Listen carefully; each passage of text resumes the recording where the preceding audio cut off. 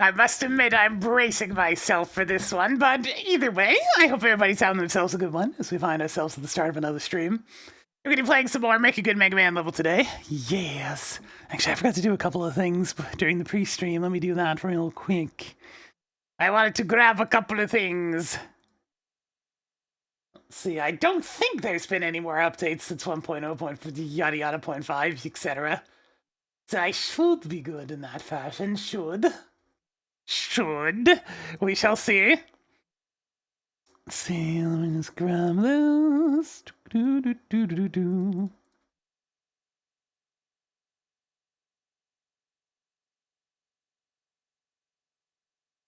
A little of this.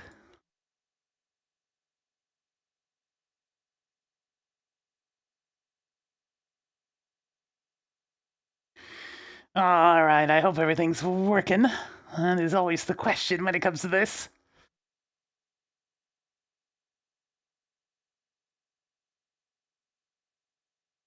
Fresh meat. Yo, Meatball, how's it going?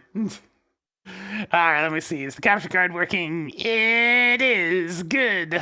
Then let's boot up the game.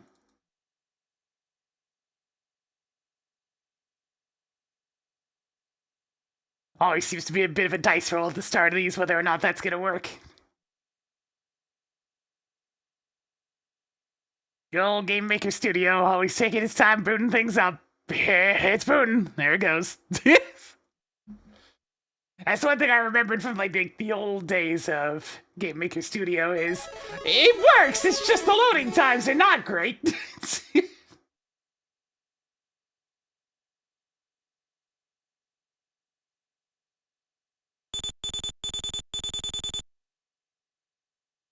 Oh, I have the wrong gamepad plugged in. Just a second.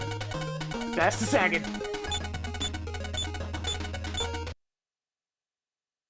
That's not the right gamepad. That's the one that I use for Link to the Past Super Metroid Randomizer. I need to get out the old Xbox One controller for this one. All because I want the right analog stick because, well, to be frank, right analog stick weapon swap is too good to pass up. Showtime!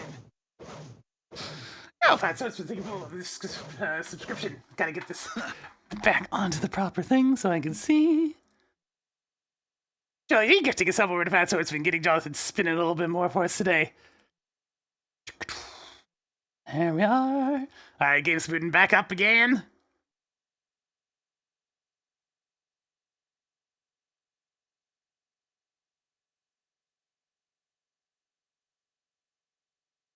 Alright, now we should be good.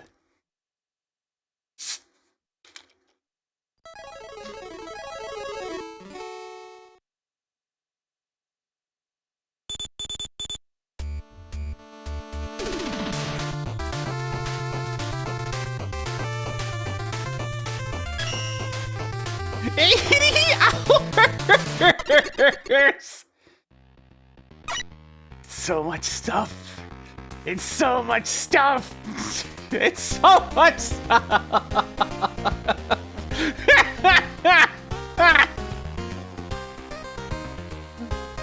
Alright, so a couple of things before we get started. Before I head back into the tiers.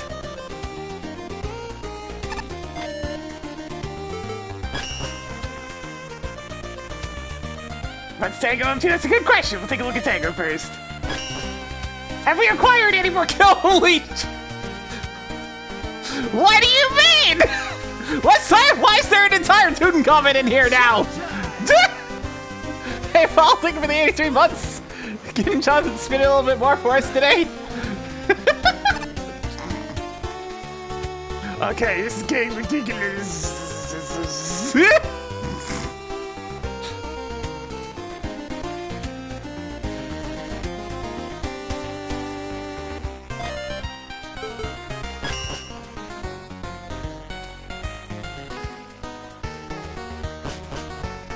I mean, yes, we're busy working on other costumes and whatnot since.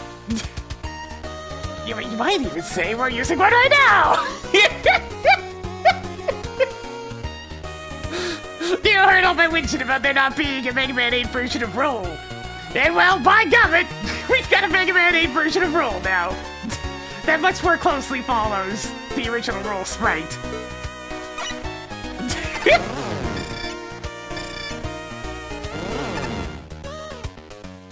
That way it's not as busy and distracting as the Mega Man 11 one. Also, I've always preferred this design anyways. But Tango has acquired additional frames of animation here and there.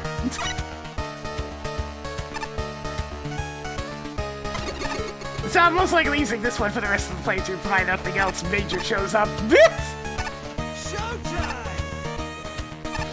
Speaking of big of the 32 months, getting out and spinning a little for us today. Yeah, do smart. We finally have something other than, like, regular ass red dress roll. We've got fancier, more modern roll. I was very concerned about the rotating platforms.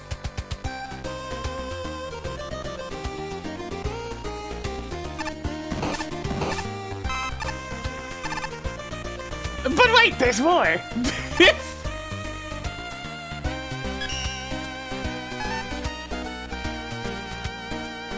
There's also this version! I think it's this one. Yeah, it's this version. If you want the full Mega Man 8 experience... Actually, speaking of that, hey Neo, this landing noise is actually kind of loud. It's kind of loud.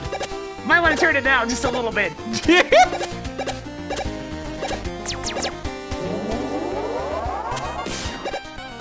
But it's got different fellas for the accessories as well.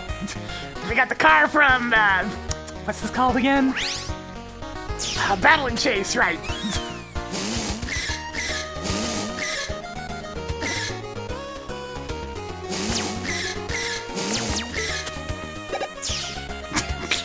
We got Otto! Go, Otto! Onward! Enduro! Give me a little uppercut! What?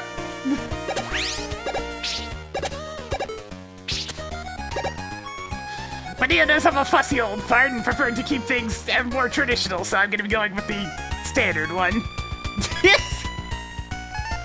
Well, yeah, there's a couple of others in here that have been released, such as, of course, yes!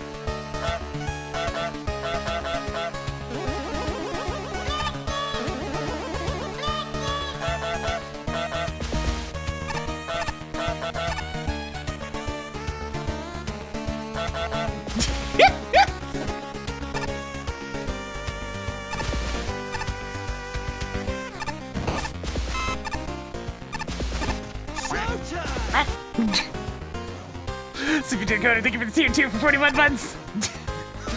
Good job in spinning a bit more for us today.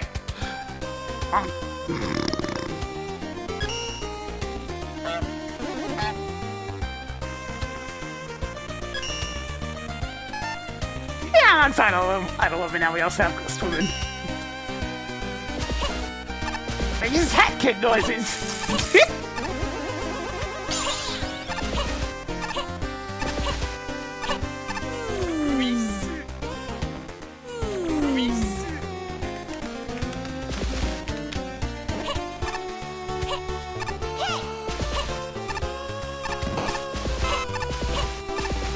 It's like for the instant I jumped, I'm just like, oh yeah, head kid noises, okay.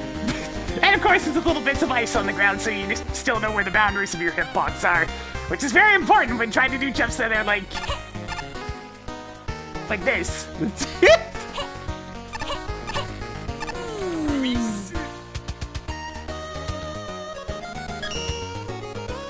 But yes. Oh.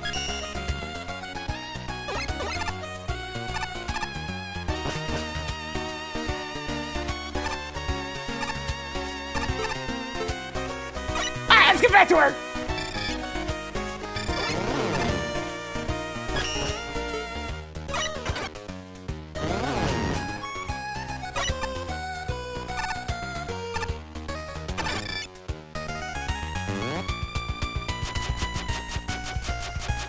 It's like I can stall this all I want, but we gotta get the level done.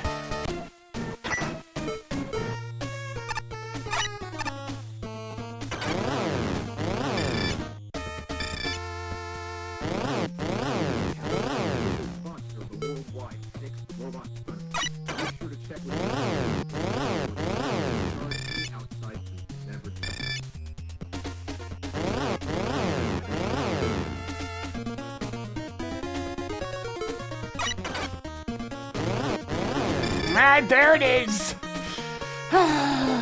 Just for a reminder. Look, I can't help but see 2 elements, 5 tokens, and just have an immediate sense of very thick dread. This has never been a good sign!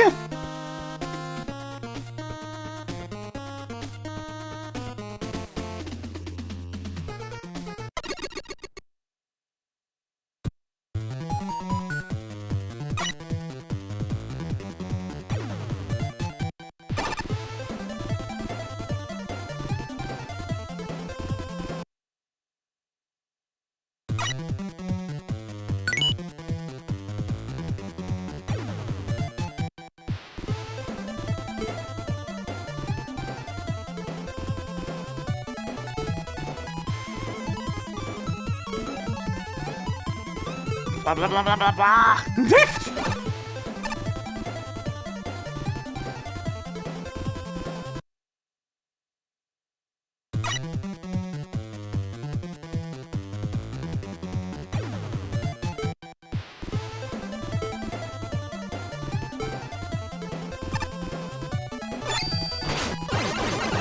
Shield attackers and a shield counter-attackers. We've seen these in a few stages so far.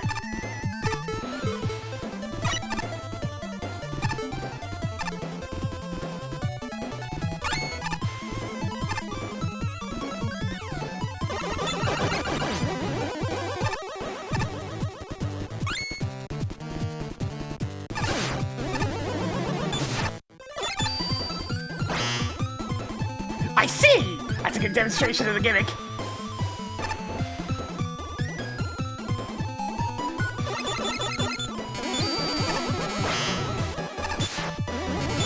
Move that one, it's locked in place, oddly. Okay, so, I mean, obviously what we're supposed to do here is or not.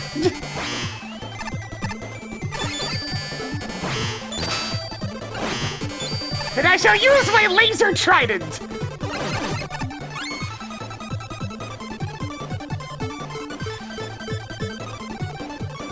I mean, I could do any of these other things. Let me just... I don't particularly care to do this one properly.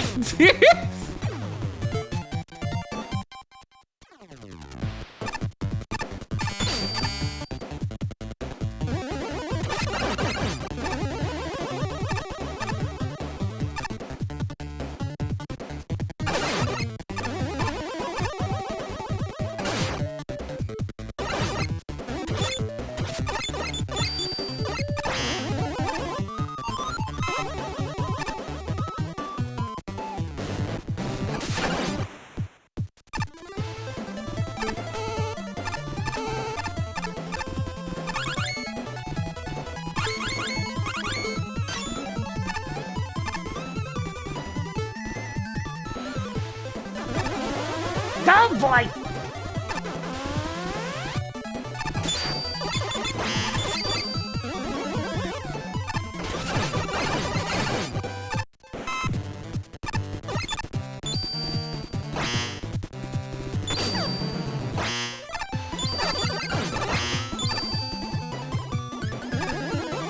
Alright, and here we have the obvious divide for the two energy elements.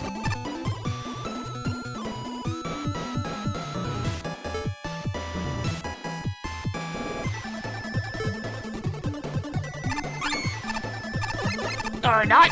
Alright.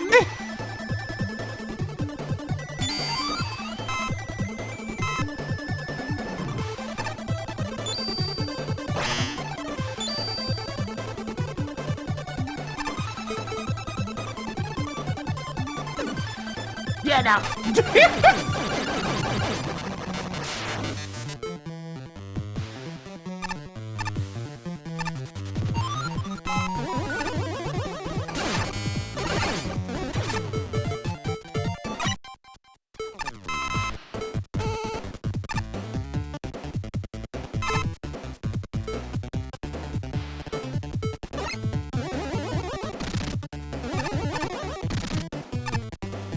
I mean, I know it wants me to use Icefall, I do. But at the same time, nah.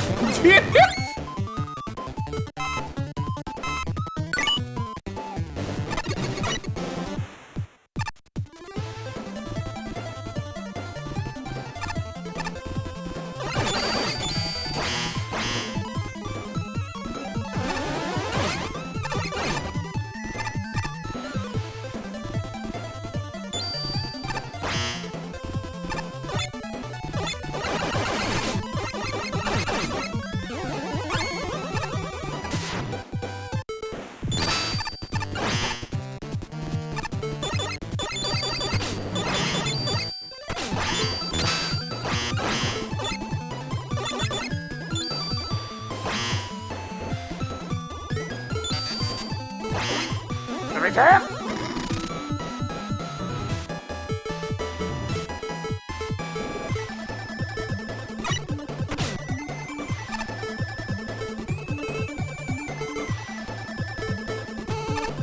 that doesn't block it either. Can I even get out of here? Oh wow, it's a full-on soft lock, huh? That's a full-on soft lock, huh?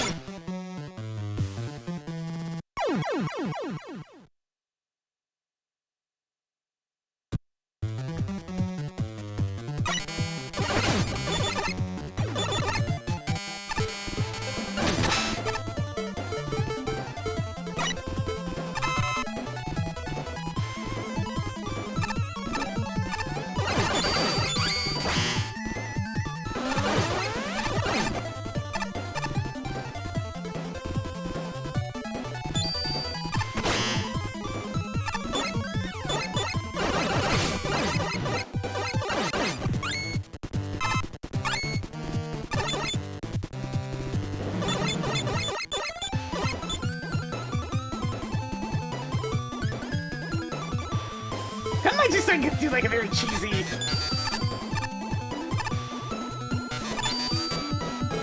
Why did that work one time where I shot this thing and these things are weirdly inconsistent about when they fire as well, which is definitely bothering me.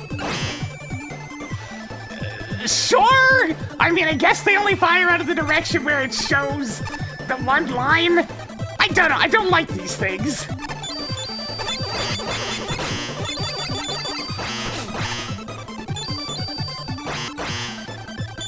They're weirdly inconsistent and unintuitive.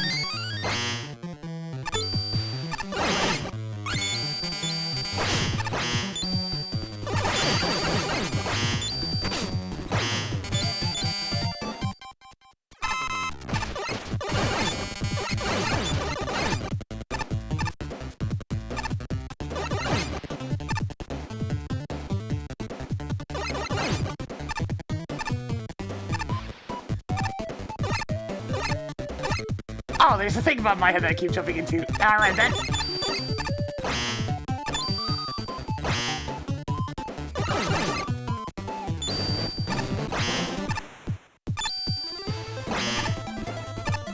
Why is this one a slightly different shade?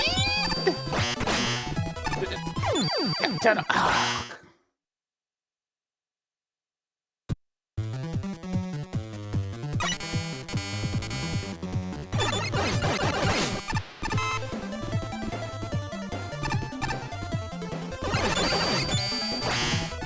Alright, we're just gonna gut it.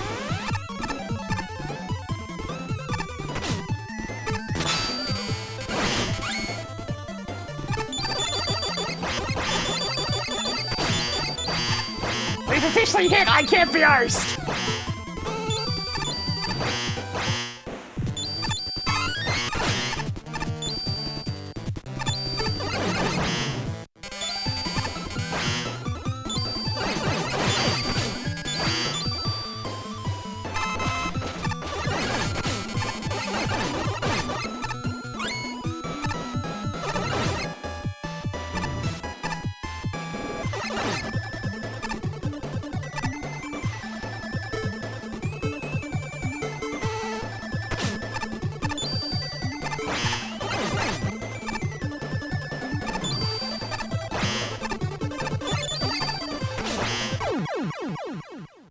Of course, there's an enemy there too.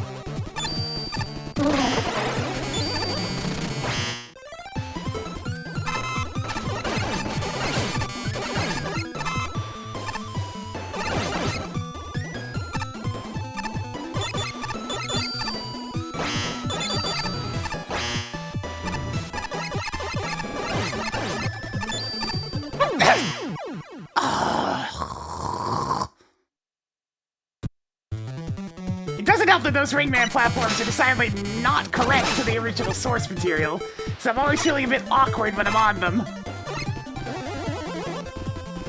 That one's a DevKit issue, though.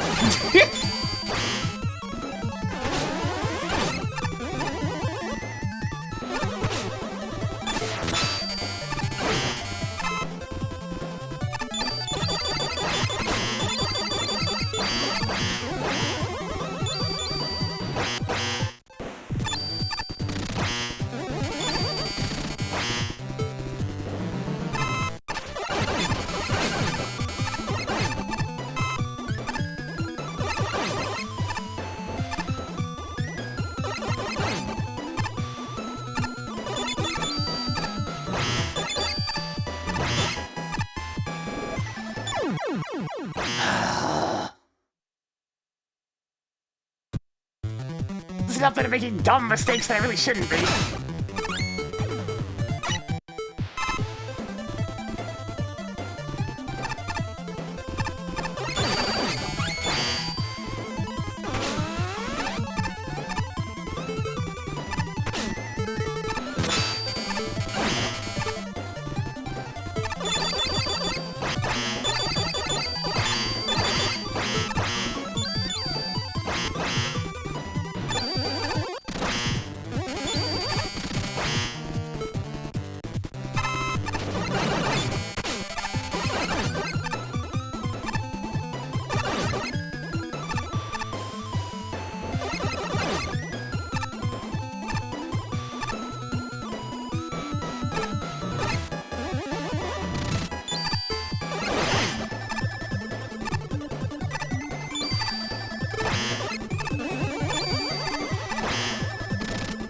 Now that I know there's just a random shield attacker right there in the perfect spot to be in the way.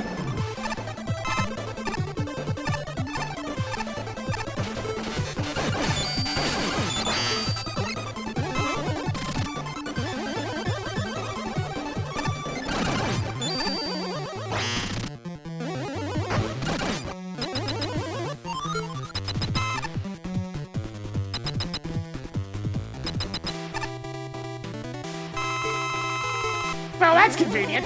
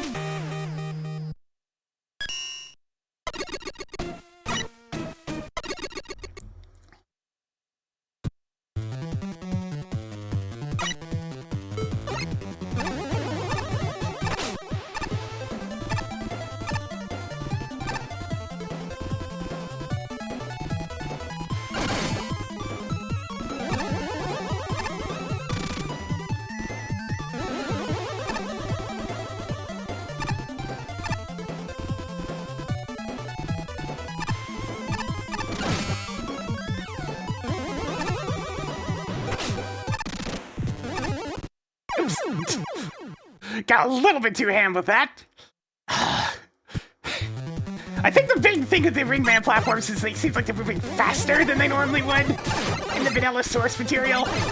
And that has gotten me killed several times now.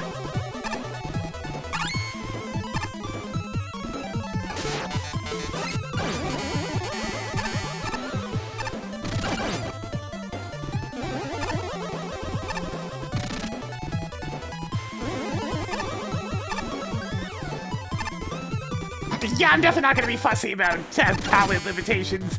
That's just being... Well, that's a bit ridiculous.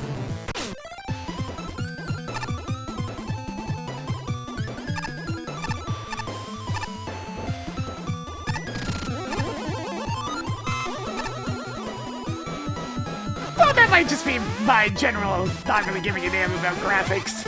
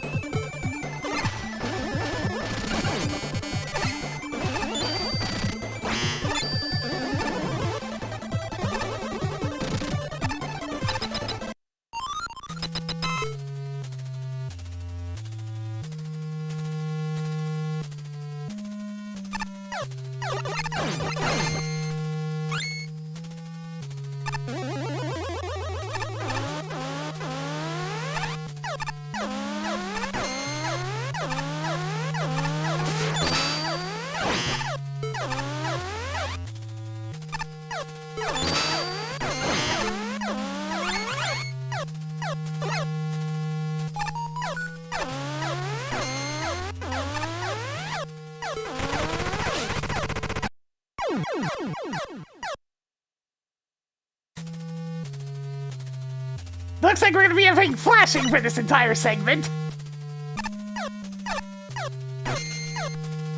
And by the way, after those things flash the screen, we start moving slower in a force beam section. So that's fun.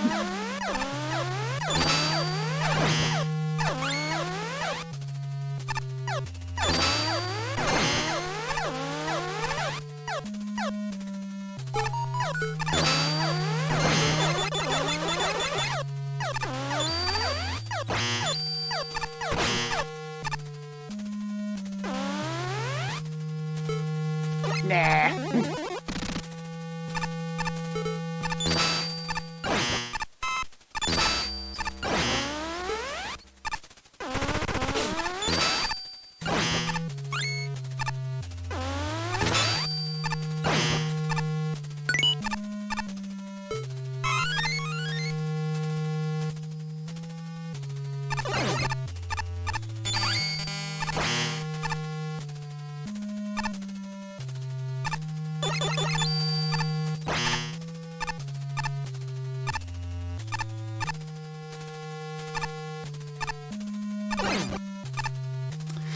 Sure is a lot of lords trying to get me to read.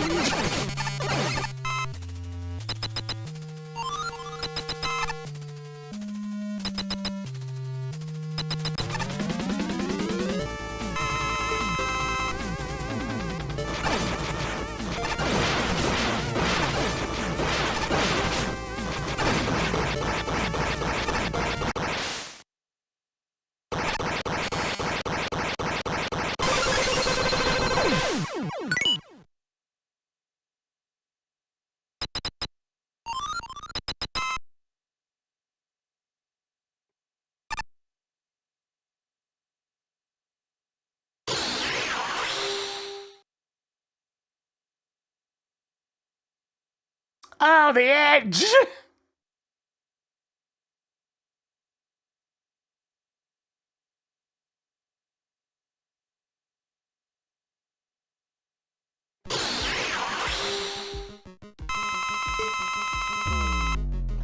Multiple energy buys, of course.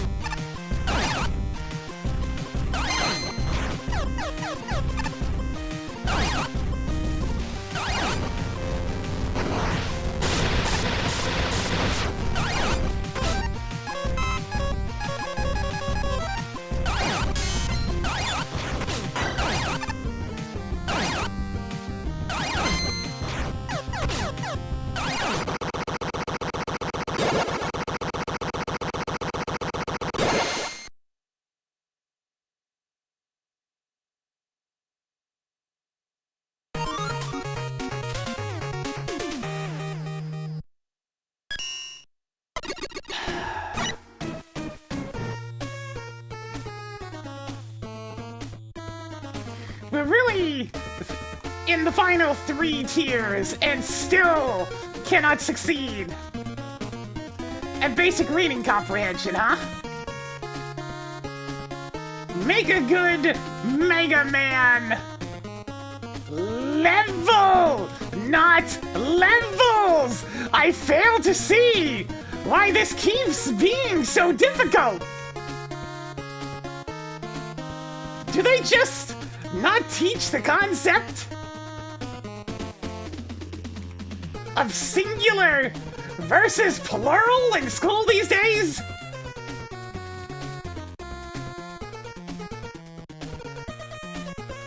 This one is especially egregious,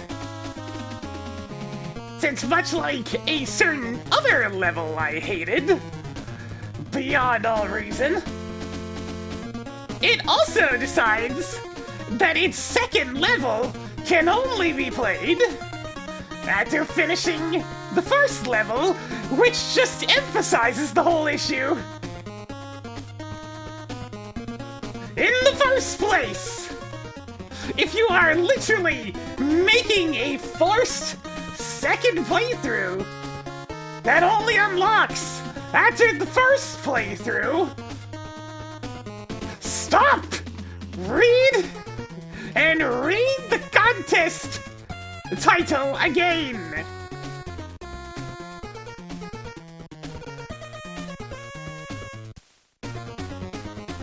Now, as for the level itself, the main gimmick of the prisms is neat and all, but they are really unintuitive. Last I checked, a prism is a prism is a prism, no matter which direction it is placed in. Thus, having a distinct absorption side and shooting side feels really, really weird in practice. And I felt much better just ignoring the gimmick entirely with Brake Dash and Laser Trident.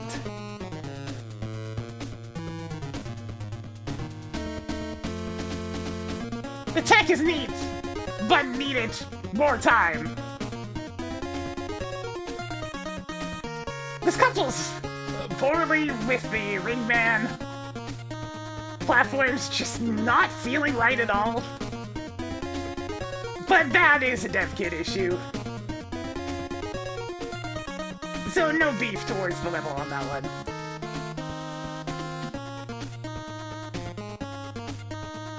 I cannot really fairly judge the bosses,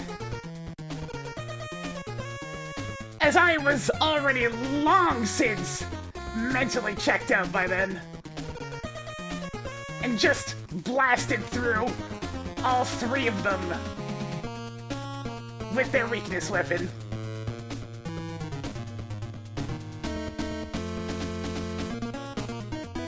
Would have been even more mentally checked out if I bothered with the lore dumps.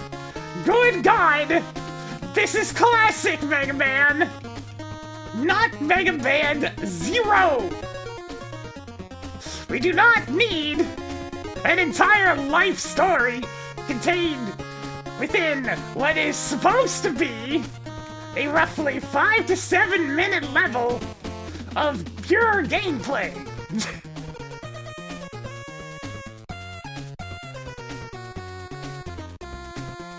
This is just a lot of the mistakes. Or I guess decisions that keep popping up in this contest that just makes me dread the time where Mega Man custom content goes the way of Mario and traditional design is just packed up and sent out to pasture.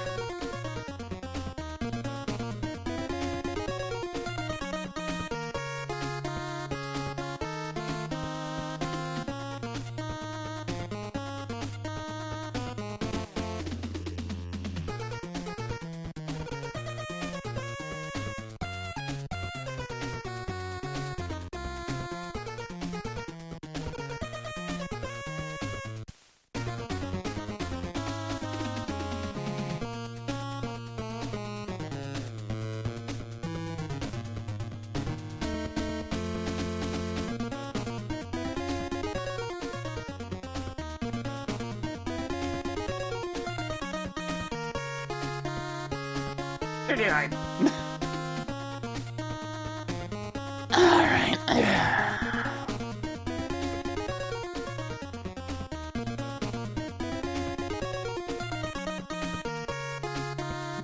I mean, there's already been contest levels that are literally just, I want to be the Mega Man. That was in MAGMML3 too. and it was just as unappealing as you'd guess. Nothing but spikes.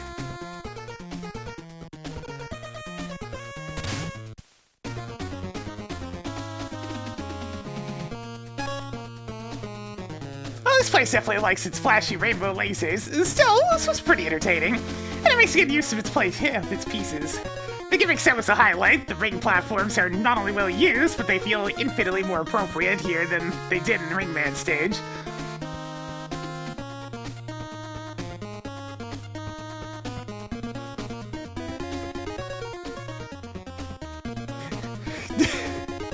Remember, the various laser prisms are just plain fun to work with, although they can be a bit inconsistent. And the force beams are distinct and fun. I wouldn't have guessed Fooly would have worked well with force beams, but here we are.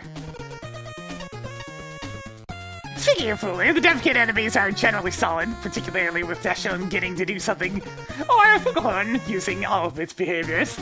I did find the Prism enemies a little dull by themselves. Prism Joe is a generally boring concept, though I appreciated him being less bulky. But Prism Attack here was disappointing, as it really didn't get to do enough with its counterattack.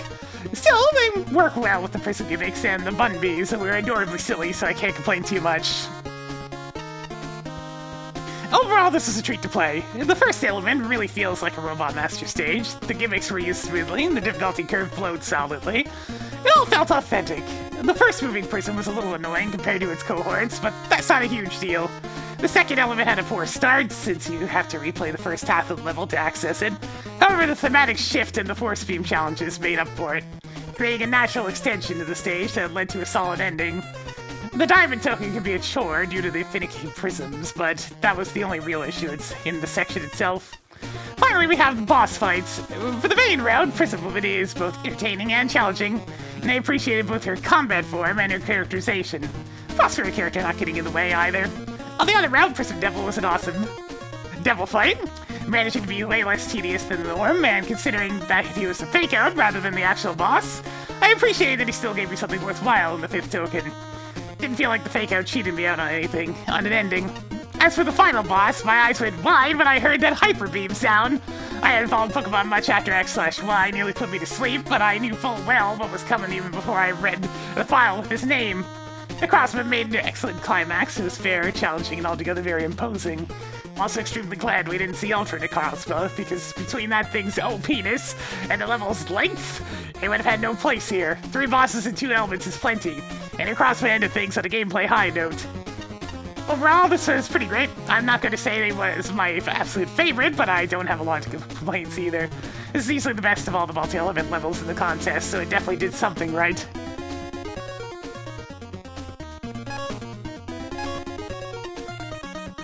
Of all the songs I was expecting to hear across this contest, Artificial Intelligence Bomb wasn't one of them. At least on the context of a level that plays itself completely straight. So on that note, you already get kudos for taking a song I've only ever heard used in conjunction with memes, and now making me associated with the stage right here. As far as the level itself goes, it's a pretty involved, laser-themed one with a lot going for it. Chief among these is the Prism gimmick, as it's designed to work off several things at once, such as other gimmicks and even your own shots. Having it act as both an obstacle and a helpful tool to bust down certain walls gives it a lot of utility as the almost main hook. Although I did notice a bug, as some prisms will keep firing for the duration that they're being pushed by the force beams, and this is supposed to be an intentional feature. It's an inconsistent one. On the other side, I don't really have an issue with how they function. With that in mind, this stage really takes really good advantage of all the ways the prisms work. While some segments do feel like they tread similar ground after a while, there's still enough variation to keep things fresh and engaging. Both the Rainbow platforms and the Mega Man 9 lasers see what's arguably their best usage here than any other stage across the contest, especially when the Prism gimmick gets involved. Enemies are a bit of a mixed bag, though. Prism Jones and the new Shield Attacker variants aren't exactly all that interesting in the grand scheme of things, especially since the latter's counterattack doesn't really come into play often. The show still manages to be pretty threatening, and it can trigger the prisms, though I would have liked to have seen more than one instance of this. And the Bumpy Catchers, okay, I got a decent laugh when I saw them carrying the Wily logo around. It's safe to say they're not meant to be a serious enemy, which is fine. This one last aspect of the stage, admittedly, I found rather odd. The optional bosses are far, far easier than the main one. I can somewhat understand this from the perspective of that you're fighting one boss after the other, and that it could end up being a slog if both were incredibly difficult fights. Even so, both the Prison Devil and the Crossbow are a little too simplistic with their attacks to the point where I didn't get much enjoyment out of either of their fights. By comparison, Prison Woman is far more interesting thanks to having more involved attack patterns, along with a phase transition that adds new ones on top of that. She definitely ends the stage on a high note, making for an overall pretty enjoyable level. SS not a ship, lab ship! The stage has a neat central theme, being about prison and lasers. The theming's very creatively implemented into the existing enemies. There are a few moments where I still don't quite understand how the prison blocks work, particularly when it decides that it'll fire or charge a laser. I think it has to do with whether or not the Mega Man 9 laser is connected to it. It's not quite intuitive, and that can be a problem for your main gimmick. It also could use a more distinctive appearance for the face where the laser fires. The wily side danglers, they're funny creatures. Don't know why, but it's just a funny concept to me where the whole purpose of a robot is used for poorly vandalizing logos. Prison Woman's a fine fight, not too complex a pool of attacks, just a bit unforgiving with the damage value. I like it overall, and she serves as an excellent bookend for the main stage. Then comes the second element. I'd have liked this entry more if only the first part existed. It's colorful with energetic music to boot. All of that gets thrown out the window and turned on an absolute 180 in the atmosphere. Yeah, can we stop having spooky stuff like this? It doesn't have any place in the classic series, and it's so boring! It all feels exactly the goddamn same! I thought we were done with creepypastas by now, even 5 years ago! The time-slowing enemy and quick laser together is a really nasty combo, together with the prison blocks, serving as an on-the-fly think-fast puzzle solving. It's too much, even if it's only lasting a few rooms, it was truly a miserable experience. The devil-like boss is alright. Goofy design contradicting the area aside, fights well enough as a mini-boss as it's more supposed to be a fake-out for the real boss of the arena. Which is other than the crossbow? Weird crossover moment. 1.5 health bar, but still hits you like a truck, given that most of his attacks are dependent on your position at the time. It's somewhat manipulatable, but I was feeling pretty sour after going through the quick laser segment. The entry as a whole just left a bad taste in my mouth.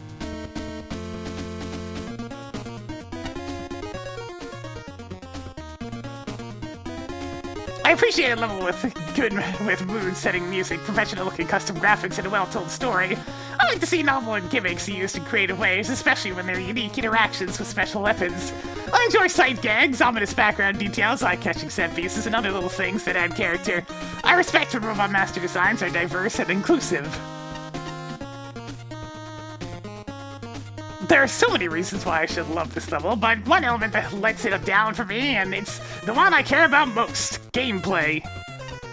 While most of the early stage challenges are introduced well, minus the out-of-nowhere shield attackers, late-level laser puzzles can be baffling at first because there's so much going on architecturally, graphically, and gimmick-only. Despite the explanatory sign, it's unclear what actually unlocks the gate to the alternate path, or if it's unlocked at all. Individual challenges are purposeful and often pretty decent, but they frequently feel out of order. Even though checkpoints are at regular intervals, they're never where I need them. By the end of the level, I don't feel like I've mastered any of the gimmicks. Until closely reviewing my recordings of this level, I was convinced the prisms were widely inconsistent in their behavior. I could spend a whole paragraph elaborating on this, but most of it comes down to how things are and aren't communicated with graphics and sound, with the rest of it attributable to programming complications. One thing I will say is that the movable prisms probably should have taken more programming cues for the Mega Man 9 Spike Pusher fight. The bosses are solid, though Prison Movement is challenging. The crossbow is easier than expected, but memorable. Prison Devil feels authentically Capcom, skipping the dialogue and a retry is thoughtful. With some reorganizing and timing, this could be awesome. Oh, I like this level. You wanted to make a laser-themed level? By golly, this is a laser-themed level. Firstly, fantastic teaching here. First encounter with gimmicks and enemies are minimalist, and thus the player quickly picks up on what is needed to know. I'm also a big fan of just how useful and interactive the weapons are with these gimmicks. It allows for some useful skips or alternating methods of bypassing challenges. That's very welcome on return visits or after a few deaths. In a contest where many have arbitrarily limited the player's options by disabling weapons out of some fear that players may, shock and horror, use their arsenal to bypass challenges like any other Mega Man game, Embracing it goes a long way, making a level free playable and rewarding. That is actually true. I can't argue that. For the most part, this all just works. It's got a nice take on shield attackers, and the Prism Gel being more a stage obstacle than a time-consuming enemy single-handedly makes me regard them kindly, not having to wait. By the end, combinations are interesting, and the primary path does not outlive its welcome. It's also very pretty to look at. This is a good-looking level. Why? Because it's primarily pink. It is good-looking, though. With enough flair and just enough rotating color palettes to be interesting, the reused official tiles mesh well with the new stuff. If I were to nitpick something graphically, and this is a nitpick, I'm not a fan of scaling objects. This results in the primary lasers used throughout looking very out of place. Also, of the 3 bosses, only Prism Woman looks like she fits. The other 2 look fairly amateurish and ill-fitting in a level that otherwise looks very professional. Interesting contrast from Flashman, who really liked the level. Some issues I take with the stage. The alternative path is decidedly weaker than the primary one. Nothing feels fresh here, it just exists to pad out with 2 new bosses, but it at least doesn't detract from the level. A rarity in multi-element stages. Don't know about that one. On the main path, the penultimate long, dark room with the pit, it's probably the worst designed area in the level. It often feels like things are just placed in the right location to screw over the player. Being a dark background means the primary black crystal wall and shield attackers blend in, resulting in a few gotcha moments as the player easily bonks into a solid object or gets knocked into the pit by an enemy. Just as the floor wipes itself underneath, some more leeway with where the player safely would have gone a big way here. Some more leeway with where the player can safely would have gone a big... Okay, it's just missing a word. It's just missing a word. I had to reread that 3 times. Okay. Let's finally talk bosses. The devil is really good. Fun patterns and frequently open to damage. I wonder if it could have been just replaced the somewhat dull High Horn, like a 5G mid-boss on the main path. Frankly, I don't think it added anything to the stage. This dullest bricks boss from the 5th Game Boy game. It's just obnoxious to fight Buster only, and not even a threat if you use weapons. This woman is close to being fantastic, but I do feel her sound effects and visual tells are very desync from when they activate. This alone made her hard to battle. It's a shame too, because she feels so close to being great. And then there's the, I'm gonna go out on a limb and say Pokemon boss? I've had it since confirmed it is a Pokemon, Necrozma. I'm not at all familiar with the games. It's probably the easiest of the 3 main bosses, but also the most fun. I had a blast fighting it. Excellent graphical and audio tales all around, some really cool attacks, and I felt the urge to try and best this thing. And Buster only no damage. A highlighted level, even if I don't know what it's doing here. Overall, well done. It's probably one of my favorite stages. Yeah, this is no surprise. Patchy and I pretty much feel the same way. It's like, can you just end the level after 1 element, please?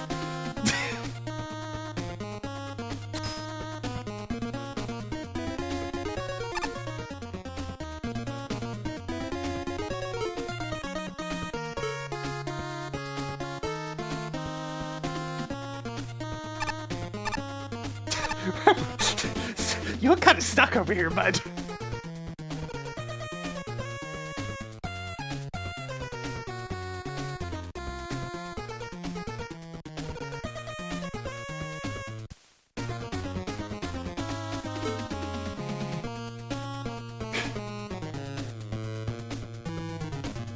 I am starring in fights, drama, explosions, gruesome, gratuitous, and gory injuries. Yet somehow PG-13/12A rating.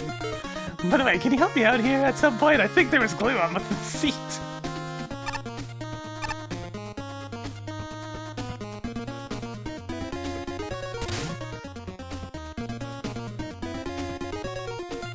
Alright, sounds like we got a bamboo theme going on.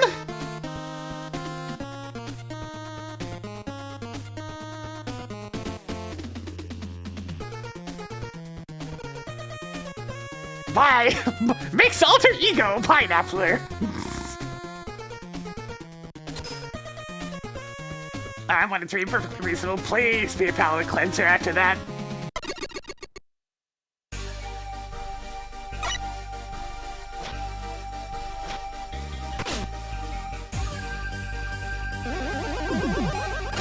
Okay, that's cute.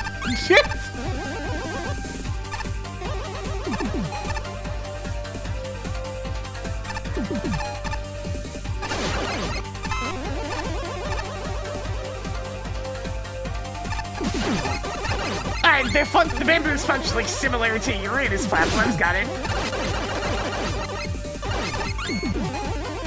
Just they're semi-solid instead of solid.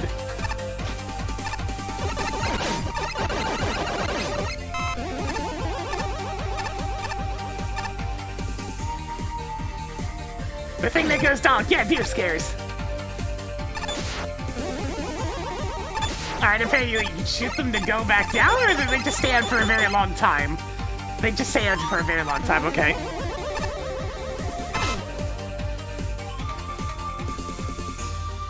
Semi-solid, semi-solid, semi-solid platform.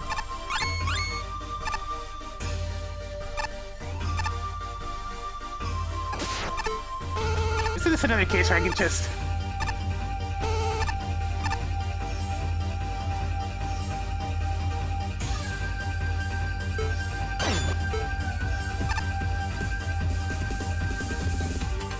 You really want me to use Ice Wall, huh?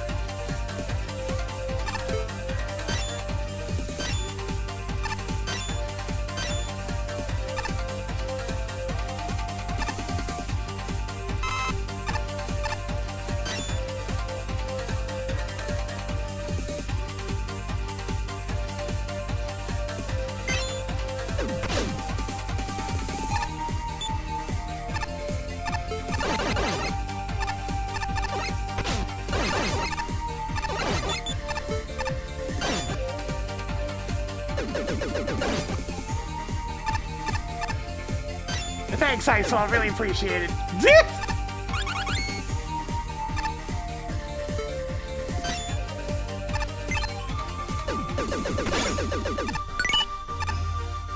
Thank you, Undershot!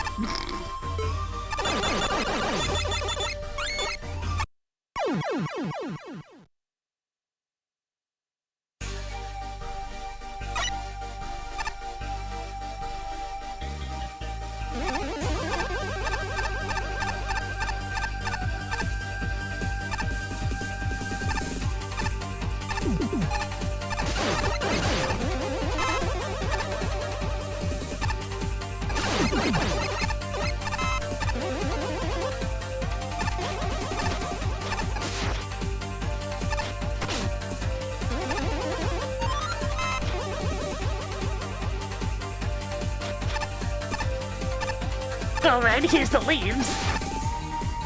This looks like a ladder. Alright, you can't destroy these, good to know.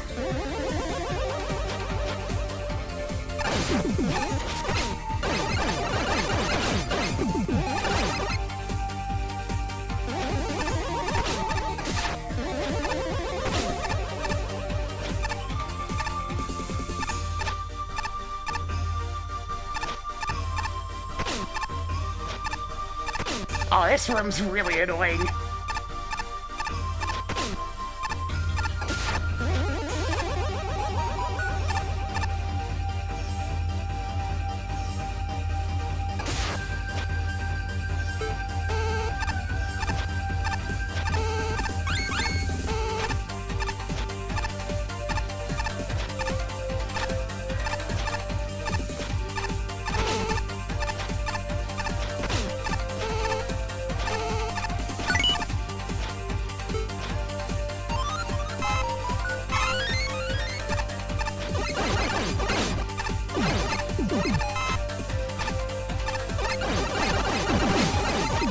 You know, for a bunch of regular-ass leaves, they sure do a lot of damage.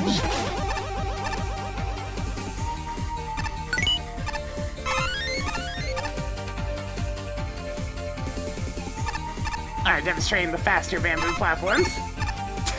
Oh god! Everything's falling!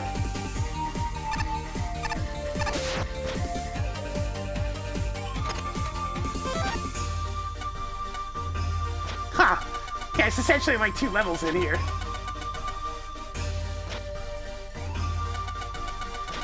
Well, at least this last little bit. Very different paths depending on whether or not you go for the tokens.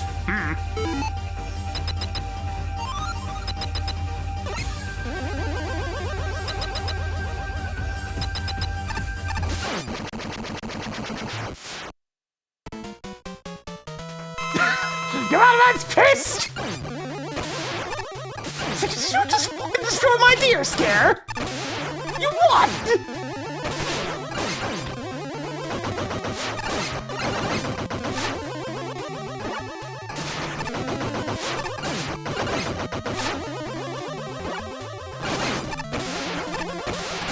That deer gonna eat all my crops, you dick!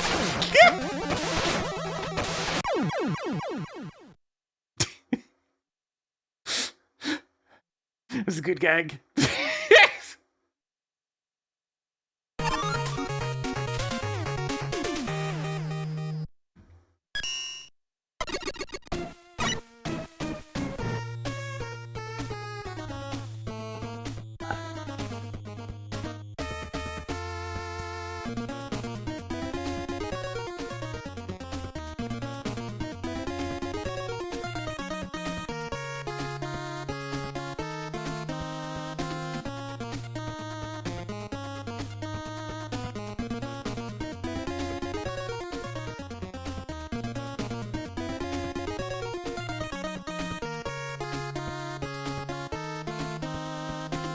I didn't really run into any bugs or anything here. There was like some slight jankiness with the rolling bamboo platforms, but that was about it. It looked alright.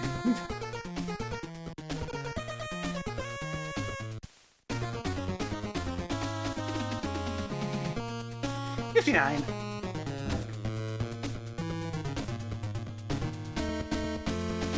Okay, first things first. Them leaves? Way too much damage! Good God! There, that is my main gripe out of the way. For the pattern those things moves in, and especially how they overlap in the first screen with 2 dispensers, and then the token climb. Yeah, no, doesn't need it to be doing a lot less damage. I mean, the rest of the level is fair, though. The deer scares are charming throughout. I especially love that the inciting incident for the boss is you wrecking your Metaman's deer scare. Man, now they're gonna eat all his crops. How could you?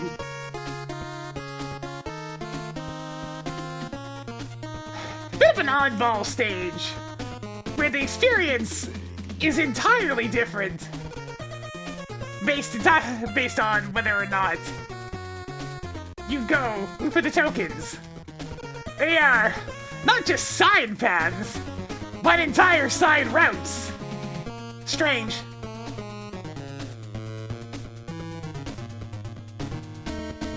I cannot say I cared for the ice wall path or the leaf climb. Really, I just did not care for the tokens in general.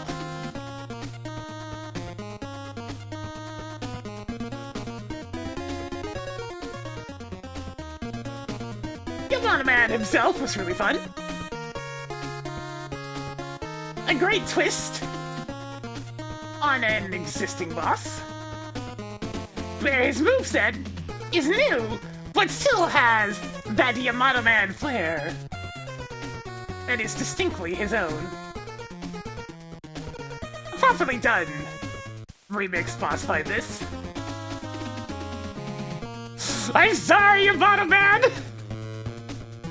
I thought it was another one of those violent deer scares.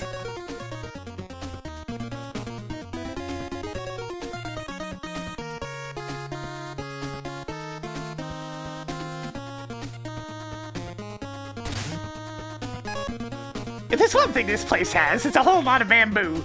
This bamboo jungle starts off nicely, the spinning stalks are simple, but highly effective gimmick, and they combine well with the Sozu cannons. The tiny bamboo works well as HP boosts, for combat scenarios, and the growing plant spikes are an effective deterrent with an awesome intro.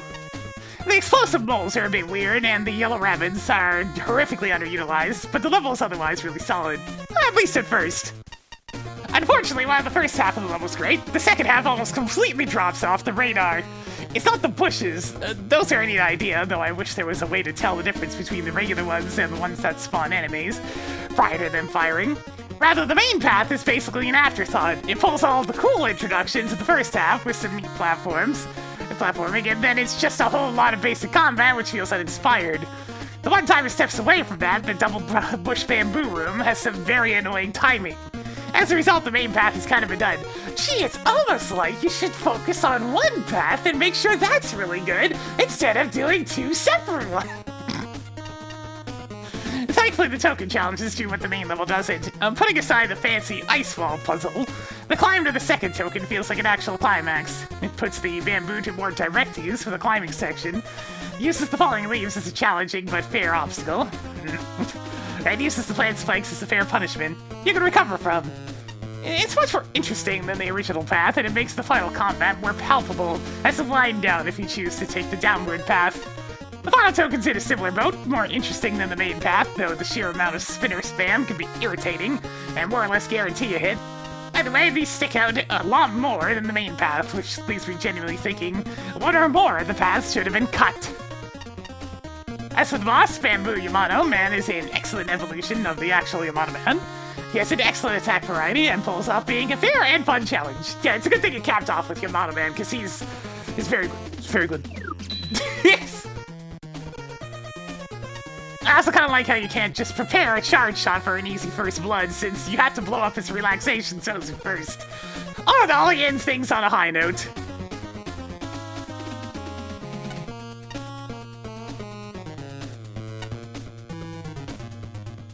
I have to admit, I initially left this stage with very mixed feelings on it. It's certainly an interesting level, one with a lot of fun concepts going for it. The execution, however, leaves a lot to be desired. The beginning of the stage has some solid structure to it. Everything gets a proper introduction with the room layouts afterwards, offering some interesting setups that play to the gimmick and enemy strengths, without feeling overwhelming, for now at least. The Shishiodoshis feel like a more threatening version of Crazy Cannons thanks to how they're used, while the Lotus Flowers are effectively motion-activated spikes. And while perhaps not very original, there's still a ton of things you can do with that idea alone. I like how you have three different names for that one thing at this point. It's almost like that weird deer scare thing is Very inconsistent in terms of its naming.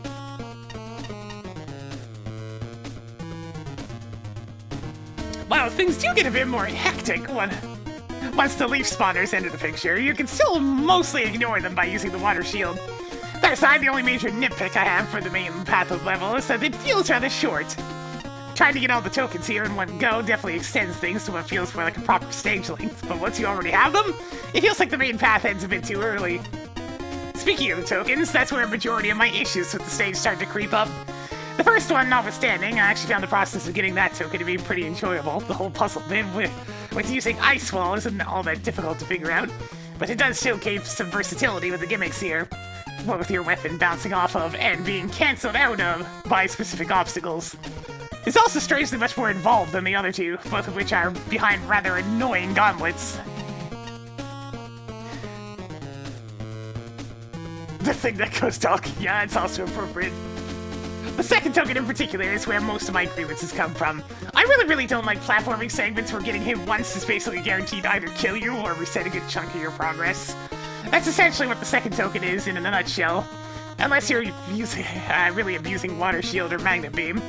Meanwhile, the room following that, which leads to the final token, is crammed with so many enemies and hazards that it's almost not worth trying to tackle it normally, as again, getting hit is pretty much guaranteed either way.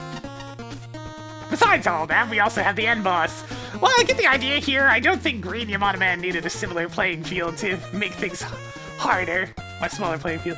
Mostly due to how frequently he can spawn those bamboo barricades. Does have some interesting attacks, but can also end up killing you very quickly thanks to how much space his moves cover, which kind of ruined a bit of my enjoyment. Overall, there's definitely a solid foundation here. It's just that most of the token path, and to an extent the boss, soured things a bit.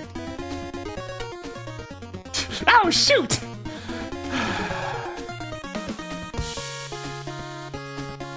quite impressive with all the different bamboo-themed gimmicks. I especially like the bamboo shoots that grow into deadly bamboo spikes. The rub of that triggered one of the spikes initially was a very clever way to demonstrate their deadliness. The ice wall puzzle is fantastically executed, giving you the ammo supply and easy to reset. Also taught me the interaction between it and the bamboo shoots very neat. The main problem I have with the stage is that a few rooms just feel kind of lacking. The straight paths with a bunch of shooters and falling leaf enemies wasn't all that engaging. Another problem room is with the falling leaves and jumping through the thin, sinking bamboo platforms. I don't think that's really doable without the help of special weapons. I like the little bonus drop room with the screws you have to race for before they fall into too deep. Bamboo Yamada Man is a neat fight. His attacks are nicely telegraphed and overall give you enough pressure, especially with the narrow arena. I also like the fact that you start with the fight by shooting down his beloved deer scarer. I always adore silly interactions like that. Yeah, it's just a nice little touch of comedy, which really fits the classic series well. It's obvious that a good deal of thought went into this level. Look at the enemy/gimmick roster, a focus assortment of bamboo-centric novelties that look nice and combine well. I feel the unmistakable sense of place established by the music and tile set. Pay attention to the deliberate manner in which new concepts are taught to the player. Notice the Ice Wall token's handy weapon refill station, the nearly foolproof safeguards against unintended ways to die in the boss chamber, and other player considerations. Thoughtful design goes a long way in making a level enjoyable, even when certain aspects could use more finesse. Graphically, I'm thinking of the repetitive dirt tiles and the bamboo background that are impactful but a bit rustic. I also wouldn't mind slightly earlier bush-related rustling to telegraph an incoming leaf attack. However, I do like how Spin Cutter is easily mistaken for a leaf. That's a nice devious surprise if players aren't paying attention. Challenge-wise, a few things cut down on the fun. The second half is held back by an arduous vertical section full of slowdowns, an enemy spam corridor, and an underwhelming lead-up to the boss. Yamada Man's attacks are interesting but hard to predict and react to in time. Occasionally questionable architecture, e.g. an unexpected off-screen ceiling in an outdoor area, a fuzzy directionality at the numerous path splits, and inconsistent use of wall-destroying rabbits make the layout a bit bamboozling. Almost any other shortcomings are minor enough to mention in passing, e.g. a few polish issues with the Ice Wall token area. More important are the various successes, such as how satisfying the Ice Wall puzzles are, and how well the level explores the potential of its versatile hazards. I also enjoy the subtle humor from the level title to the madcap power-up bonanza at the end, to Yamada Man's wrathful response to property damage.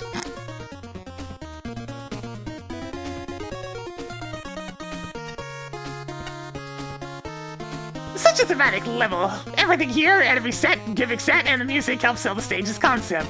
Of the new gimmicks, I think the simple change that results in the bamboo platforms, changing the rolling platforms from Uranus, from solid to jump through, we call this, it's just say semi-solid platform, it's easier, results in a much more compelling gimmick. I see a lot of contextualized stock assets here, and I'm a big fan of how they often turned out.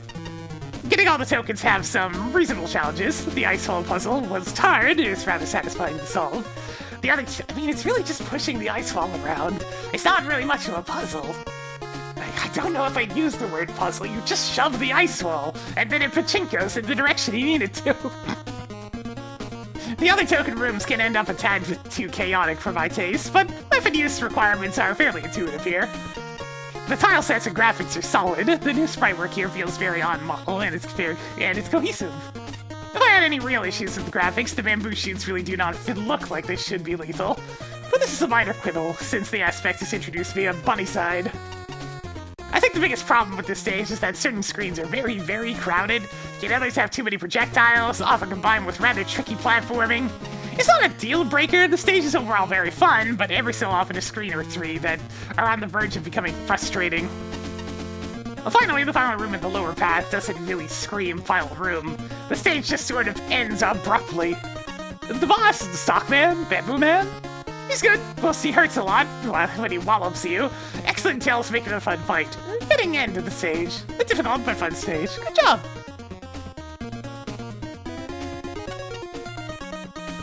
Shinryu.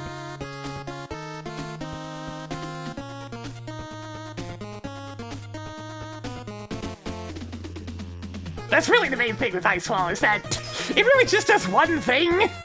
It's a platform. It's something you can shove. Not exactly a very good puzzle element. It's like Discount Rush. Because that's exactly what it was used for in Mega Man 8 and Base. I mean, Excuse me, Mega Man and Base.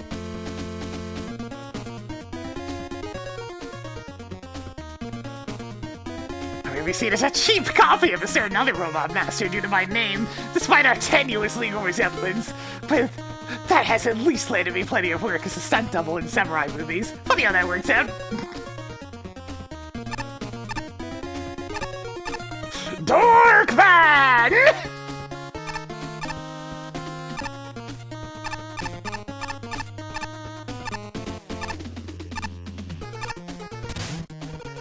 Oh hey, it's actually called Dorkman!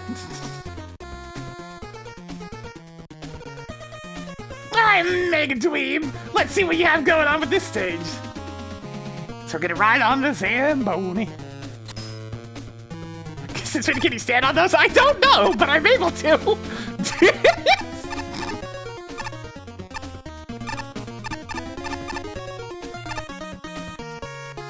One in four, let's go. I'm the coolest.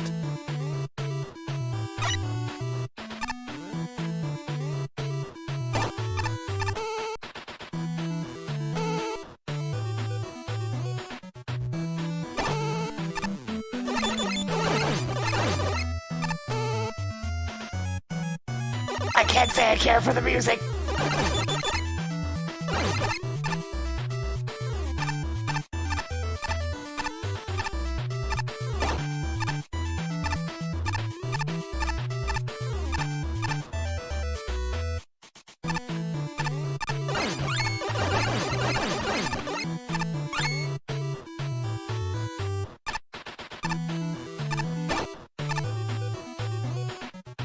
Oh, there's a spike there. Of course there is.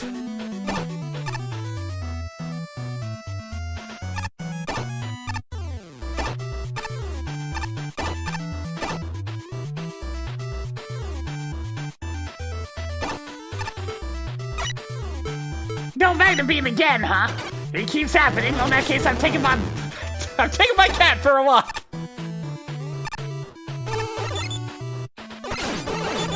Is that no tornado blow I saw as well? Yep. It's another one of those! I still might swallow. No rush coil, but Stop it! Stop it! Stop it! Stop it! You know, fine. You let me have the bike? Have the bike we shall! Oh wow, that wasn't even a checkpoint yet. That was kind of working, though.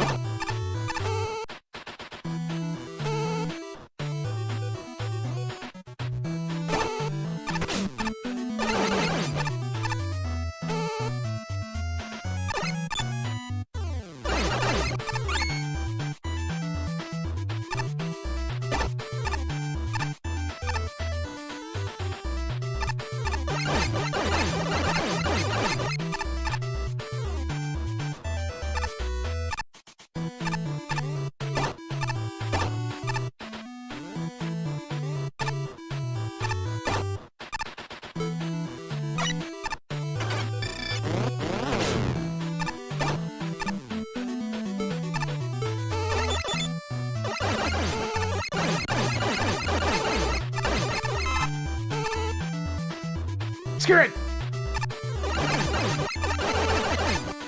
Do it again!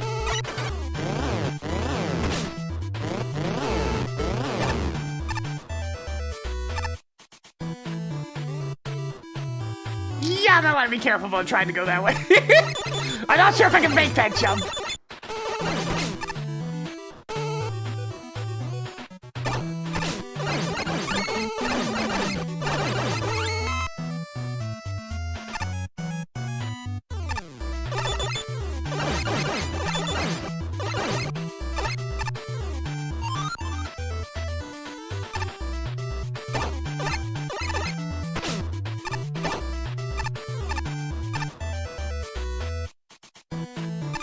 Ice wall! Impressive!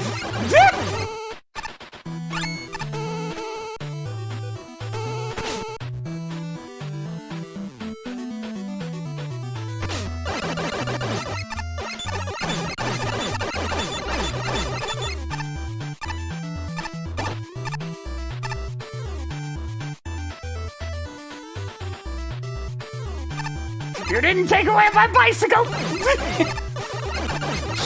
So by gummit, I'm gonna break as much To the level with the bicycle as I can.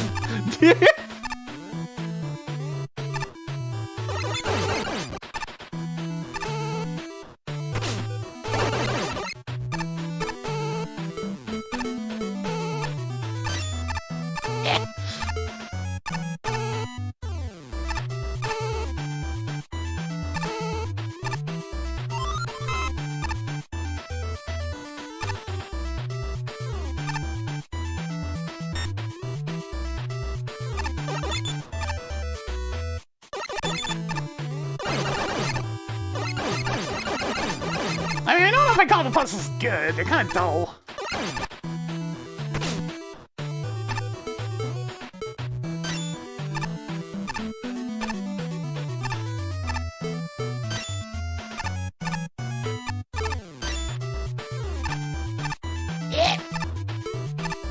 It probably wants me to go on top of any of the spikes. I'm pretty sure the dash jump's not going to quite make that, because, you know... The bike unfortunately doesn't have any jumping power at all. It looks like I can also fall down from above, which would be a really annoying way to do this, but it looks like it's gonna be the intended way. Ah, gee, thanks. Alright, so just jump down once we get to the part where the token is, I guess. Get on the bike, though. That would be why! That's exactly why we got on the bike first!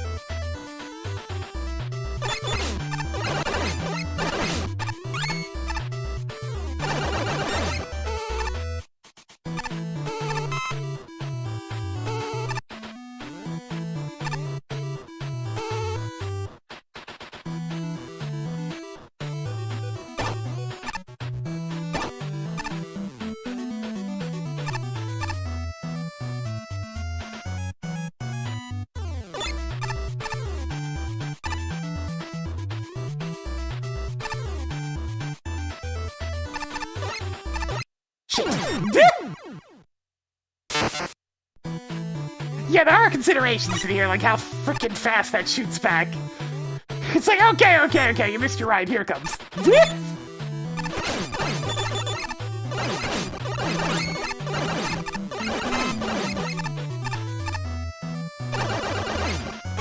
They want people to interact with their various gimmicks, but they also don't want them to get too frustrated by them. Which is fine. But I still really would have rather had my utilities to not have to do all the stupid puzzles back to back again every time you die.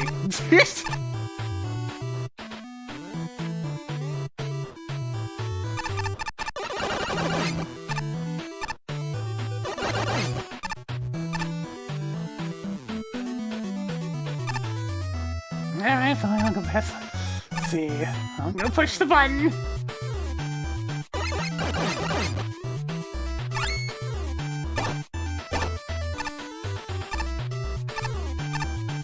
No, I just have to...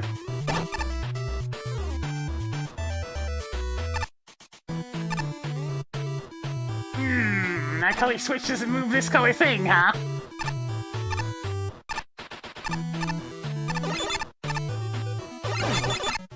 Also, come on, why are there so many bloody shielded enemies?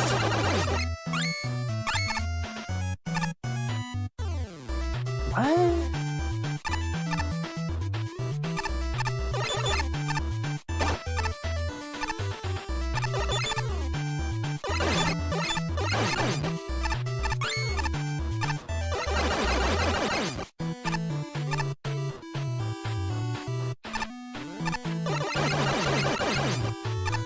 Yeah, I get it, I just don't like it. I would have much rather just have Magna Beam and not bother with this. But nope!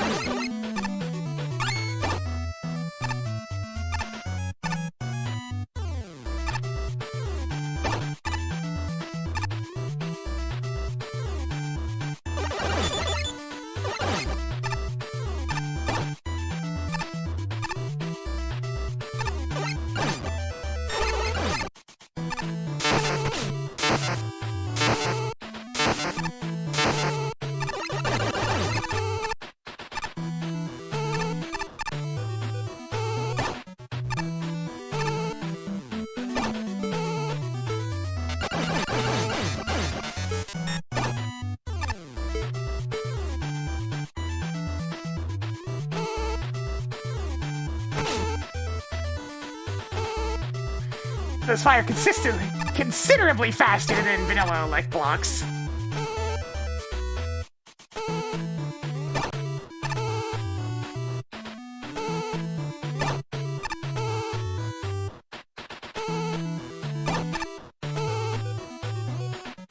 Don't really feel safe jumping down to this one, but I know what I definitely feel safer doing.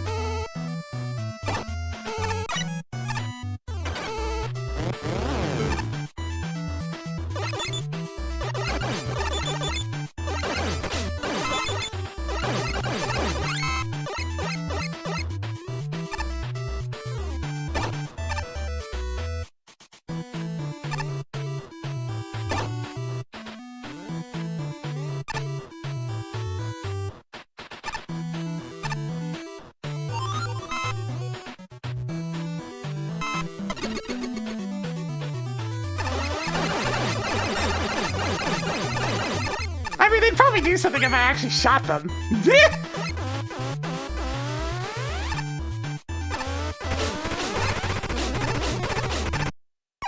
Surprise!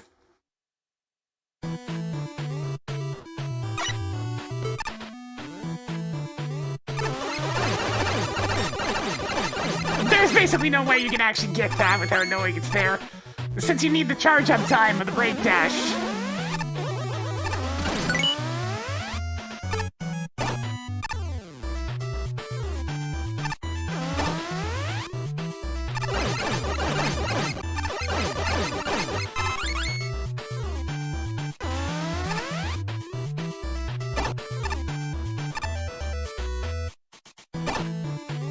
I mean, I really don't have to listen to this one. There.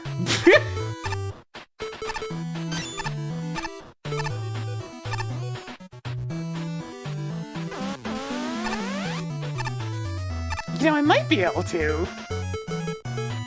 I don't think I'm gonna be able to jump high enough for this to work, but... Oh, nope, nope, that works.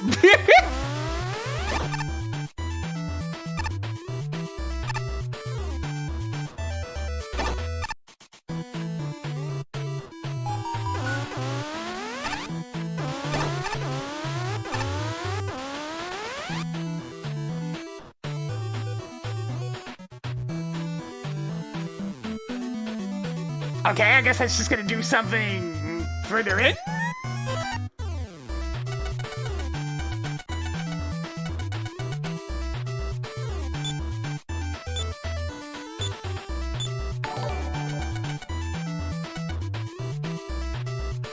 And Timon King, thank you for the party of one. Welcome. I hope that switch stays flipped if you die at some point. Because it sure would be annoying having to redo this entire stage for this one token.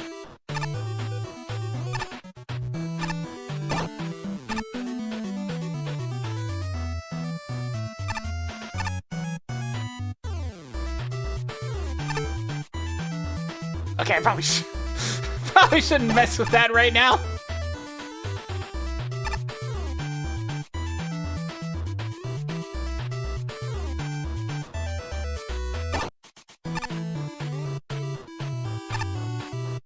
Ah, they're two slightly different speeds.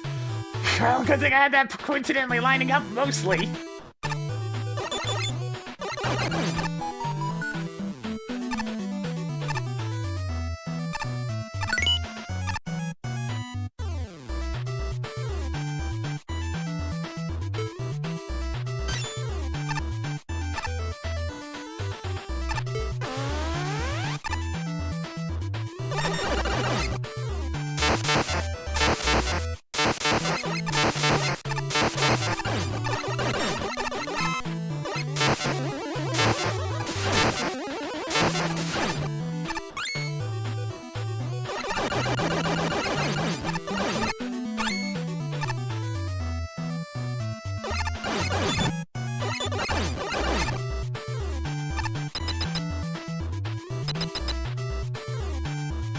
No checkpoint?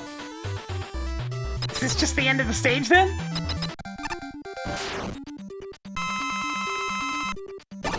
Yeah.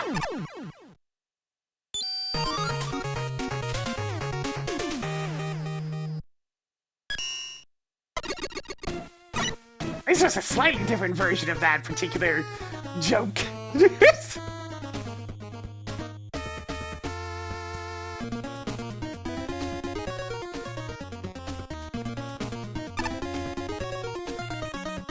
The stage is just boring.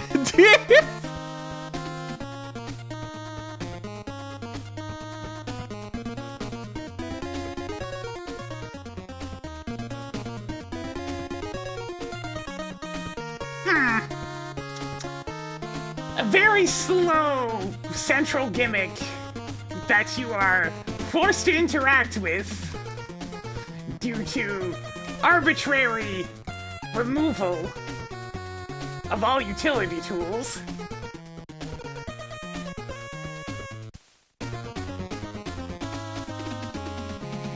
A roster of almost entirely enemies that are bulky or spend large amounts of time invincible. And sparse checkpoint placement. Yeah, these are decisions that sound like a barrel of fun. The end result is this stage is incredibly boring. It's just switch puzzle after switch puzzle, and you cannot speed things up on replays because your utilities are gone. So any deaths feel excruciating because you cannot shortcut any of the puzzles. Okay, you can shortcut a couple of them, but not by much. By making use of Ice Wall and Rush Bike. But still.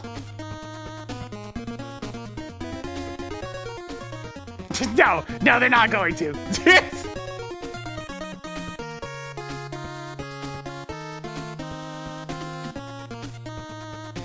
Really, I just did not have much to say about this one. Some of the ideas are neat, like the riding on Astroman doors, the block lasers and whatnot. But it's all so boring. And then it caps off with a non-boss. Well, I mean, you could technically just fight him if you want, but the intention is to be a non-boss. Dull, dull, dull.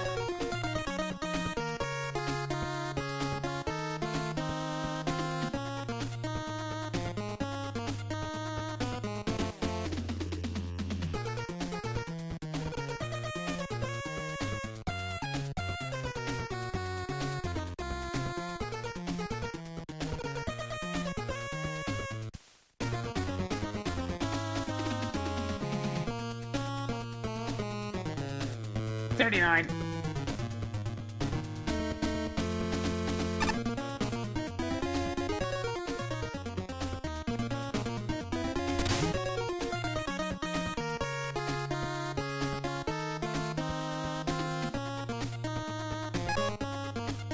Not enough dorks in this level for my taste, though there's certainly a whole lot of doors. The Astrowall puzzles are spiffy scenarios, and they get novel usage compared to Astroman. The press button, wait, go sections can be a little dull, but for the most part, the level finds ways to shake things up. Honorable mention goes to the joke boss at the end, where you make the combustion. Don't repeat this, folks. But my personal favorite is the one puzzle with a button you don't press. Not only does it play with my expectations, but it's satisfying to solve that puzzle. And there's some fun surprises. Green rocket goes zoom! For that matter, I like how any puzzle reset buttons act extremely quickly, cutting down on wait time. Unfortunately, that's about the peak of the level. The lasers and extra spikes breathe a little life into it, especially since I like being simple puzzles instead of yet another quick band stage. But otherwise, this overstays its welcome. Having 50 plus screens isn't automatically a problem, but that requires a bit more variety than doors everywhere, especially since rooms without doors tend to be dull. The top screens are the only other piece that gets good use, owing to unique scenarios in the puzzle areas. However, their difficulty curve is hampered by their introductions, which is more challenging than ideal. By themselves, these issues aren't too bad. The concept is entertaining and the level can be downright hilarious. Unfortunately, when it's not being hilarious, the level's aesthetic is a tad dull. I can tell from the music that some inspiration was taken from Mega Man Rocks, but if the idea was to make a hotel level, judging by the management text, why not make it look like a hotel? As it is now, it's a boring purple building with smatterings of outside sky. The only interesting visual being some day/night visual progression and a basement floor sign I happen to notice as it stands. This is an alright level, absolutely better than Tier 2, but there's definitely room for improvement.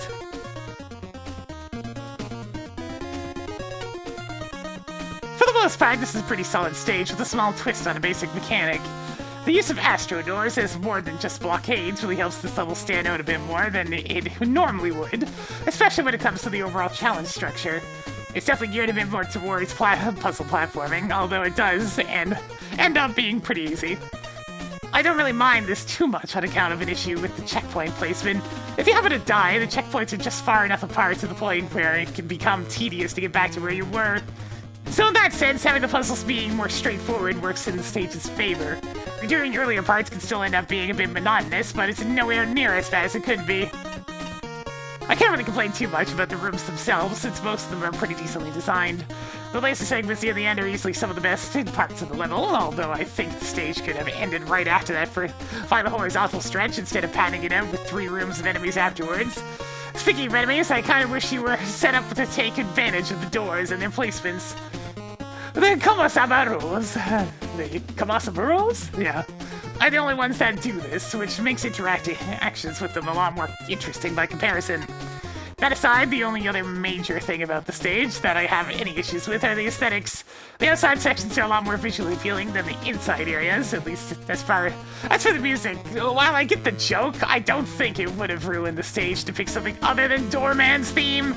Mega Man Rocks' music as a whole isn't exactly easy on the ears sometimes. Overall, I wouldn't say the stage is bad. It's perfectly serviceable if we're really rough around the edges. Dork of the Doors! Looks to be a puzzle-oriented stage involving doors somehow.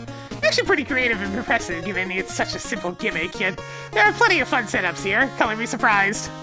Music is also oddly fitting as a backdrop for puzzle thinking. I get it now. Dork from door.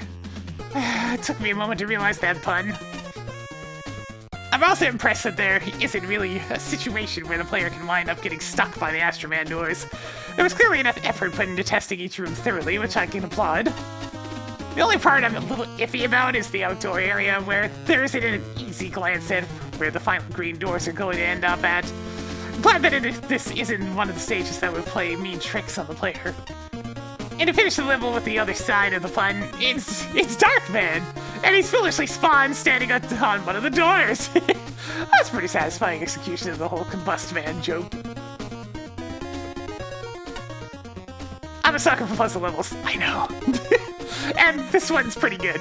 Went for lockouts are perfectly sensible. Clever setups such as the out-of-reach token and the electrifying laser jump and the final door plus laser combo are satisfying to overcome. Up until the final stretch, there's never any risk of irrecoverably messing up a puzzle. Variable door speeds ensure the player never waits longer than necessary to reset a puzzle. For the most part, the difficulty curve is steady and the pacing is good. The focus wobbles here and there, especially in the laser section, which is less of a challenge arc and more of a smaller sampler paddle ladder. Some sections could stand to be better about consistency and clear causality. There's potential for confusion when doors travel through solid objects and stop wherever they like, and when a single button might control multiple doors or a door on a different screen. Additional colors and styles for the doors and switches would help. More checkpoints would also be welcome. Puzzles lose their sparkle if you have to redo them right after solving them, and the level feels a tad long even without losing any progress. The length contributes to the music fatigue. The main theme is fun, but it wears thin after 10 to 15 minutes, and it's unpleasant to replay the entire level if you blow your one shot at getting the last token. I could do without the telltales, they're easy to avoid, and the rain adds a little to the challenge aside from a touch of nausea.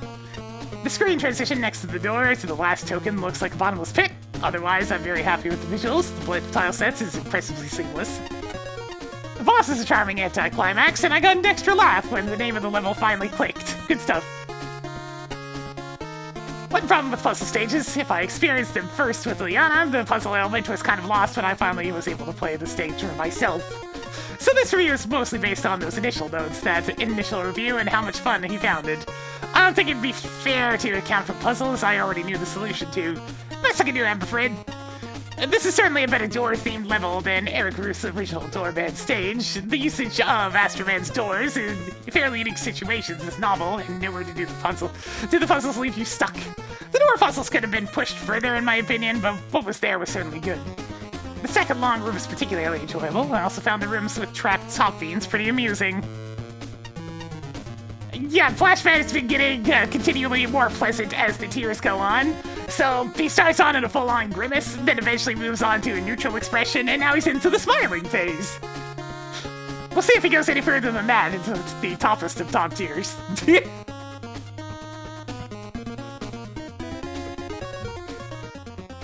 A constant positive throughout the stage is how well things are introduced. Even if they're delicate assets, the player will understand them, if they've not encountered them before. There were some issues with the level, such as fairly infrequent checkpoints, and I felt that telltale enemies were completely pointless. I felt that 2 of the tokens were a significant drag on the level. The club token requires almost a minute of backtracking, and frankly, the diamond token is abysmal. After an entire stage of clever and thoughtful design and consideration for the player, failing this room in any way requires a complete restart of the stage due to poor checkpoint placement. Aesthetically, the level looked okay, if a bit dull. I don't think using a song from Rocks lends itself to such a lengthy level, as that sound font gets very grating. Finally, the use of Darkman did not have enough of a payoff at the end of the level, as you could see the joke of the boss from a mile away. For what it's worth, I did like this level quite a bit. So hey, the puzzles were in fact fun to solve.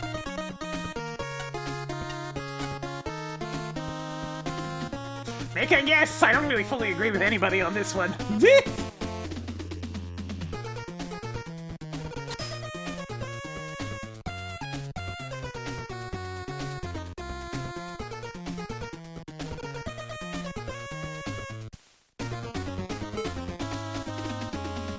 Spectacular actors such as myself. Get lost, buddy.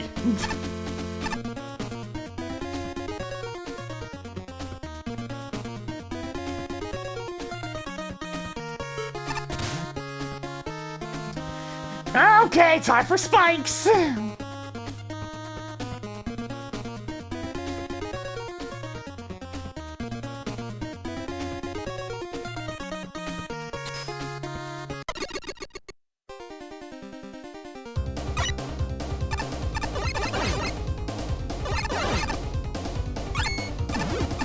Spikes on the first screen? Okay, you know what? Maybe we'll have a regular level.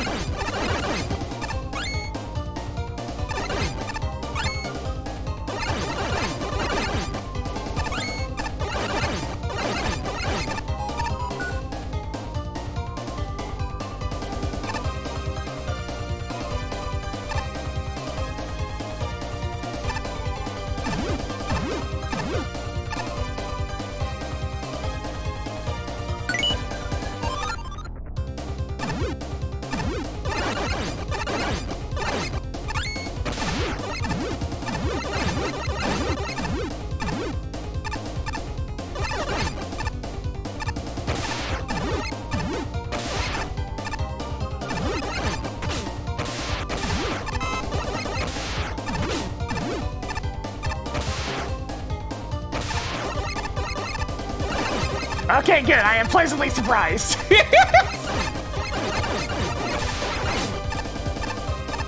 I was expecting where I want to be the nonsense. I decidedly did not get that, so we good.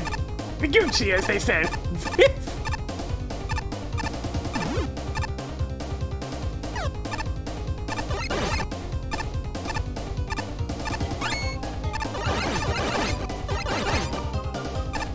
say the closest thing we get to that are the rotating electro spheres there, and some thoughtful flip platform design.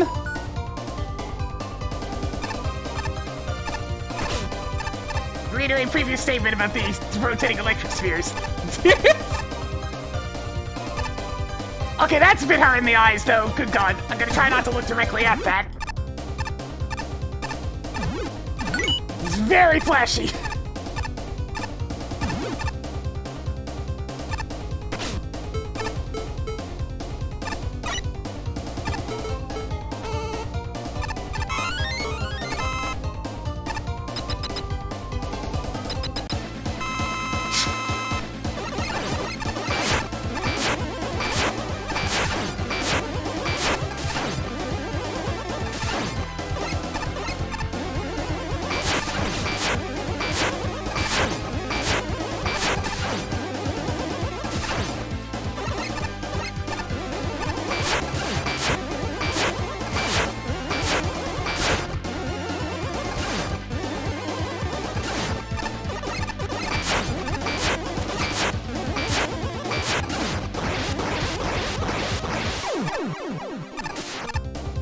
Okay.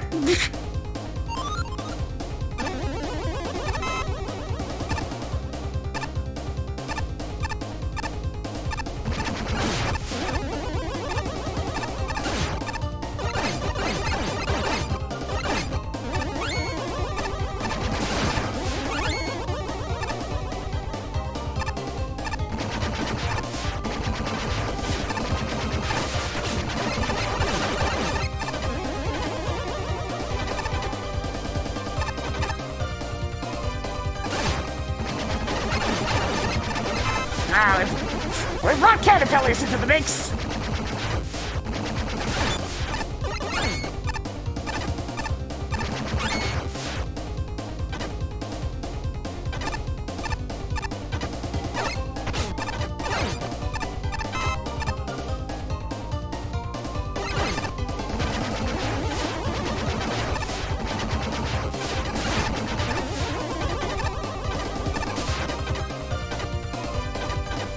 I'm just having a stare at that. It's like, can I choose this somehow?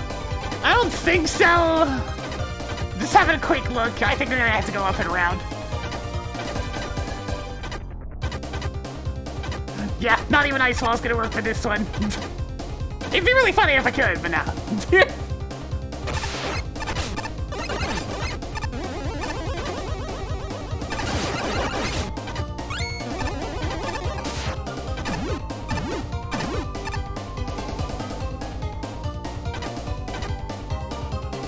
Yeah, that's what I figured.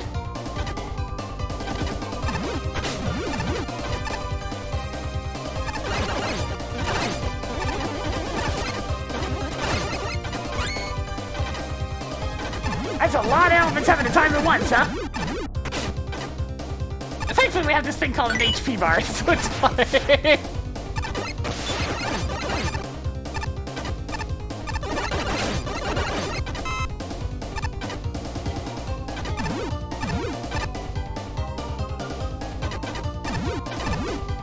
Why is everything so fast? Because even though this is a more standard level, the preference for severe precision platforming is still clearly visible.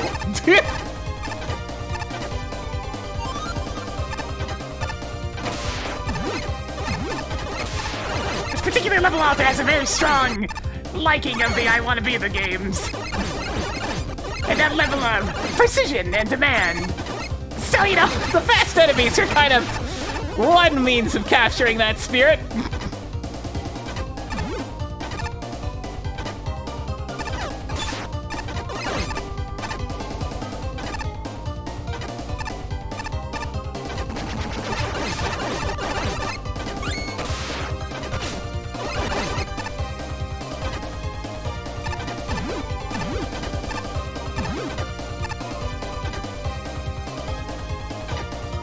Good time for a bit of that.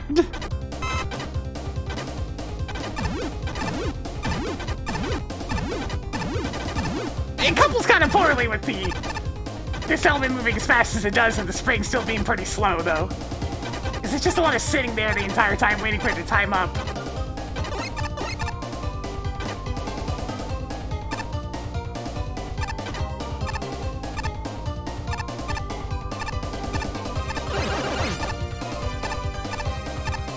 if I'd use the term hard for this one so much as specific. It's a very particular flavor.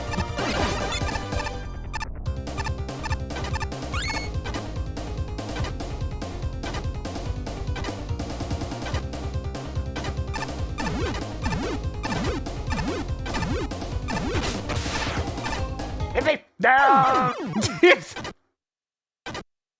Patience testing would be the right term for this one.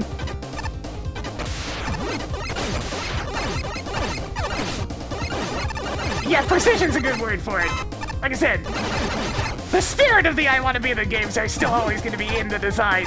Because that's just what they're familiar with, you know? And it's their preference.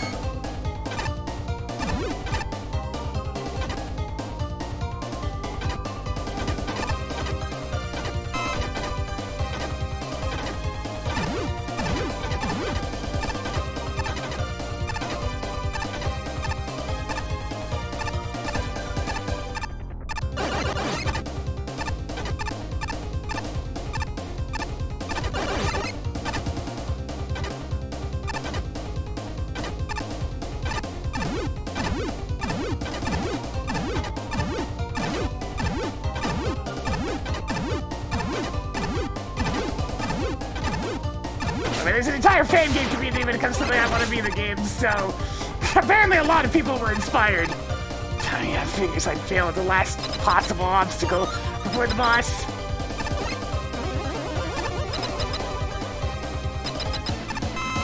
It's just this thing again? Oh, of course, 2 health bars. Yep. Yep.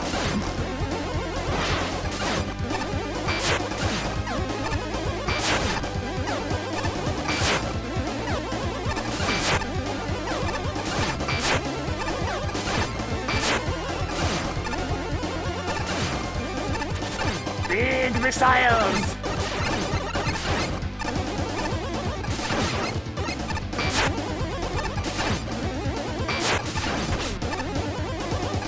Damn it. That still hits you even when standing on the platform, huh? Alright.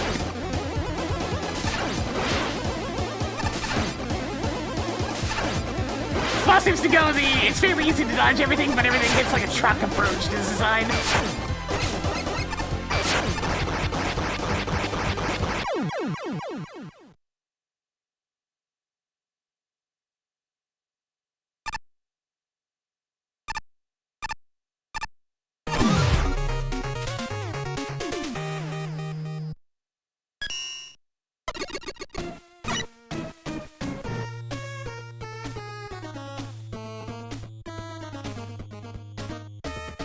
It was definitely an immediate relief not to see spikes everywhere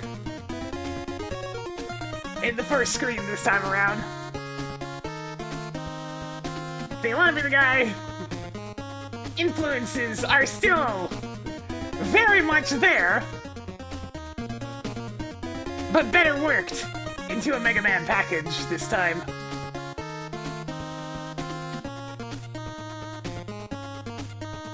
Small examples being speeding up enemies heavily to increase precision, and the bosses.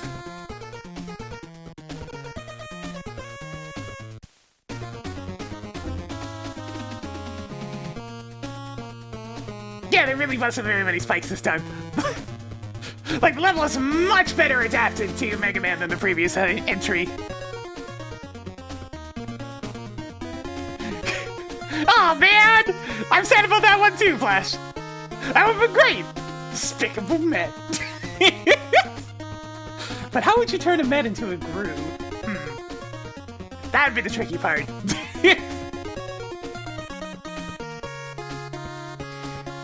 I'm perfectly okay with the first one of those movies. Numero uno. Not so much everything else that came afterwards, but the first one.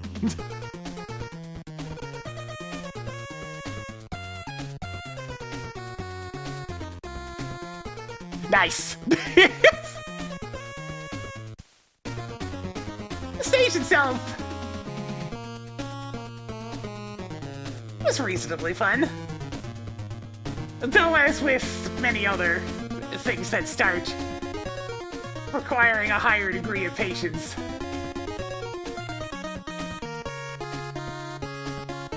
And precision. It does get tiring as time goes on. The level itself is a touch too long for what it's asking of the player, but only by just a wee bit.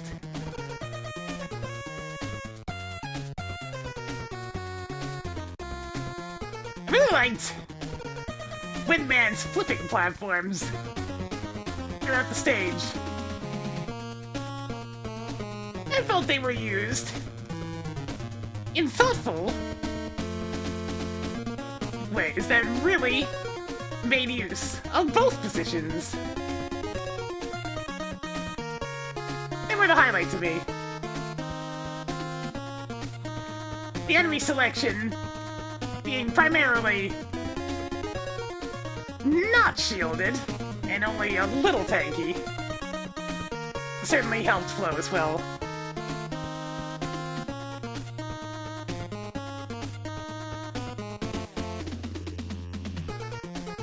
Citizen guy? Oh no! Oh, good old kind of fish.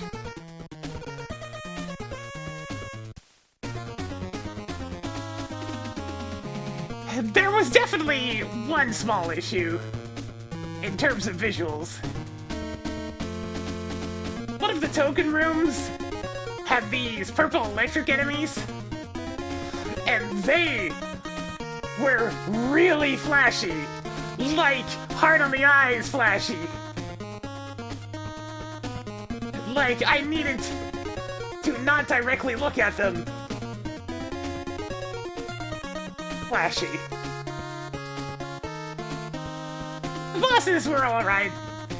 I think the mini-boss version could use like half as much health,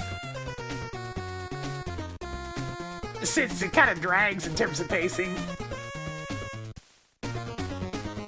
And the final boss was much more deliberately, I want to be the guy styled.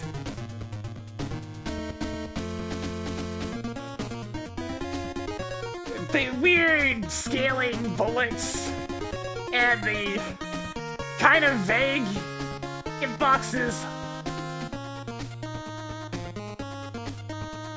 on the lasers and the overall very slow-moving bullets that all hit like trucks. It very much does not feel like a Mega Man boss. And also drags on too long because of the 2 health bars. It's alright, but it's not the most fun thing to engage with.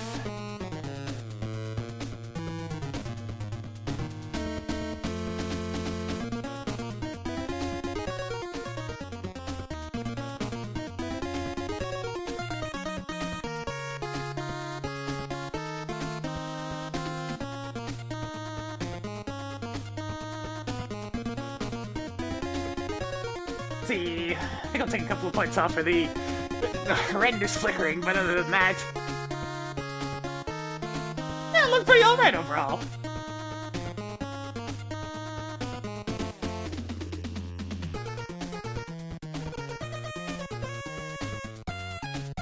$60.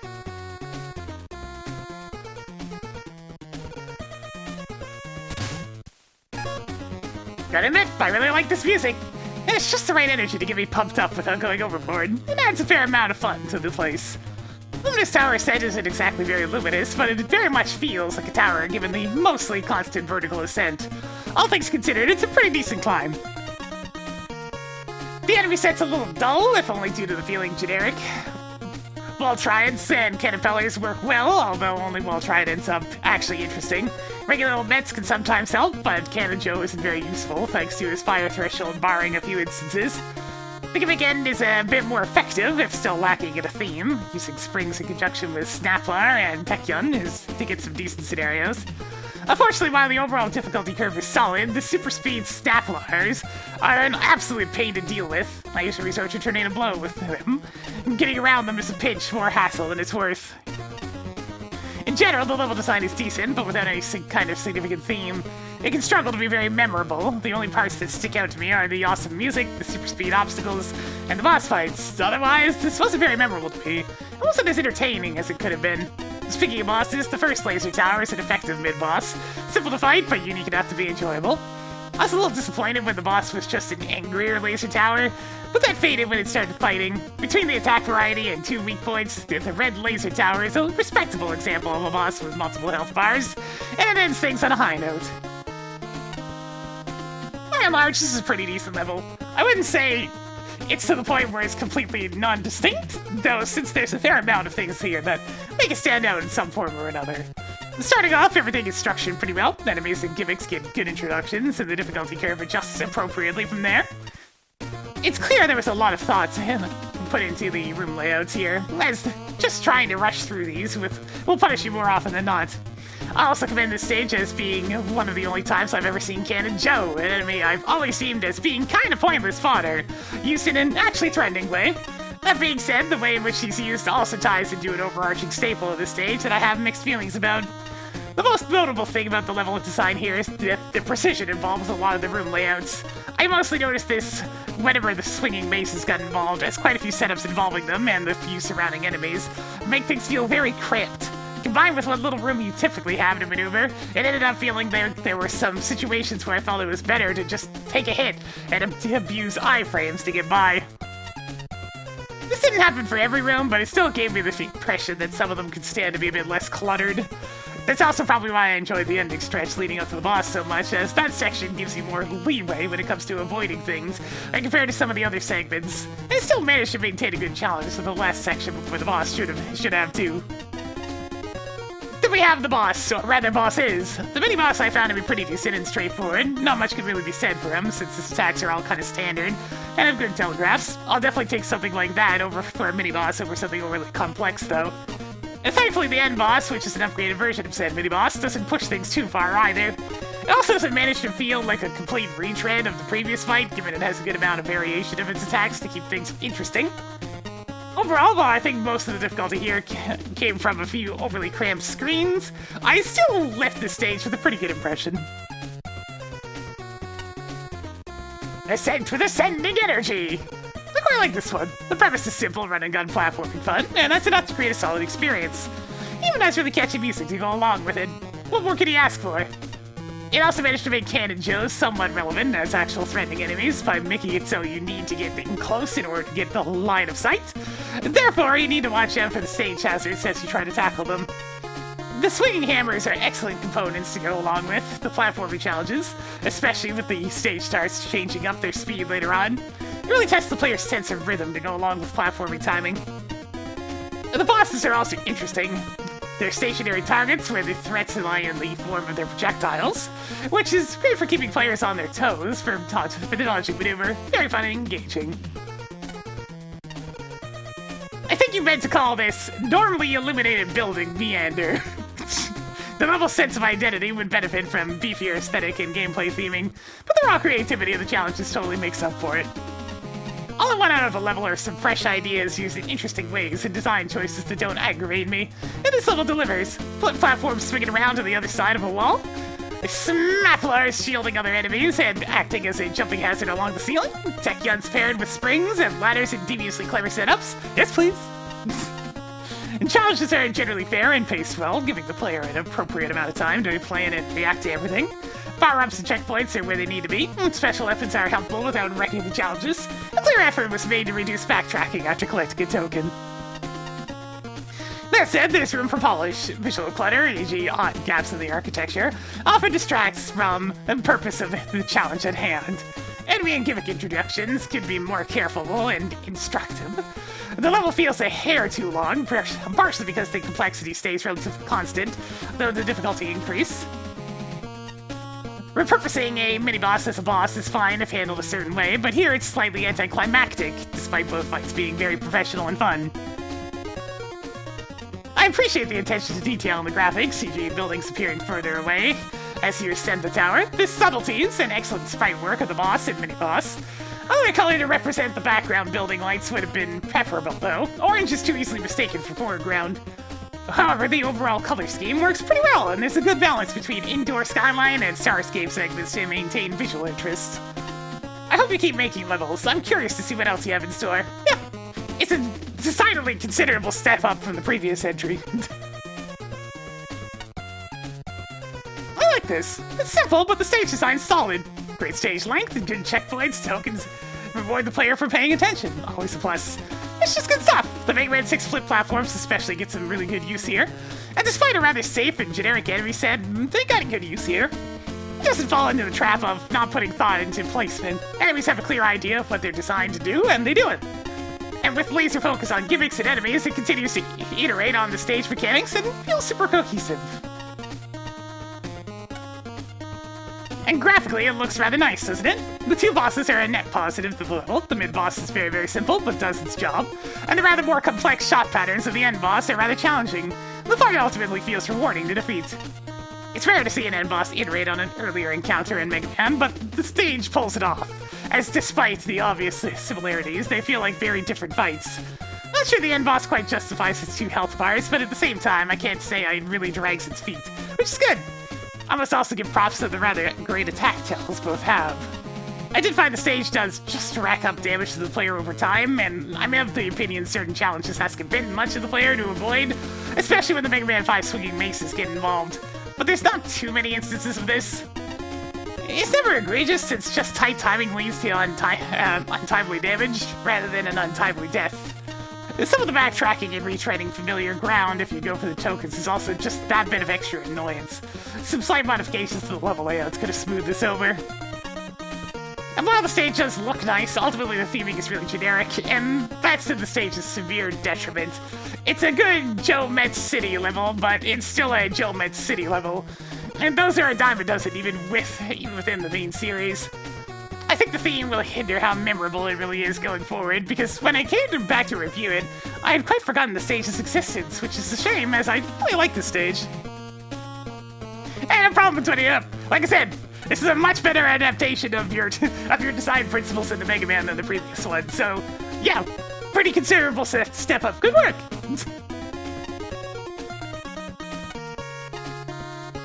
I gotta go to Shinryu on this one.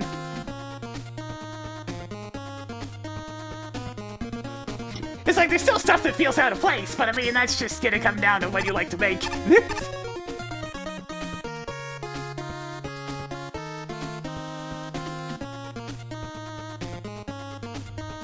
You never believe how much footage we editors leave on the cutting room floor, so appreciate our work. Yeah, no kidding. Fun fact, one time I snuck some hilarious footage of an actor slipping on a banana peel into the final cut of a movie. Which movie? Well, you'll have to just wait and find out. I'll strike you when you least expect it. Who then? Oh, God.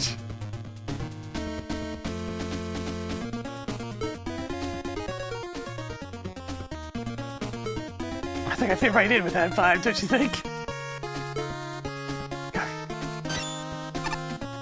Speaking not of him. Our castle, what, you mean like the Kirby in the area? Alright.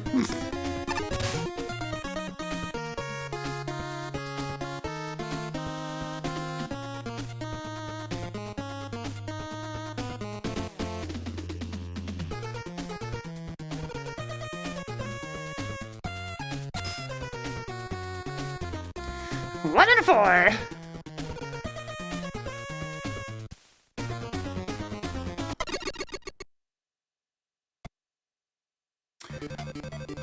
Yeah, like Kirby. Alright.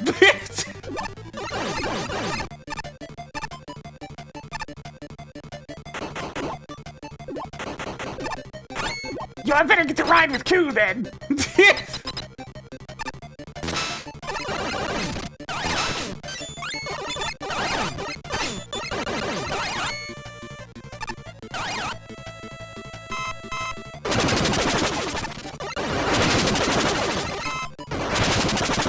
like the water shield sticking around after you destroy the enemy.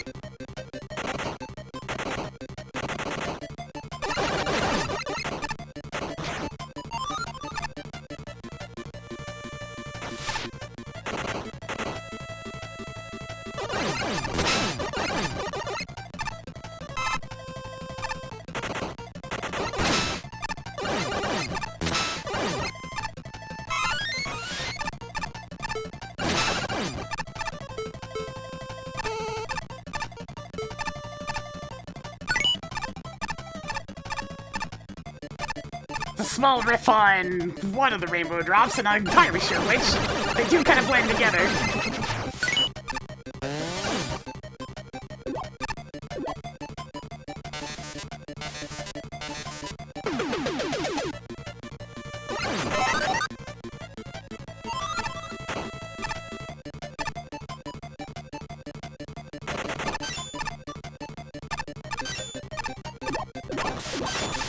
Okay, those are semi-solid.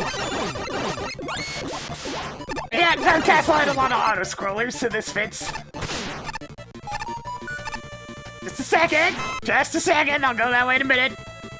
Alright, which rainbow drop is this one?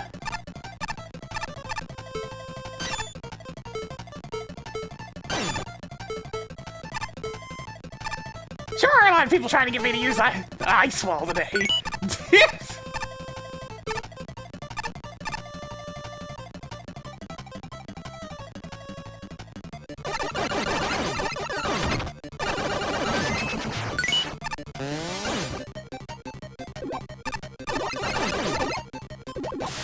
Are we doing the worst auto-scroll section in the game?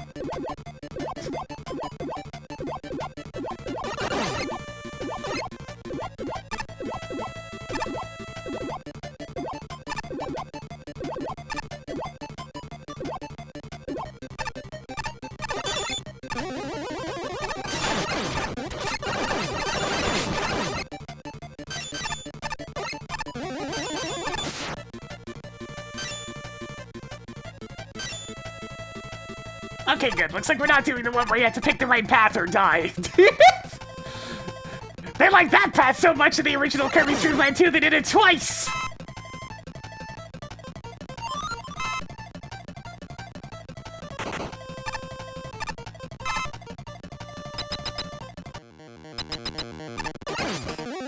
Laser Wispy! Oh god. There's something... Is this a wispy devil? Yeah, that's cursed.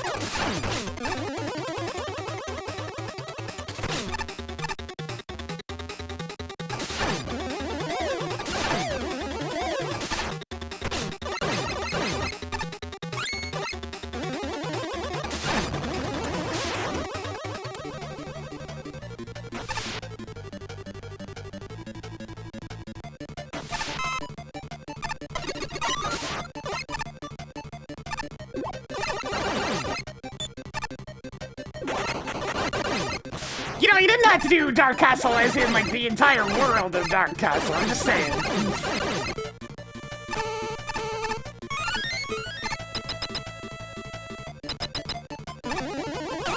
Is it gonna be the same root level except backwards? Maybe slightly harder.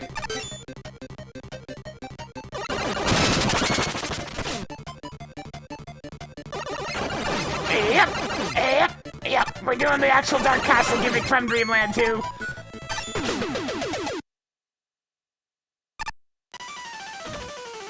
Oh, fantastic! Okay, it's gonna get squished. There it is.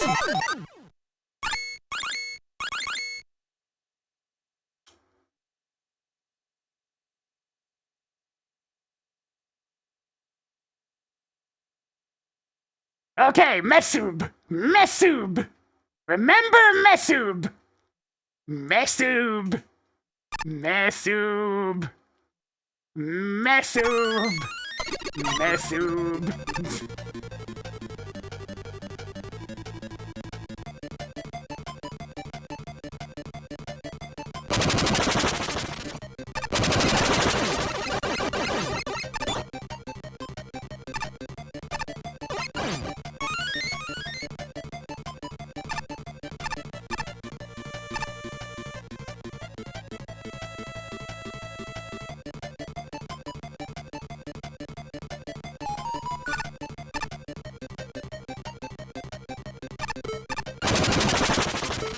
This was the World 7 rainbow drop, I think it was? Something like that. It's the one that you need a coup and cutter for.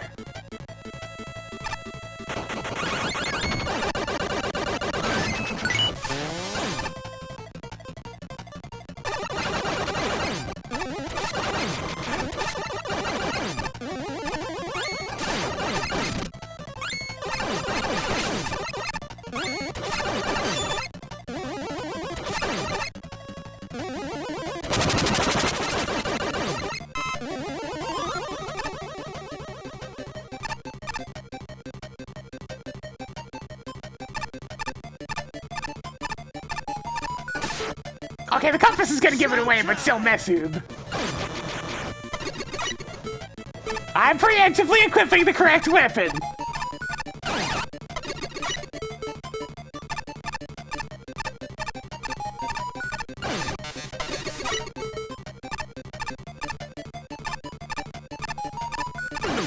So why was the solution hidden in like a super secret hidden path?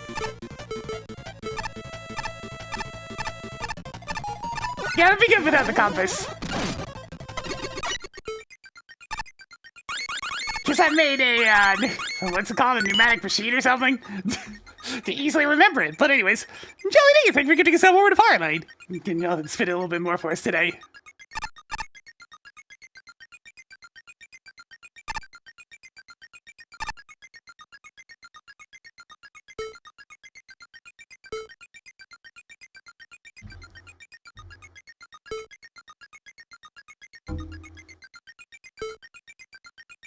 Did I find the secret? Yeah, it's how I got in here in the first place.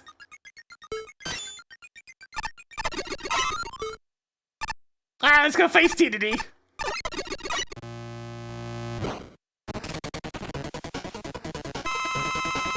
Genuinely disappointed we didn't get to keep the D2D music. I prefer it over this. Oh, it's a capsule fight.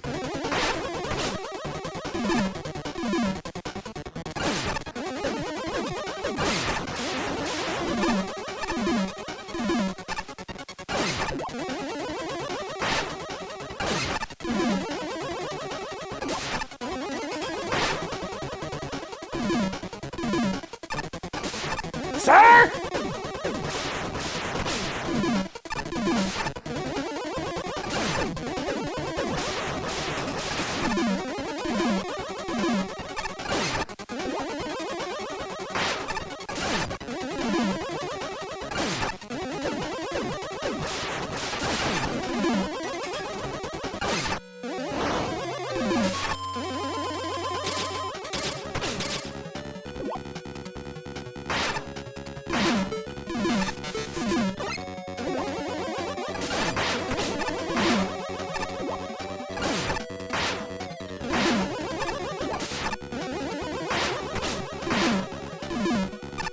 Those move much further than the Mega Man 7 variety.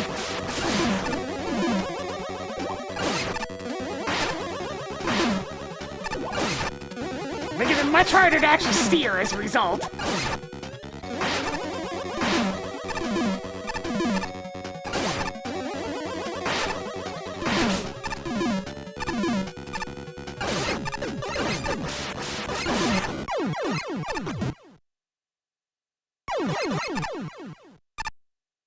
You good, Mike?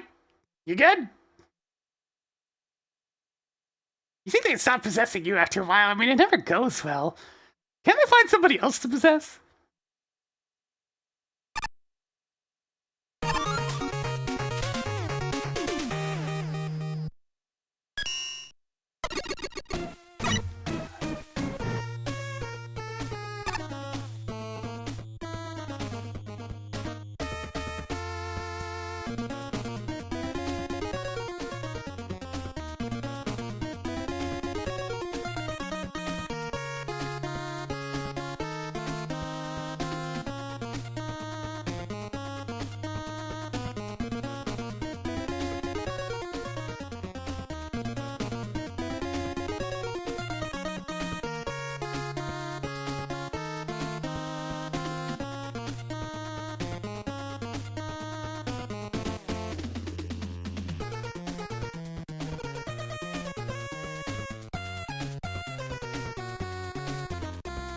43. Not a Mega Man level. Or seriously, the problem with effectively porting existing level design from another game is it really hits a lot of the scoring metrics.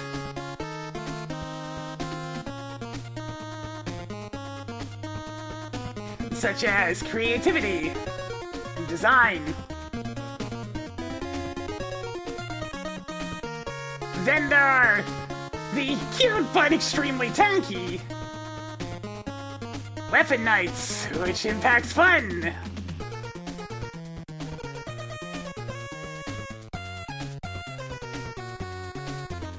Then there's the fact a lot of these are sprite rips with minor changes, which impacts aesthetics.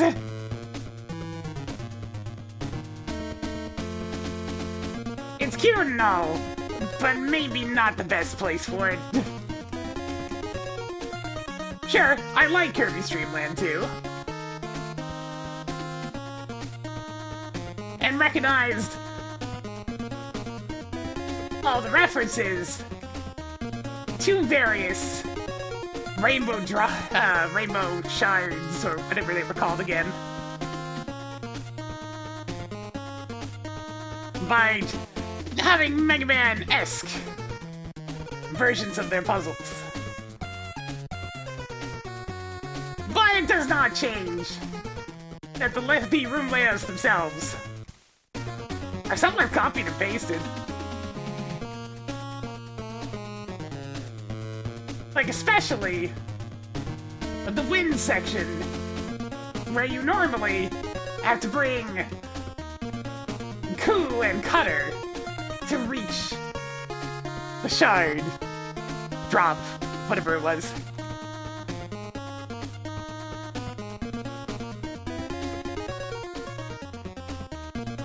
Heck, the copy and paste design even goes a bit further by straight up going with Dark Castle's gimmick of the same stage again, but harder and flipped around. Now see, the thing with that is, in Dreamland 2, those are two separate stages, and not two crammed into one.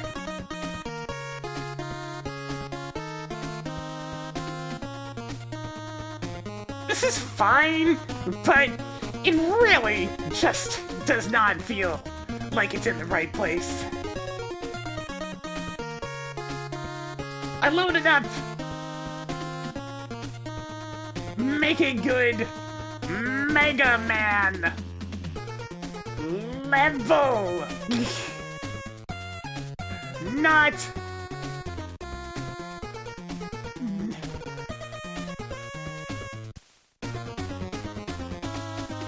make a couple. Hang on. A couple of decent Kirby levels.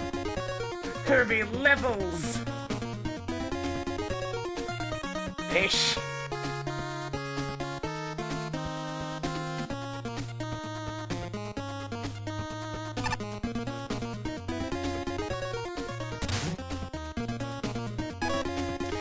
I would like to apologize to any Let's Players going through this game. Unfortunately, I'm not sure we can avoid a copyright claim on this one. At any rate, this is a cute Kirby level, and it captures the design of its source quite nicely. There's a fun selection of enemies, my personal favorites being the Bookisets and the Model D Walkers. Yeah, the reason why Mick is very concerned about that one is because, as we know, Nintendo is, how shall we say, a little fussier about their copyright than Capcom is. There are some entertaining gimmick sections, particularly the winged room and the auto-scrollers. I also really like the Rainbow Drop token. That was a nostalgia trip for me having played Kirby's Dream Land 2 myself, and the puzzle was very fair. a little fussier.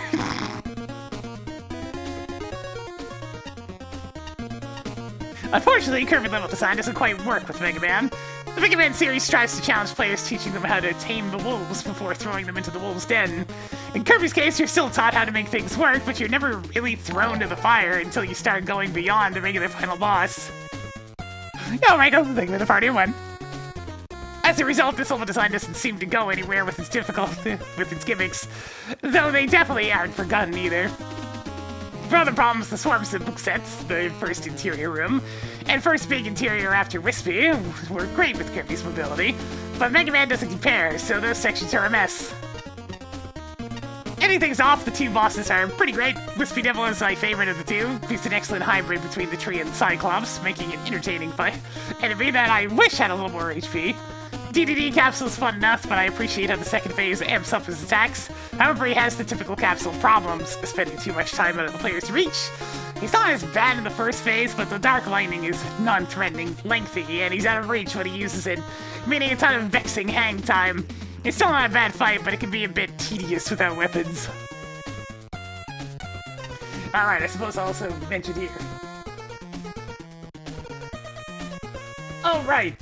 And you really went and decided, of all the boss archetypes, to convert Kirby bosses into a devil and a capsule. Really? Really? They even suffer a lot of the usual problems of these boss archetypes. At least Wispy is vulnerable more often and does not have 2 health bars.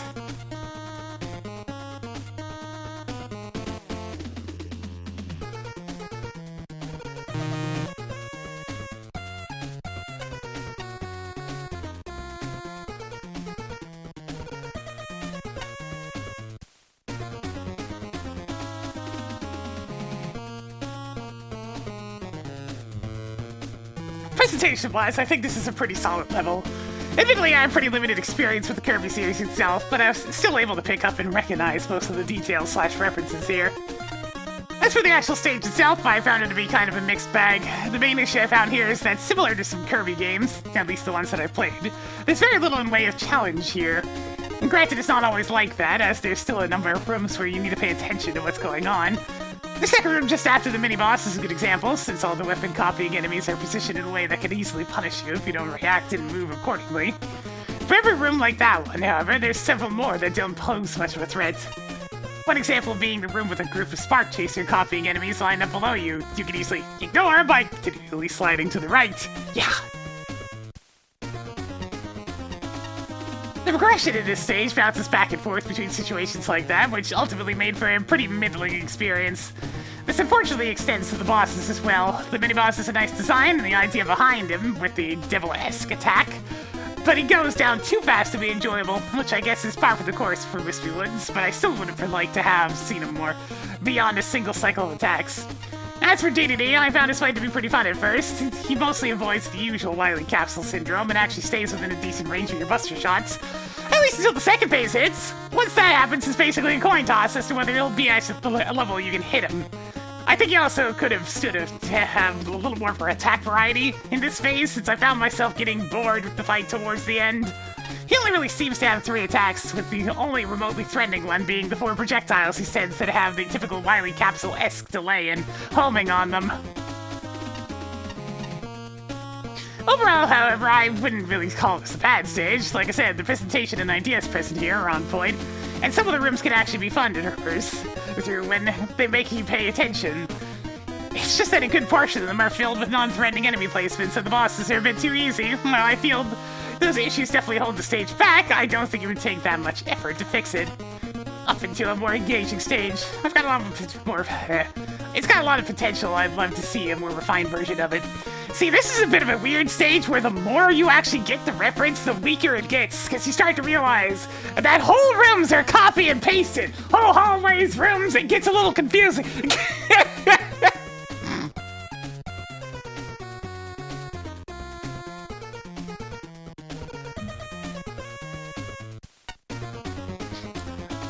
Scale the Evil Pillar.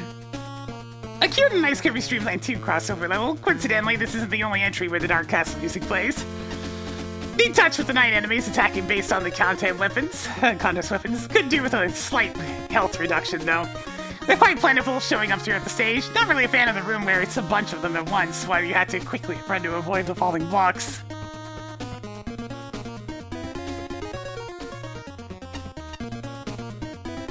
I found we were quirk with the disappearing blocks, where its fade timer seems to keep ticking down even when the time is supposed to be stopped.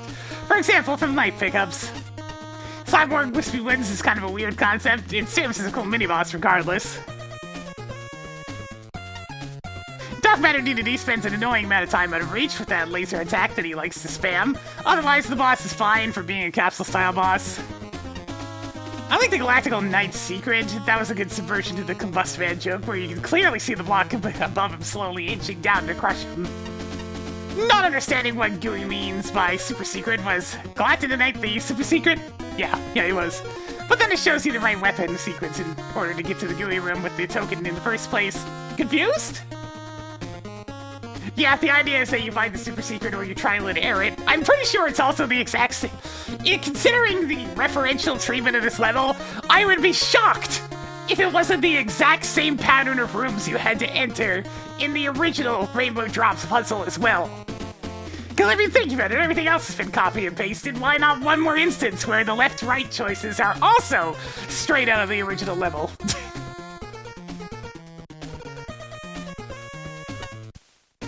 Pardon me, but I believe every time. But I believe you're looking for the Make a Good Kirby level contest, which is down the hall. we all saw that one coming a mile away. The original had 7 powers? Well, okay, man, maybe like the first 5 rooms or something.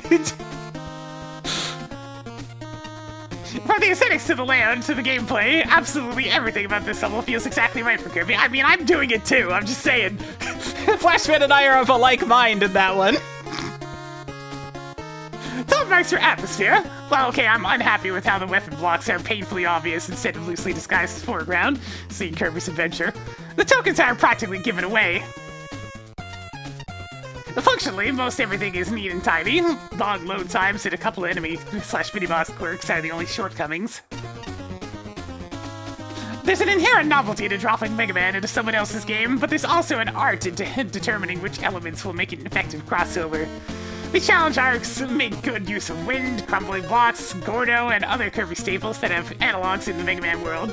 Occasionally, though less frequently and less prominently than I'd like, ideas for the two franchises are merged to create something new. Bookset, Wispy Devil, and DDD are especially effective. At the same time, Bookset is a troublemaker. I love all the different weapon variants. I don't love how they're all arranged. The easiest encounters are at the end of the level. The messiest ones are at the beginning, when the player's trying to learn each variant's pattern. And the most deliberately crafted ones are too easily overcome by standing in place and mashing the fire button. A problem shared by some non-Bookset challenges too. Miscellaneous thoughts. The level could have been one section shorter. The final puzzle challenge is nicely tricky. Checkpoints and power-ups are just right. The Meta Knight say his secret is fun. I was hoping for a good Mega Man level. I got a good Kirby level that understands enough about aesthetics, design, creativity, and functionality to do pretty well in a Mega Man contest. This is a very confident, charming, and enjoyable level, let down slightly by the lack of any real difficulty. It's nice to see a level take full advantage of the theming and not do a half-baked job of it. Graphically, the stage was very well drawn, animated and assembled, however the level being mostly monochrome and the background tiles being so messy was quite distracting on the eyes. This made certain assets such as spikes blend in and become very repetitive quickly. The repetitive nature applies to other areas of the level. The enemies using your weapons was a neat idea and gave the stage cohesion, but their overuse made the player feel like they had worn out their welcome by the end. The rest of the enemy set was nice, simple, got the job done, though never pushed too hard. Hard enough to speak. The whole effect of this level felt very tame, as the level never got any harder from the start to the end, barring a couple of sequences. The level was a little on the long side, and had it gone any longer, would have started to drag. The level really suffers from a lack of difficulty progression. The puzzle tower was a really neat idea. Admittedly, I didn't get the experience, even for myself blind. But during the proxy play, Diana and I were worried all 8 weapons would be expected. The Wispy Devil is really confident. Devil fight, plus dies quickly, always positive with devils. The DDD capsule looked cool, was well animated, but it was just as easy as the level. The lightning attack was simply a waste of the player's time, being so easy to avoid. While there appears to be quite a bit of criticism, this is still a really good level to both watch and play. And when I got to experience it for myself, I ended up really enjoying what was there in the level. I just wished it was a bit more challenging. I really don't know who to go with this one. It's definitely between Mick and Shinryu.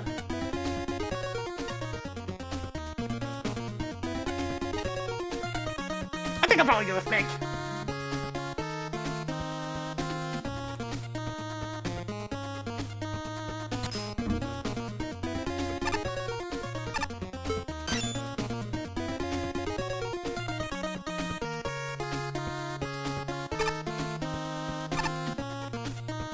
Alright, I get the distinct impression that this is probably going to be a bit on the side of too much, based on previous examples, but alright, let's go!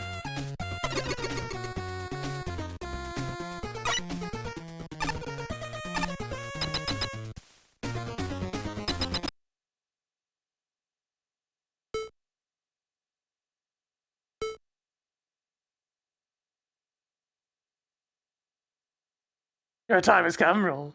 The show's just about to start. You managed to avoid the adverts.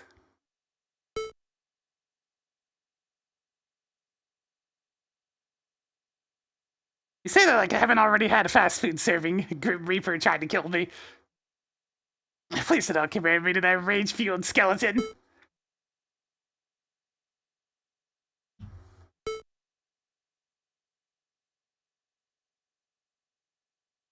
Does it? It's just trying to lower my guard, isn't he? Yes, it does. Whether it's ushering in the moviegoers, sweeping up to drop popcorn, or silencing anyone who dares make noise during the film. So many loud, obnoxious phones have felt the bite of my scythe. You're doing good work there, Deathman. Keep it up. Oh, hey, the movie's starting.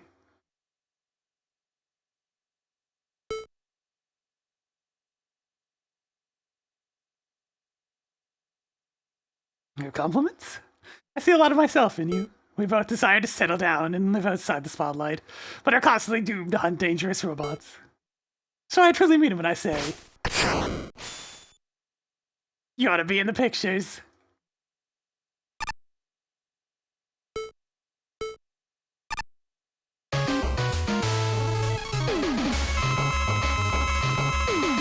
Two health bars because of course. It's time to get real tired of that.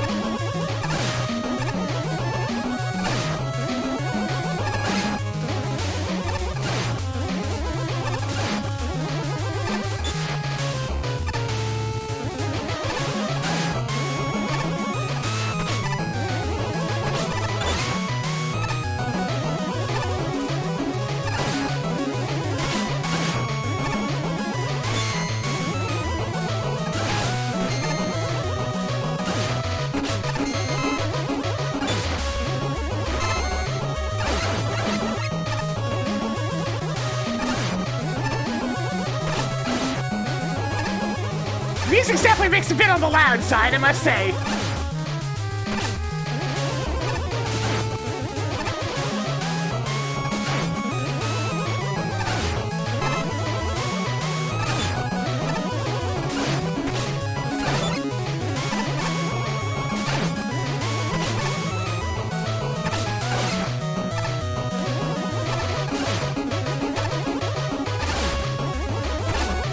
Yeah, I'm gonna die this time.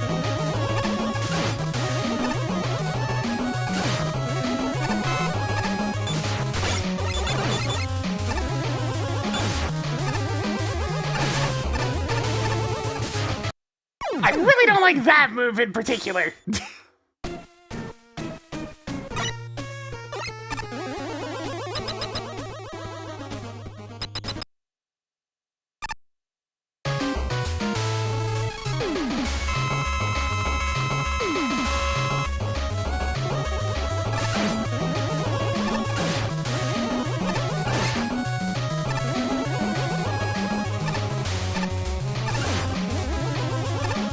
Because yeah, sometimes he just jumps over you and doesn't throw the scythe.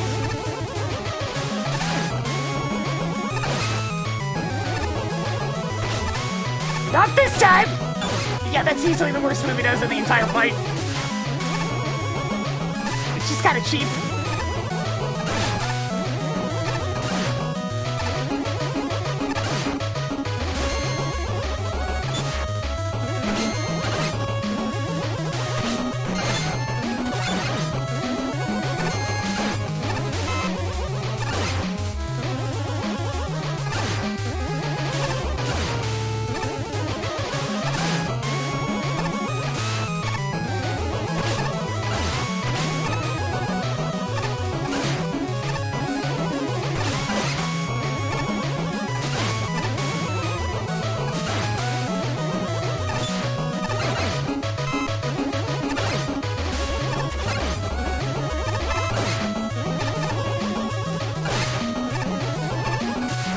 Probably gonna do it again, right? Yeah.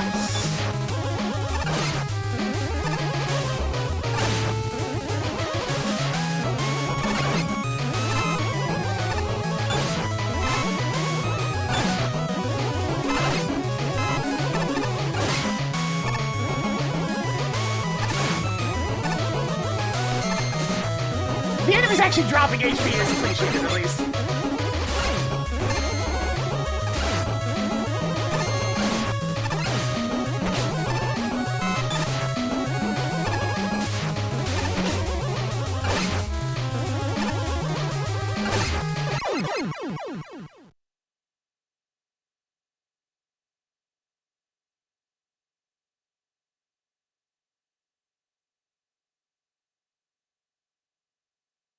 So yeah, there's like one really threatening attack, and the rest is very manageable.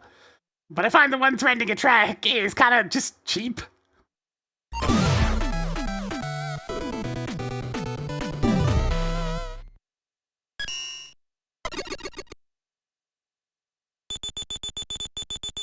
Meanwhile, back in town...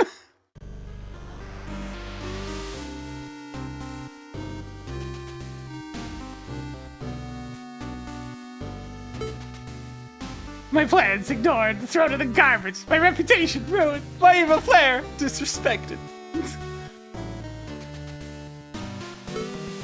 What to do now? What to do? Oh, the glorious Dr. Beagle, you spent so long planning your every move, and now you're at a loss? How detestable. It'd be easier if that wily fool's patrol robots are not attacking me at every opportunity. I'm lucky to have a moment of peace. Evil peace, that is. An evil petting zoo. Ugh! Have I spoken too soon? Not another guard robot. Yeah, it's like one reputation.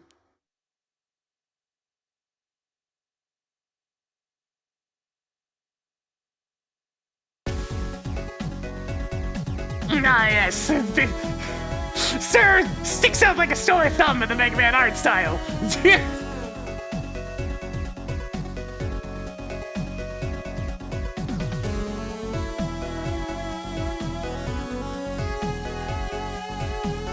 Striking with the paparazzi.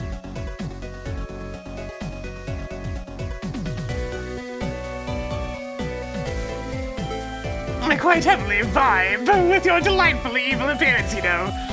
Is it really all that evil? I mean, I guess the face, yeah.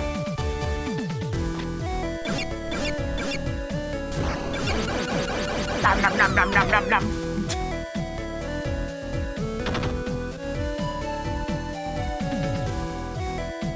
Your type is far from subtle. I have no sympathy for people like you. I figured it wasn't a coincidence that you were dressed up like a wannabe evil ruler. You heroes and villains have no purpose other than leaving behind fields of waste brought about by your arrogance. A little bit of pot calling the kettle black there, buddy.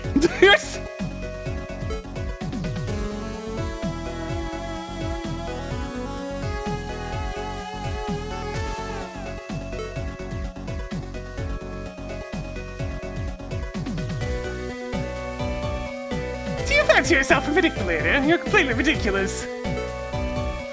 I'll show that right now while you stroke your own ego. Once again, Pot, kettle, black.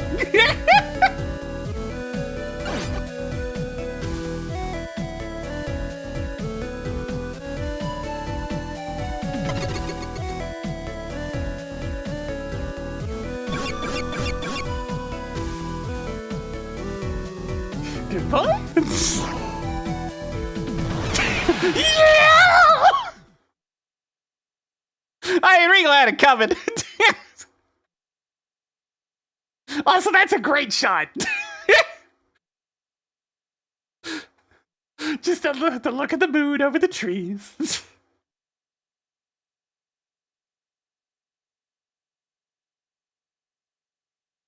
Oh, woe be the evil genius on a string of detestably terribly bad luck. Yeah, luck, that's what it is.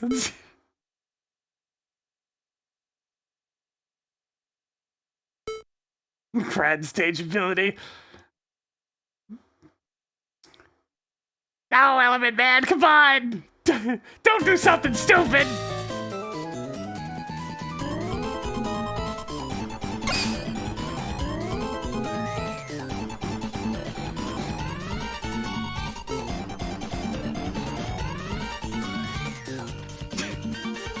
Is this Pokemon music? Because it certainly sounds like the Gen 3 sound font.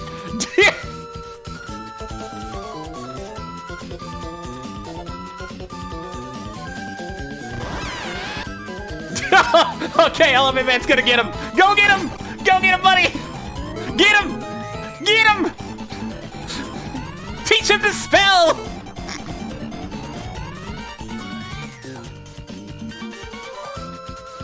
Get away from me, you disgusting goblin! I will let myself be taken hostage by a foul beast like you!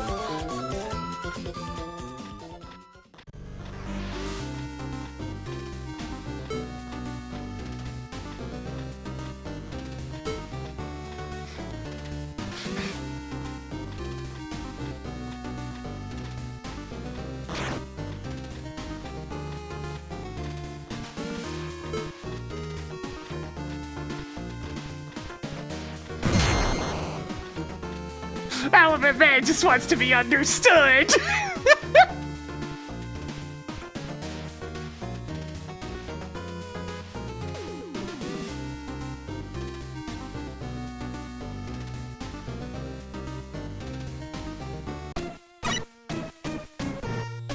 He just wants to be understood!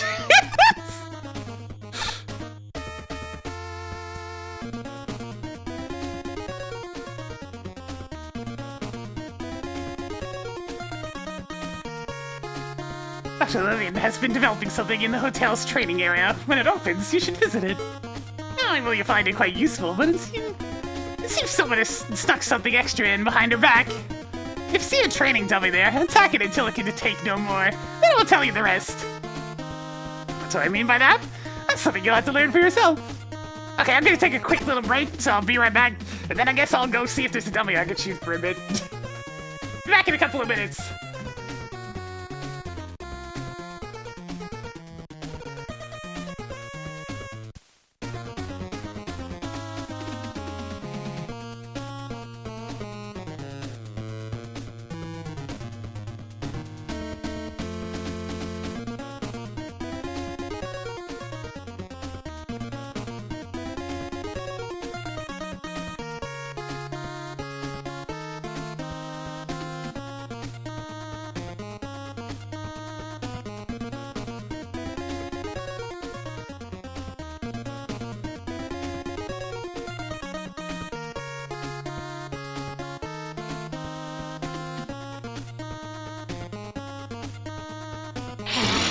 Fresh meat.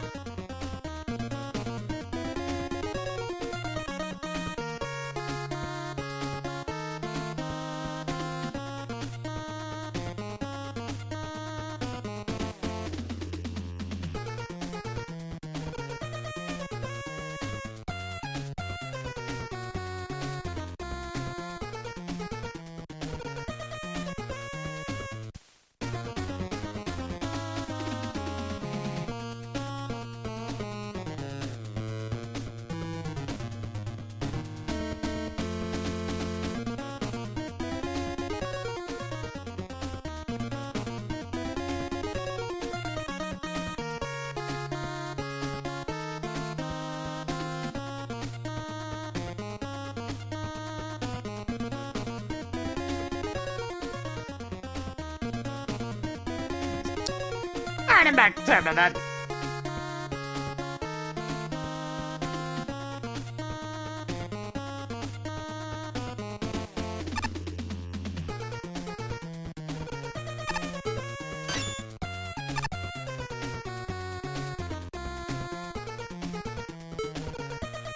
One time, we of course had a power outage on our biggest premiere night for the whole year. About 1,000 people had to watch a movie through a tiny screen I was making. It was dire.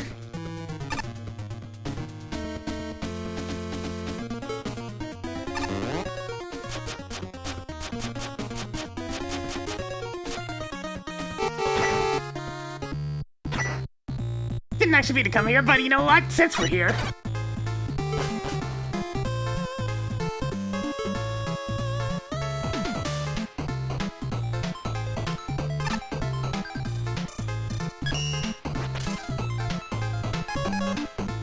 So the 3 power-ups I have left are the 3 that I don't even want to equip.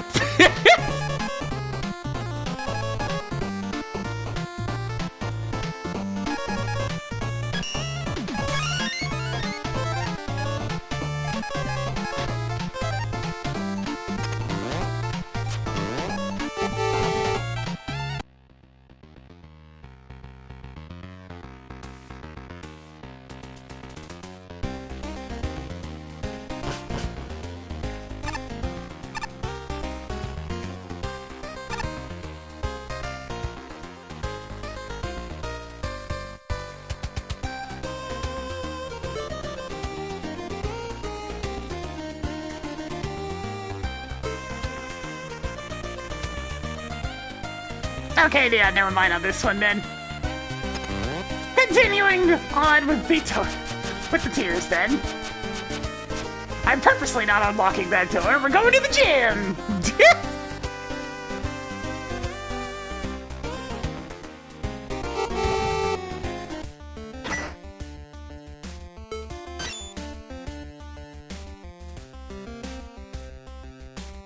Jump!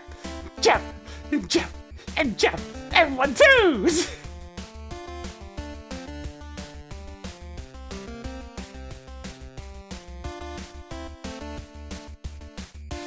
Go, go, go! Alright, we're starting with number 22 for the World Gym.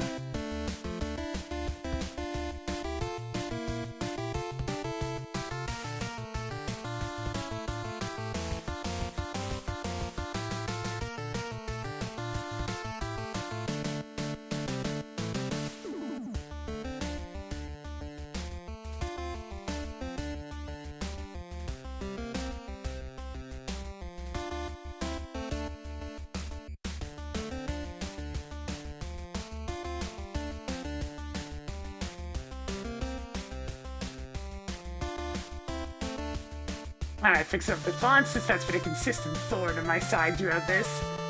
There we go. Alright. Hey, welcome to the world-class gym. This is one of the most cutthroat gauntlets. You'll find plenty of challenges training here and high-quality simulations to tackle. Just remember to keep it cool and not break the gym equipment. It's not that hard to repair, but it's kind of annoying. Yo, I feel that on a spiritual level, man. The level signs, they're pumped! Look at them! Look at the biceps! Why do the level signs have biceps?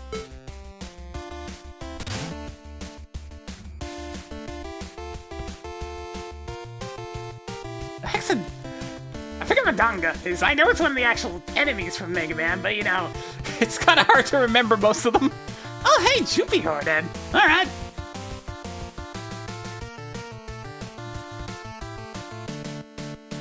Let's have a look-see. 1 and 5.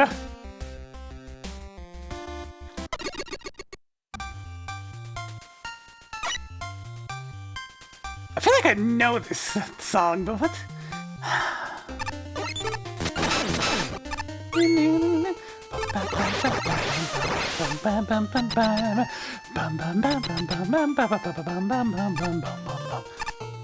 This is from X8, that's why I know the song! It's Blizzard Wolfang's level. No, wait, Shield Sheldon. Shield Sheldon. It's Shield Sheldon. I had to correct myself immediately.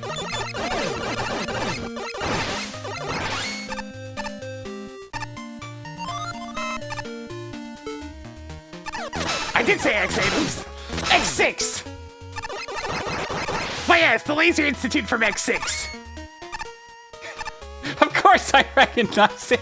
God damn it! Why do I like X6?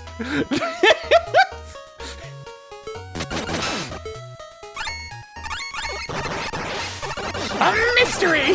For sure.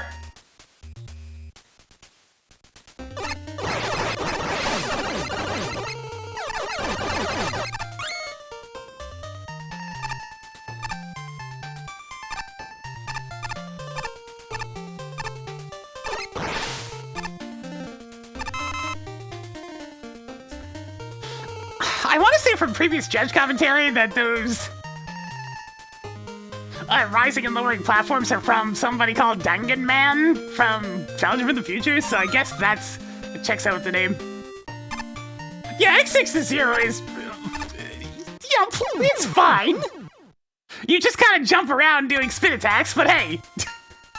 It's a fun, dumb game if you play it that way.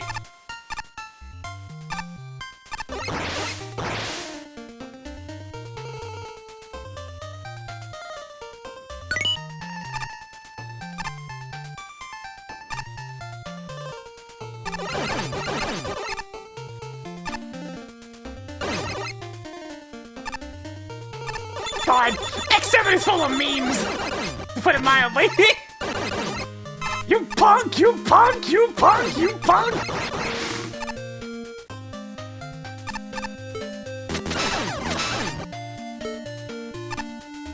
Oh, I can't just jump up here. Well, okay.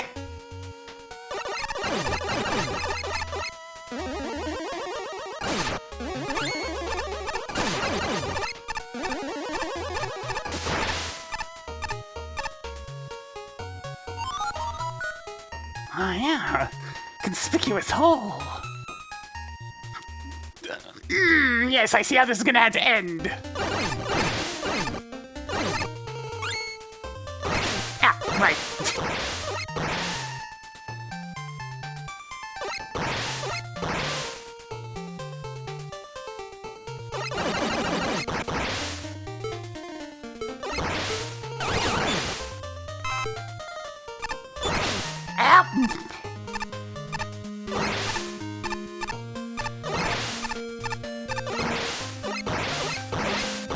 That'll do.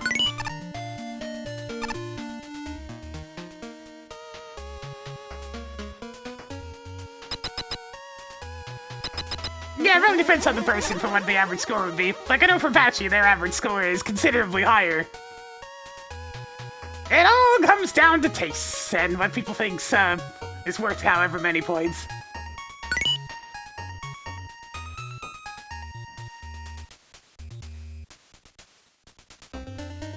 Admittedly, not the most exciting of sections here.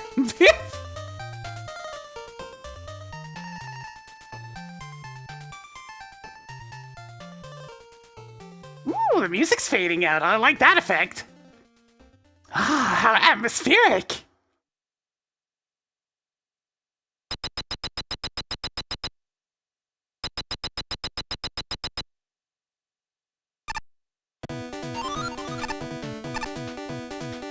All right, let's up the energy.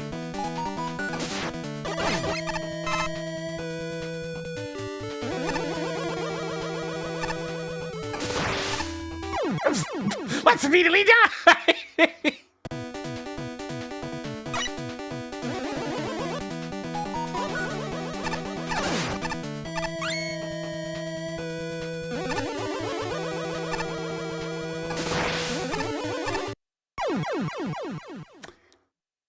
But my forehead, why does it have to be so susceptible to being poked by spikes? That is surprisingly more tricky than it looks.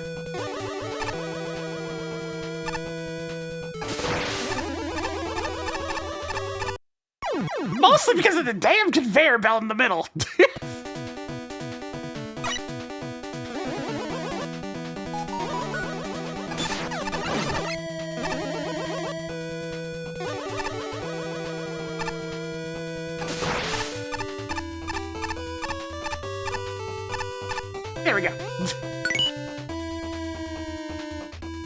It's harder to time things when you're constantly on the move and whatnot. I mean, I gotta know what's up here. Ah, just bolts. Okay.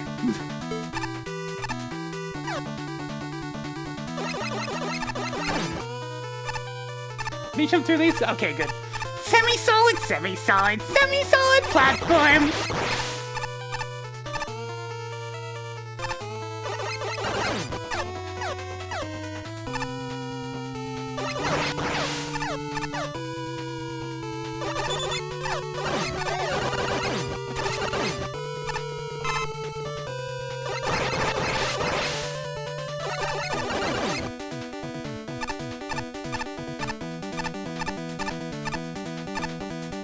This, by the way, this is my surprise face that a song involving, that a stage involving Chippy Hunter has some cool music. It's a trend! I don't need that E-tag.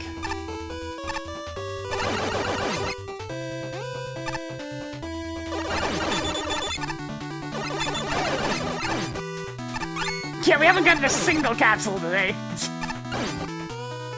Hey, it's almost like that drop rate's way too long. Go ahead and think of the party of 6. Welcome. Alright, so it's just this type of gimmick several times. So you do this, then you slide, and then you can kind of set yourself up right here, and then you have to slide, and then you wait for it here, and then you do a little of this, and then you slide.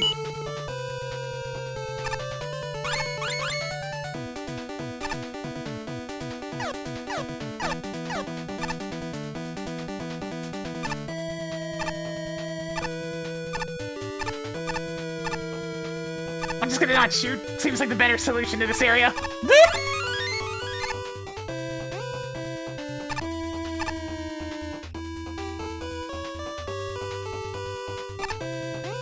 Don't actually need the HP, so I'll just drop. Ah, ominousness. Very ominous. Ooh.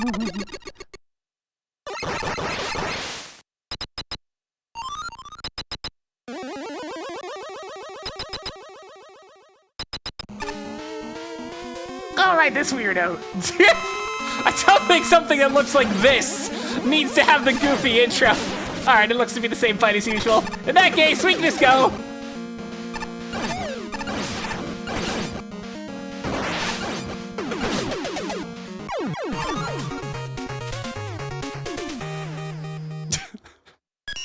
It's like, the build-up really doesn't work when your boss is Dungan, man. It looks so stupid.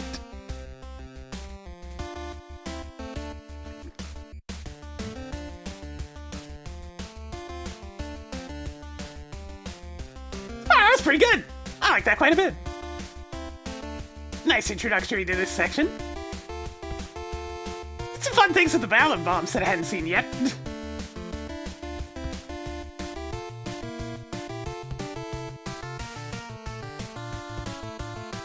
Yeah, I quite enjoyed this one.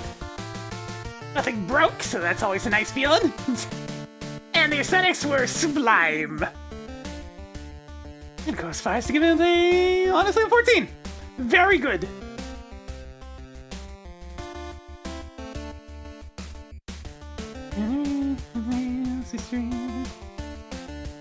$77. Alright. I'm double checking that. Yes.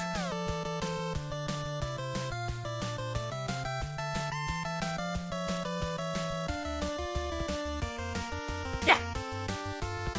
Just triple checking to make sure I'm not doing some bad math.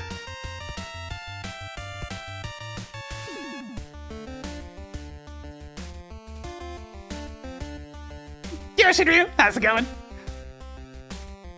And yeah, the build-up was a bit unfortunate. It's like, oh, this build-up, it's so ominous, and there's like tons of corpses everywhere, and then, oh, it's just Dungan, man. Completely vanilla. It's just as goofy looking as ever. Ah, this stage was refreshing after the most recent sets I've been dealing with today. Stage did some fun stuff with the ballad missiles I had not seen yet. Mostly the whole, like, entire rooms of having to be careful about shooting out your floor. I've also just had a fantastic sense of atmosphere from the calmer outdoor section, complete with a calmer song. Hi, Laser Institute. How's it going? And then with a nice dramatic entry into the factory proper, we get a more banging tune to symbolize the increase in intensity.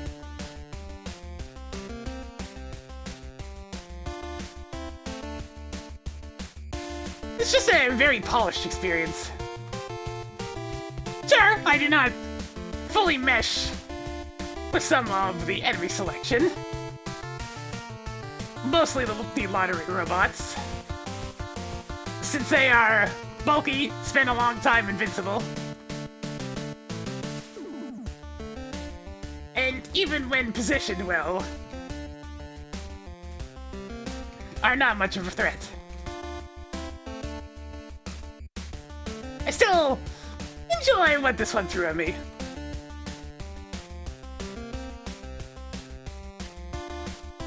Oh god, no! Not ball and missiles! Anything but that game!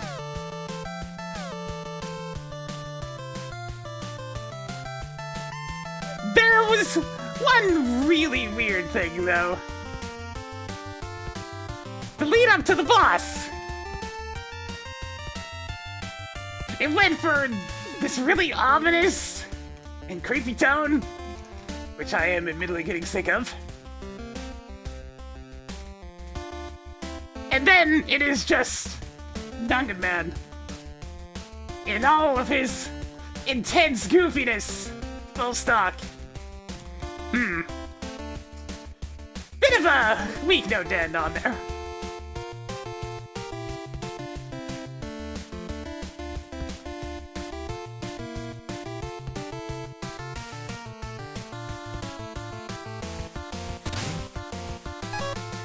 The say first impressions are one of the most important things for communication, and Dungeon Factory makes an excellent first impression. It also makes an excellent mid-level impression, with one of the best signals that, yes, the gloves are off. This makes good use of its assets. The challenges created with girders and conveyor belts are quite fun. And there's some interesting setups with ballad missiles, like the club token. At the same time, our machine gun Joe makes a decent obstacle, but he's not a required kill, and Susie is an effective slowdown opponent. That said, there's no real theme to these enemies or gimmicks, which hurts the level's memorability outside of dim aesthetics. And since it feels generic, a lot of the challenges run together, becoming an indistinct blob of bullets and platforms. I generally forgot that bomb flyer shows up in the second half, which is a shame, as he's one of the most thematic opponents here. But the real flaw? The only time I really noticed the difficulty curve was the halfway aesthetic transition. Otherwise, the sheer amount of spikes disguises a lot of the difficulty variety, which hurts both the level's curve and memorability. That's not to say there isn't one, quite the contrary. Earlier sections threaten you more with just screw up and you lose your platform, whereas later sections actually try to skewer you. Plus, the spike amount is never truly unfair for the player. That said, a level can't become deadly if it already starts deadly, which contributes to a level design that feels indistinct on its own. Beyond that, while the opening and midpoint are all around excellent, the ending is a bit of a letdown. There's no real climax before we reach the boss. A stark contrast with the impressive spike elevator halfway through the level. Instead, the gameplay just sort of ends. As we fall into this hallway full of broken down dungeons, and for all the build-up he gets, the ending the level on just a Dungeon Man feels like a huge waste. I'm glad he's here, but the big corpse pile leading up to him ended up being an excellent setup for disappointment. It's a very solid level, altogether. Doesn't do anything too flashy, save for its aesthetics. Visually, it's absolutely wonderful, and easily a contender for one of the best looking stages in the whole contest. The actual stage design isn't anything too complex, but if it does manage to stand out on its own, thanks to good usage of gimmicks and enemy synergy. Of course, there were a few parts here and there where I felt the enemies didn't mesh all that well with the room layouts. You could very easily run past some of the Bicky bombs and the machine gun Joes early on. This does become less and less of an issue as the stage goes on, though. The overall difficulty progression seems to be pretty even, save for probably the one segment that I didn't like that much, the elevator. There's not a whole lot of leeway for squeezing into some of the final gaps in the spikes there, but thankfully there's a checkpoint directly afterwards to help mitigate this a bit.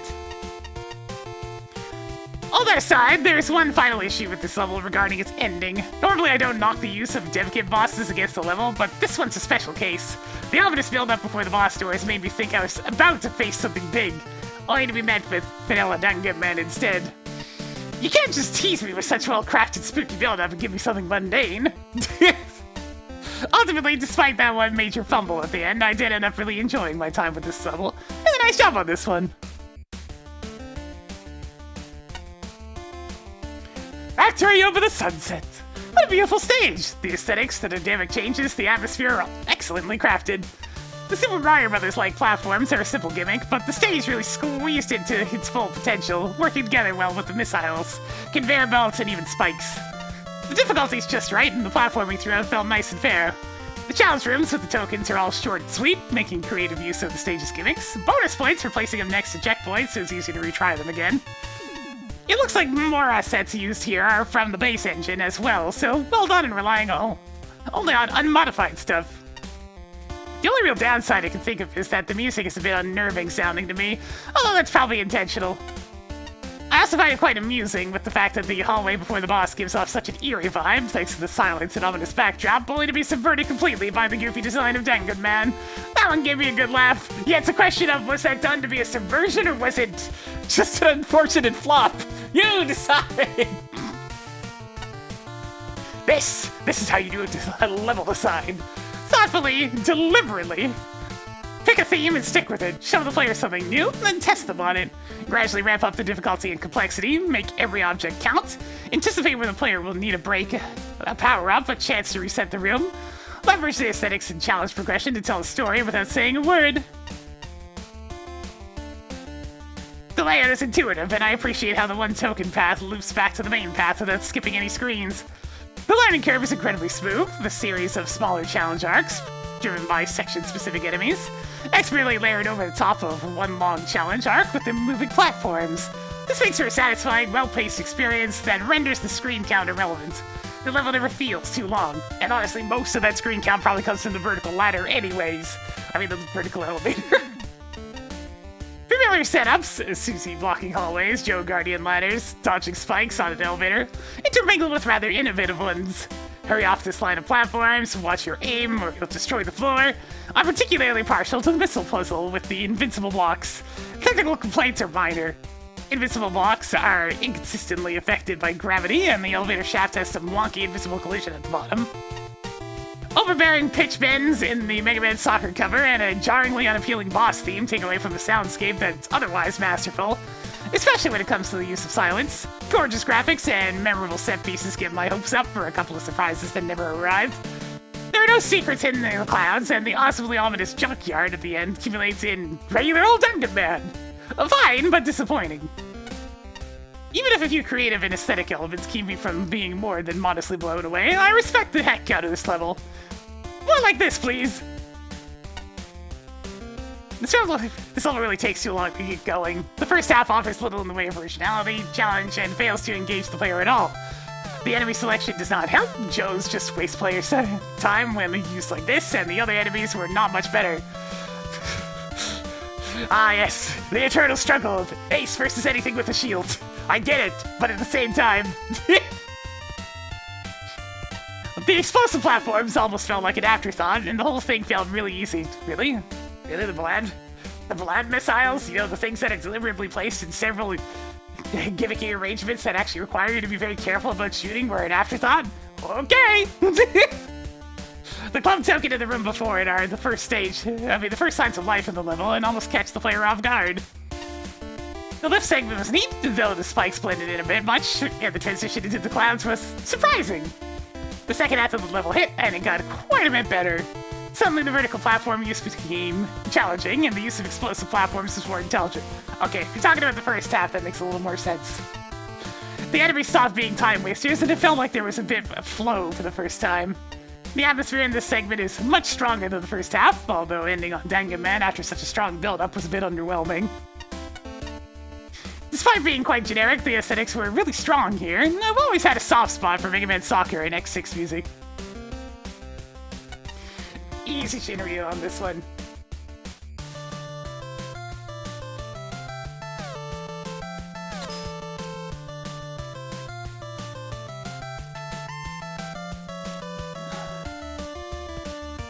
No slacking off here on my part. I'm always on the grind 24 hours, 7 days a week. I'm strengthening the alloys of my body so I can crush anyone into dust just by ramming into them. I feel like I've seen you.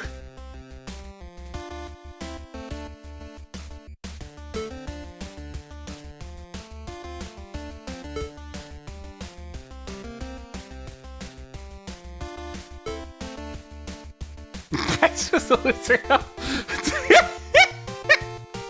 Oh. Okay, from Mario, that makes sense.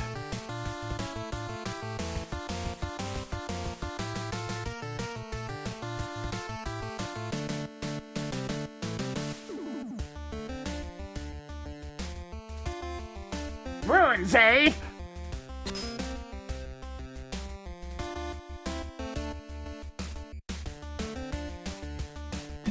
Gary was here, pissed as a loser. Alright, let's go.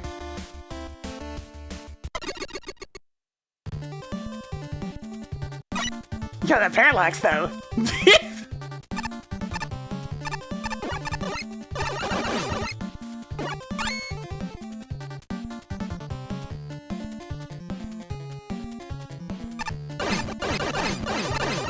Okay, the parallax effects in general are kind of crazy.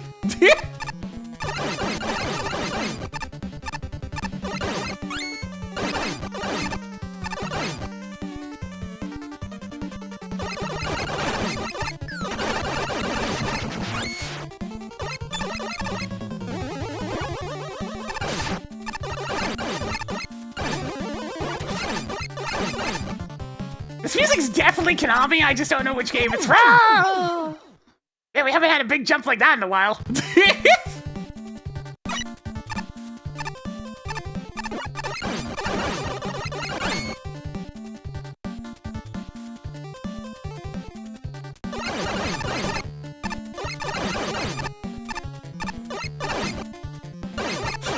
Look, I've gotten too comfortable. With not needing to put a lot of effort into jumps. They've been going on for a while, but now I actually need to care again.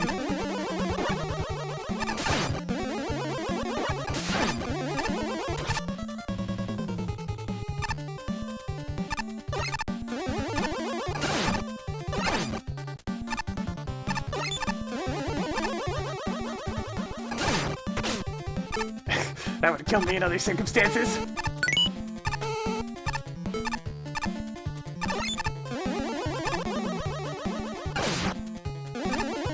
The main reason why I comment on it being Konami-esque is because Konami really liked that whole using an audio pop as the bass drum thing.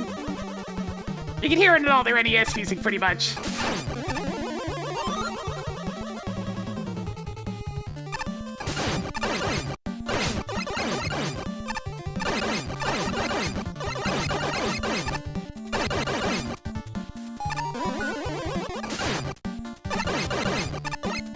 So, welcome to Super Mario Brothers 2.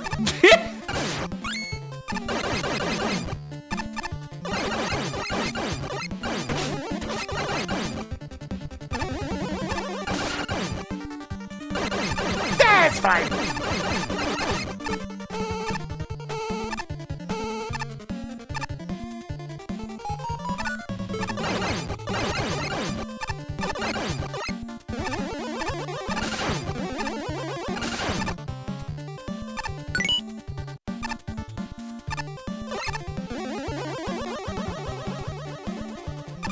It's definitely not the TMNT. You're making an entire music pack out of all the TMNT music. I know it's not any of those.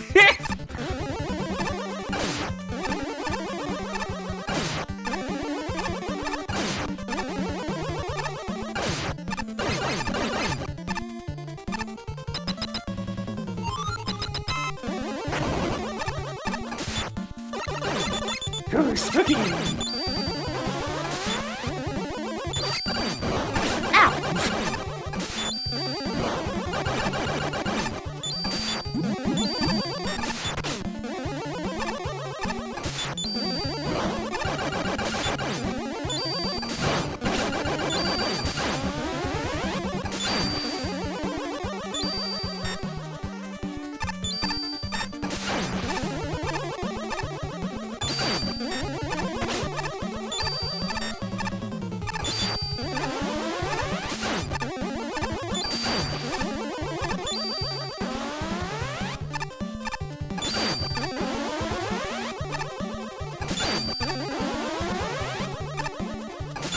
Apparently today's just a day for tower mini-bosses.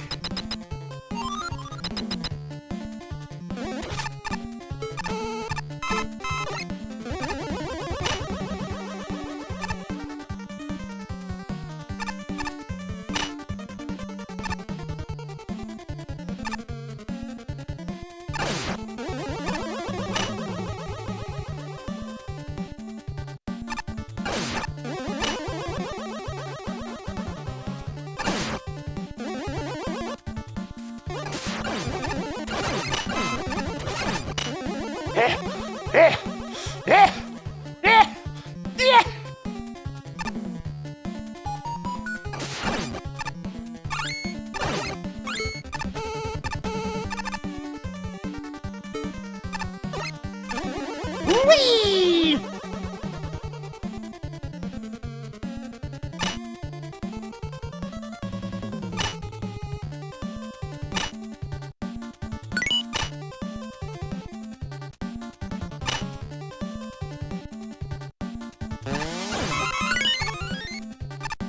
Interesting to force you to need a utility to get back out of here, but anyways.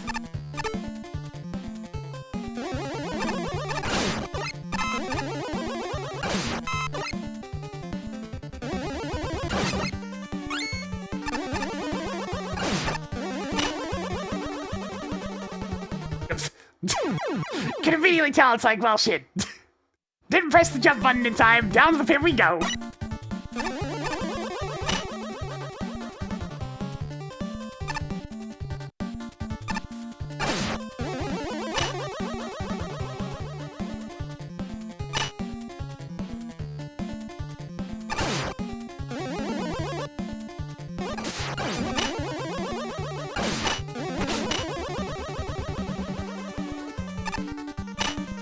Need more power!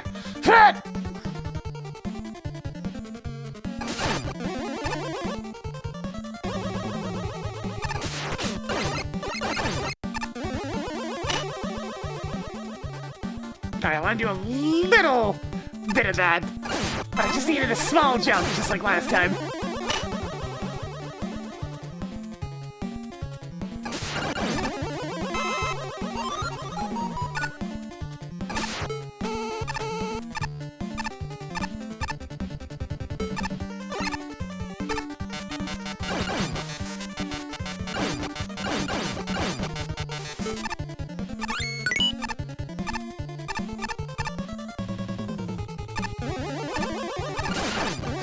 Left or right?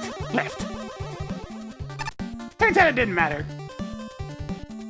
Alright, come here, you bats! I'll take you on!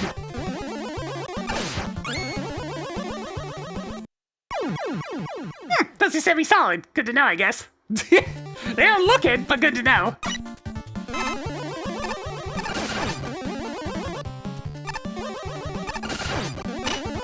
Anyways, it's that one jump from Jewel Man stage again. It even lands in a similar spot.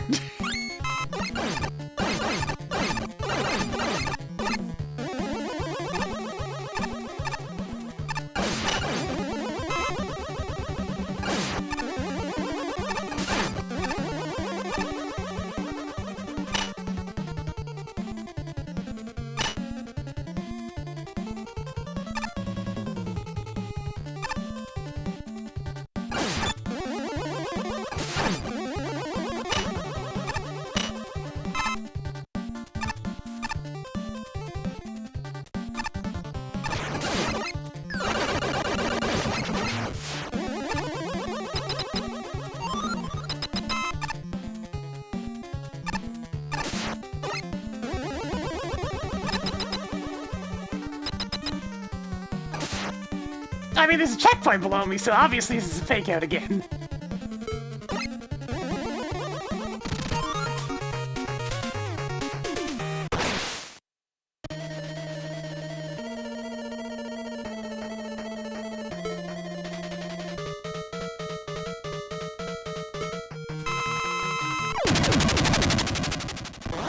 Hello, severely out of place, man!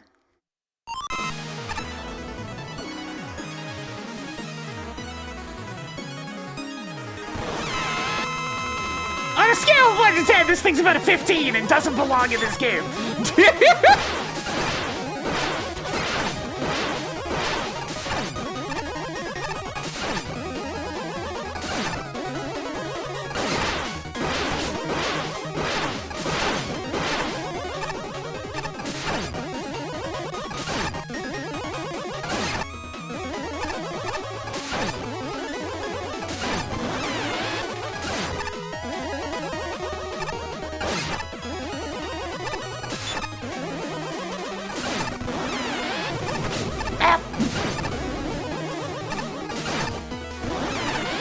Well, I mean, it's kind of a terrible spot for trying to dodge that attack.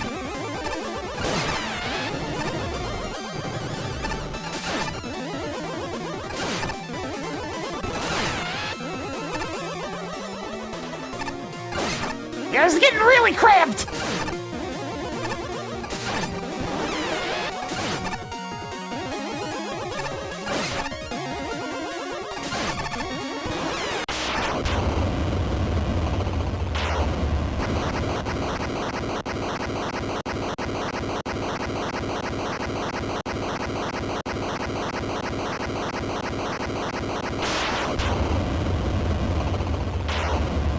That almost landed in the pit. That very nearly landed in the pit. I have to imagine there's a safeguard for if it does land in the pit, but still look how close that came to landing in the pit.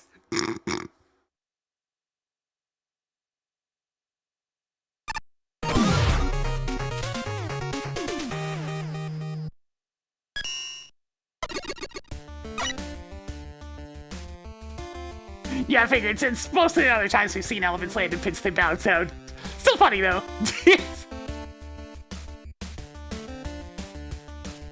Alright, I guess I'll have my drink. That was a good stage. I like that one a lot. It's definitely a bit on the tricky side for a classic Mega Man level, but not by a ton.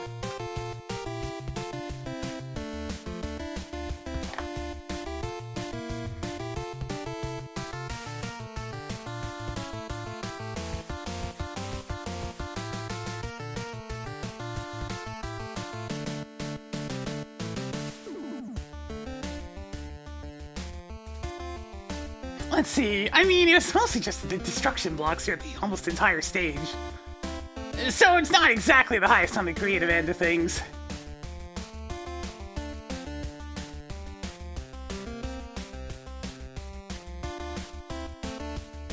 Didn't really run into any bugs, always a good sign. And the aesthetics, I mean, it did look good, but everything's gray. But I am gonna give bonus points for the exquisite backgrounds.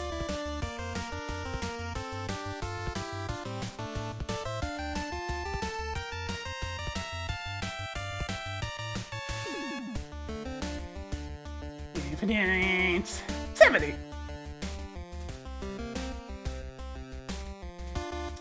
Okay, so the highlight of this stage, without question, is the excellent use of parallax and going on in most of this stage's backgrounds.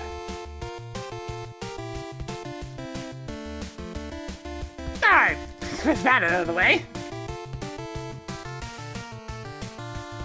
The stage really does not do a ton, since it is mostly just the destructible blocks,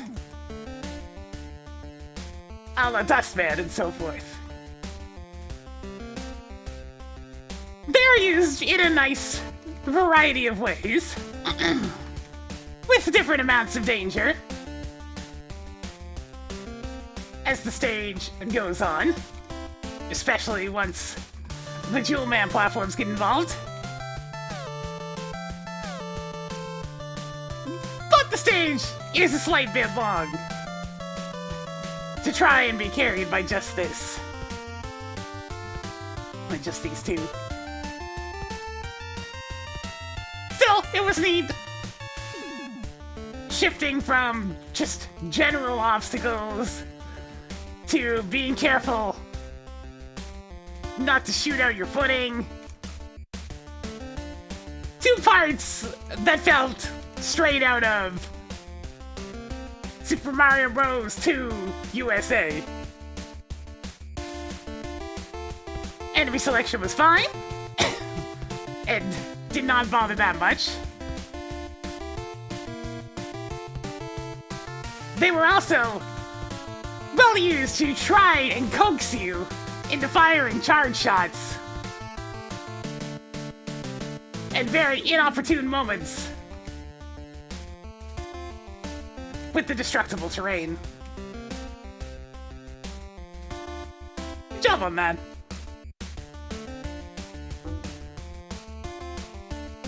While I do like the backgrounds of this stage, the foreground suffers badly. Sure, it's all tiled attractively. It does look good, but it's just super bland on the eyes, owing to it just all being gray bricks. Could have used a splash more color for the foreground objects. Stellar look overall, though. Then there's the boss. Aside from fake out being painfully obvious,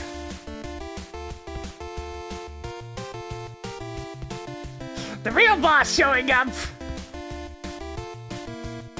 feels like that one part of Super Mario Odyssey where you are fighting a ridiculously detailed, non-cartoony dragon out of nowhere for some reason. And it is equally as horrifically unfitting here, too. Probably would have been better off just using Mecha Dragon and adapting to them, to these attacks. Fight does get pretty dang cramped sometimes, and can be super annoying with the breath attack if you are trying to stay positioned to avoid getting taken out by the charge. Overall, quite good.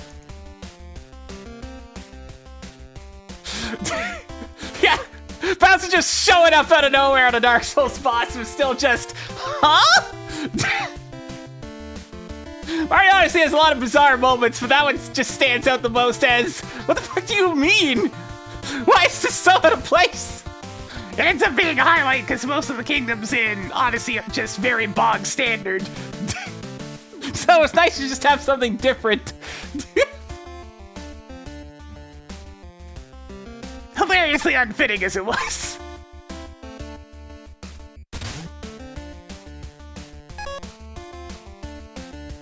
Oh, certainly the right vibe for a ruined kingdom. Oh yeah, wasn't the dragon also called Ruined Kingdom? Hey, wait a minute! The skyline's foreboding, the castle is gray and lifeless, and the whole place is infested with bats, crows, and undead legions. Oh, they're all robots, but you get the point. My main aesthetic issue was with Quickman. He was such a stark contrast from everything else that it took me out of the experience, and I feel like there were better ways to execute that jump scare. As for the level, this was surprisingly quaint. The enemy selection is good and simple, keeping things interesting without going overboard. Props go out to the Skull Met and Dakram, both of whom did more than I'm used to seeing from them. I also like Shadow Mega Man and the bats, although the former's telegraph could use a little animation. The destructible blocks are both appropriate and effective, with more variety than expected. Some fun points go to Dunking Skeleton Joe for standing on them. That gave me a chuckle. As for the pendulums, I appreciate that they were used without a massive horde of spikes involved.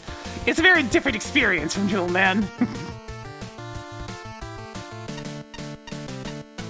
Sadly, while the design is solid, the level's aesthetic works against it. This is primarily because everything is gray, including the fake platforms that the Chirons are standing on and the destructible block that is havoc for readability.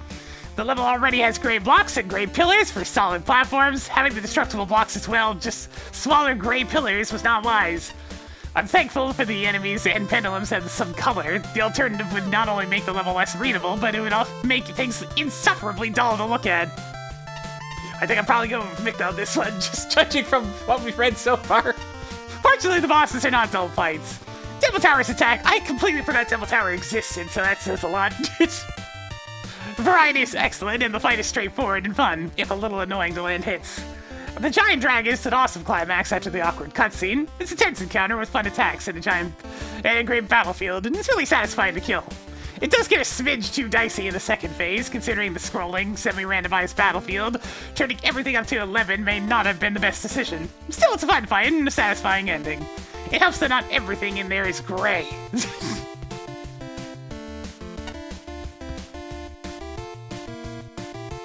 Easily one of the best castle-themed stages I've played across the contest. Sure, it has its share of problems, but the positives highly outweigh the negatives with this one.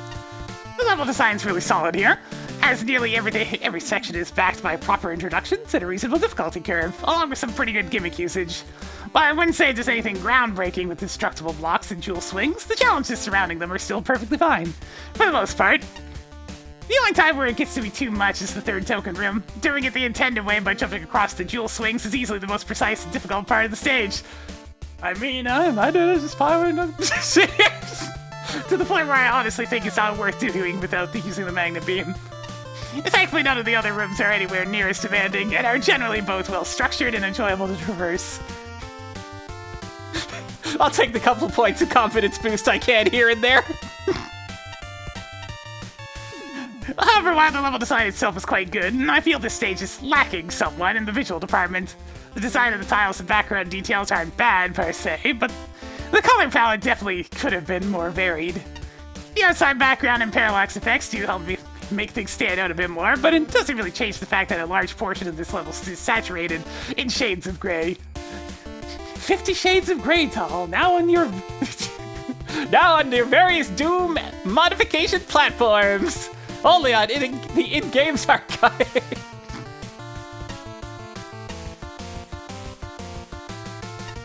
Other than that, my only other major gripe with this stage comes from the end boss.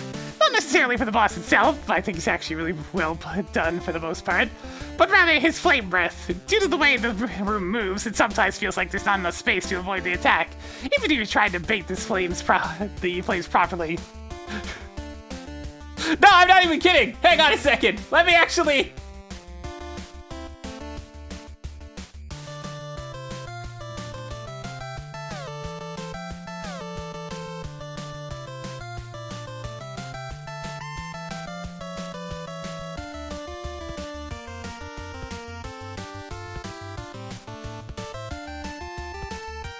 It's like you think I'm kidding, but I'm not kidding! It's an actual Doom wand! Because there's a texture called Grey Tall that comes in several varieties.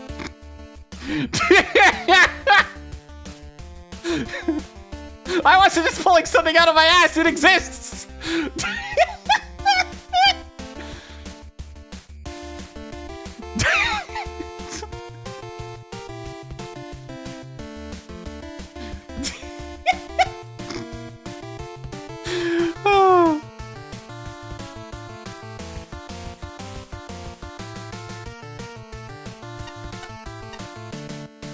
Those few things aside, I found myself really enjoying the fight and the stage as a whole. Very nice work overall.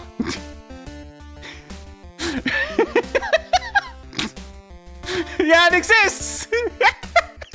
Beware, Eldritch lurks! The tile set's pretty amazing, just a little bit on the grayscale side. Otherwise, the aesthetics are pretty stellar. For neat rooms with the breakable blocks and how you need to work your way through by going through each layer until a gap you can drop down. I like the use of the enemies like the little skull guys and skeleton shows here, which are normally easy to dispose of, but are made actually somewhat of a threat in these layered elevation rooms.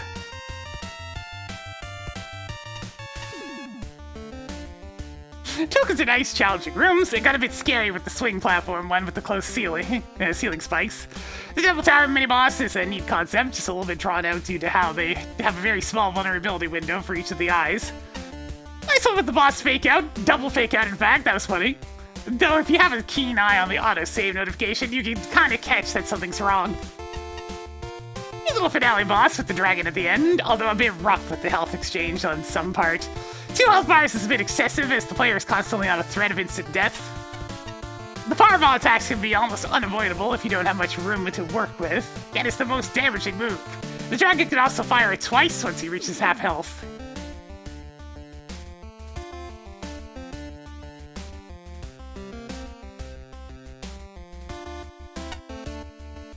When I think of this level, the first thing I think of is the boss fight. It's an awesome and well-programmed set piece that's worth the extra health bar, and the surprise twist leading to the fight is one of the most memorable moments of the contest. The rest of the level strives for a similarly cinematic feel, gorgeous backgrounds, intricate foregrounds. I'm a sucker for efficient architecture with artistic negative space. Cool gargoyles, nice boss foreshadowing, and energetically spooky music create an excellent atmosphere. Bats, crows, shadow clones, skull-themed enemies, swinging platforms, and destructible blocks combine well and add to the sense of location. The nifty mini-boss is a perfect guardian for this kind of place. Some parts of the gameplay uphold that standard of excellence. Large swaths of the learning curve are very smooth. The swinging platform introduction is particularly superb. Yes, yeah, there's no way to die there. It's just, here, swing this platform to get to the other side. Enemy placement is thoroughly on point, leveraging the architecture and gimmicks for maximum effect. I'm especially pleased with how Docron, Skeleton Joe, bravo, and a few specific bats are used. Flashman appreciates a good Joe. The rooms where you destroy the floor to proceed make me very happy, as do the safeguards against getting stuck anywhere. Other parts of the gameplay fall short. The level expects the player to be a master of precision jumps. I'm thinking of the first stretch with bottomless pits and the side room with the third token. Those difficult areas become inconsequential with special weapons, but without weapons it feels like the checkpoints are intimidatingly far apart. A little more warm-up to the notion of don't destroy every block would have been helpful too.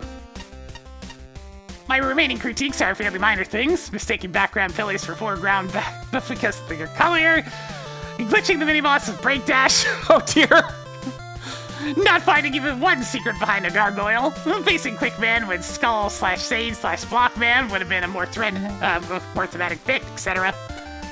But oh, the good parts are great! Unfortunately for this particular level, it turns out to be as lifeless as the name implies. While aesthetically well constructed with a few graphical flares, decisions such as making almost the entire level monochrome meant that the aesthetic fails to hook in. The entire level seemed to blend together into a single gray mess. The first half does not seem to do anything noteworthy, effectively being just corridors of enemies. The destructible blocks are not interesting enough to use by themselves. The one interesting pattern, where you are digging downwards, was a neat idea, but you see the same challenge repeated in succession. The second half does introduce the jewel band swings to mix things up, but other than a few places, they did not seem to be used very effectively. I mean, it is kind of in line with what I mentioned as well, where the stage goes on a bit too long for its gimmick set.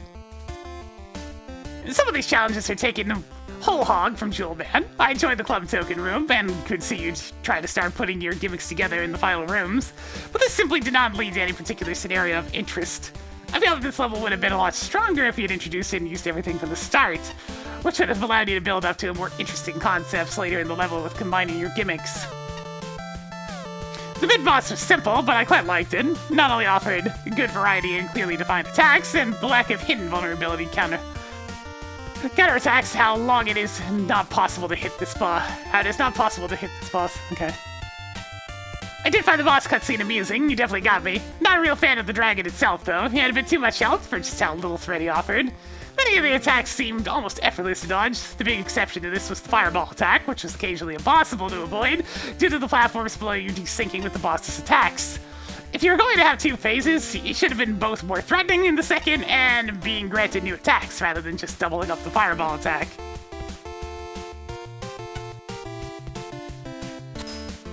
Mick! Mick, Mick, Mick. Alright, one last stage.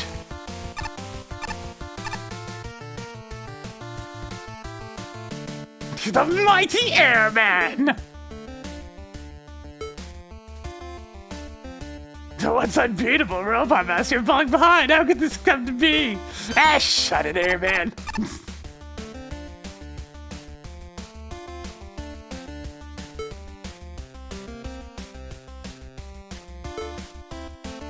Opposite will burn calories. This is a threat. Well, you see, there's just one problem with that, sir. I can climb fast! Ha-ha! Actually, is this thing too fast for my... Nope, nope, I'm too fast! Too fast!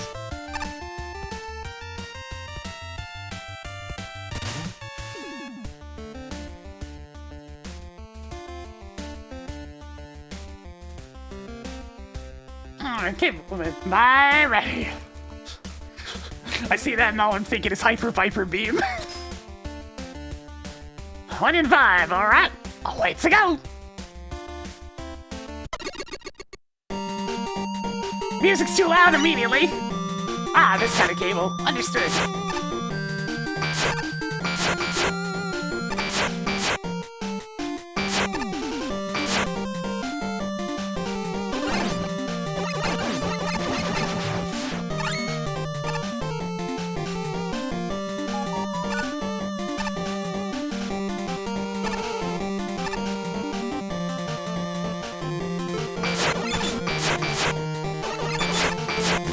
Okay, I'm tired of these guys. I've been seeing them too much today.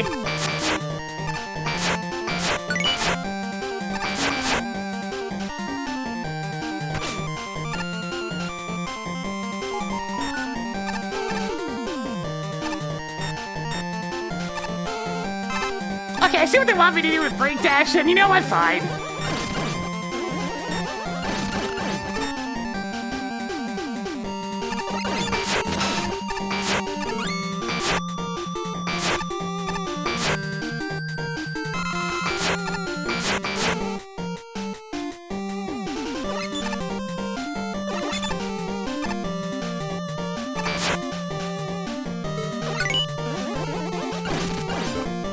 Oops. Get out of my way!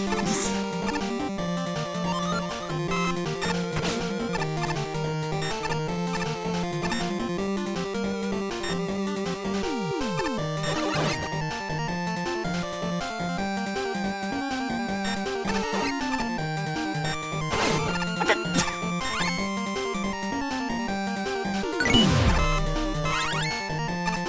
How is that only 80% of the tokens? Good God!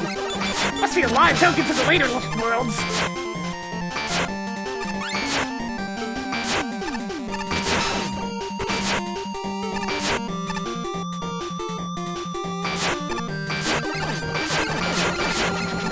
Okay, I just want to double check something here.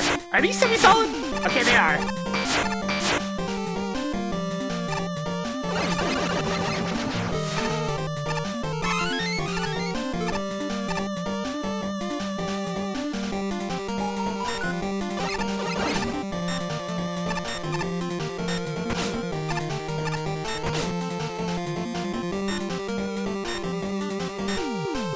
I mean, the pipe's not a very good tell for that, if this is actually... Oh, it's another room full of tanks, okay.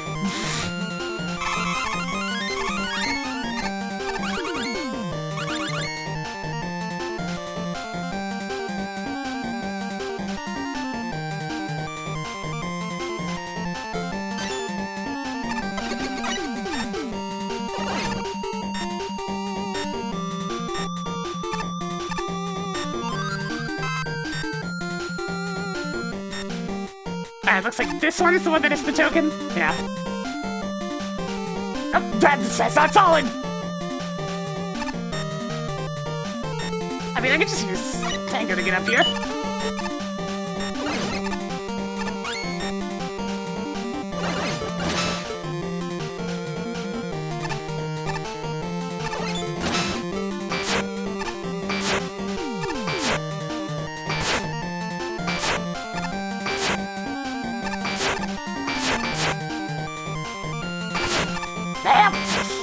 always hated this Mega Man 3 enemy a lot. You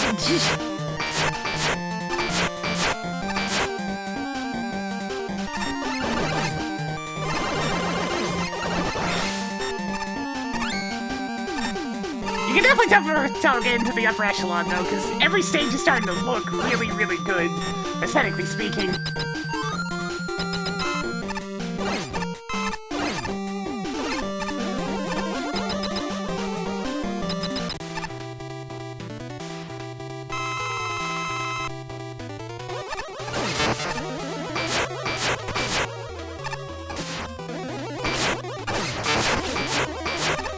Okay, movement's definitely a bit on the erratic side!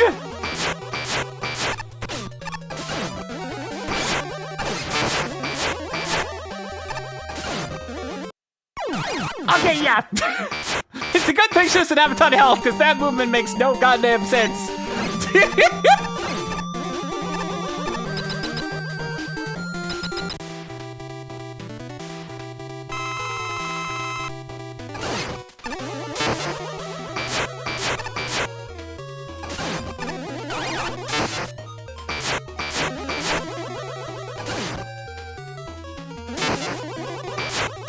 I know the shots, I'm talking about like the actual physical movement.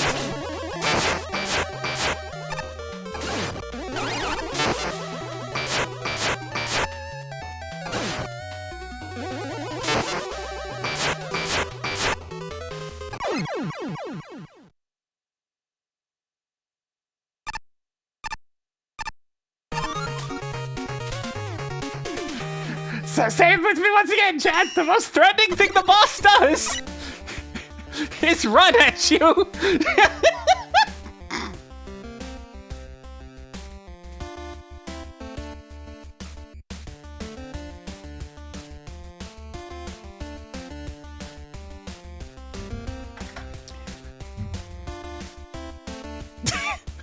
It just keeps happening. So many custom Robot Masters fall into the same thing. Even a lot of the official Robot Masters fall into that same rut. Well, they've got all these attacks, and yet the most threatening thing they do is just move unpredictably.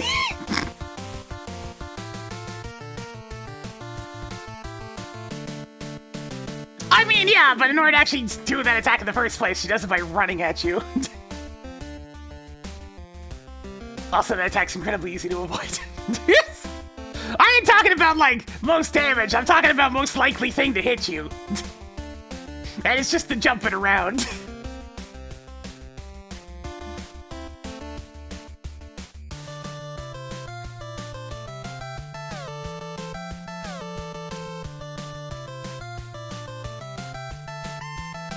Alright.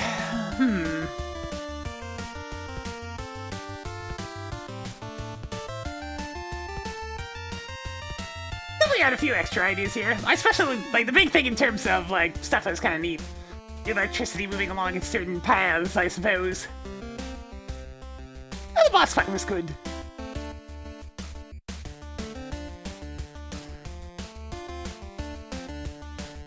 I had an okay time with this one. Didn't run into any bugs or anything like that. And aesthetically, it was pretty good.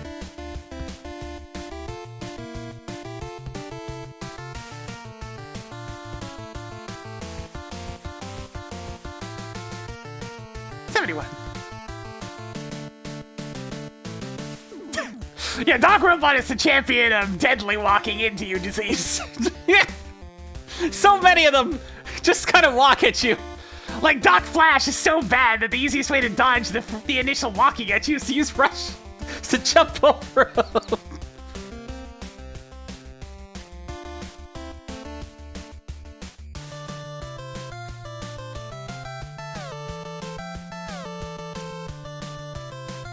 Yeah, all the contact bots do tons of contact damage. I don't know what the heck they're made out of, but their contact damage is disgusting.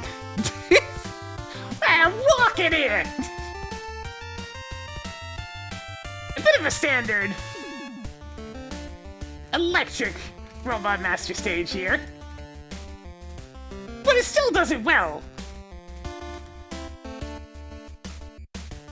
The electric... let's see, electric Spurts, surges. Along the lines, it's a nice little gimmick. It gets used well throughout the stage. There are not too many more surprises beyond that, but the ones that do show up are nice. The big one that got me was the Elect Beam Met. What a one-eyed little devil. Tokens were simple enough to find, and were fun little challenges. So that added positively to the stage as well. The aesthetic changes between the power lines outside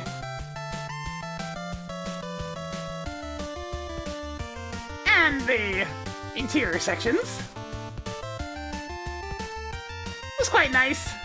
The interior is a bit too yellow throughout for me, as it makes some of the electric elements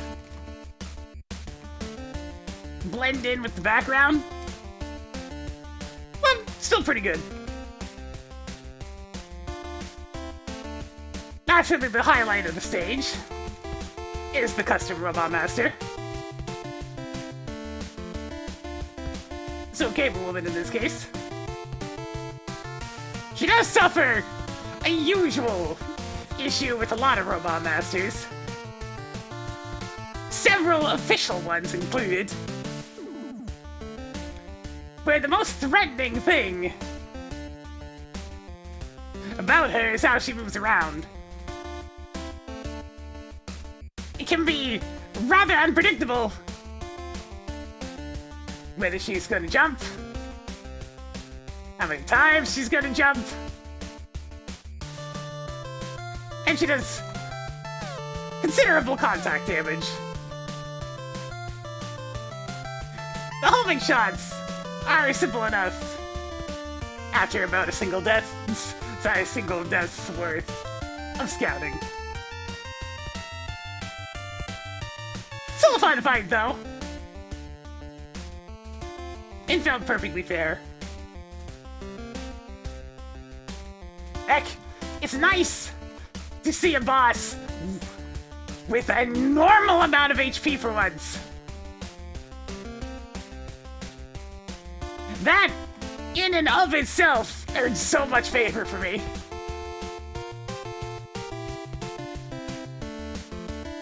Good stage overall. Did enjoy.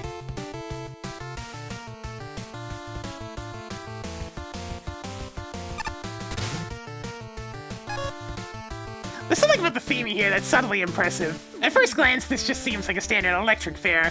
However, the level is generally built to be a cable stage instead of just electricity.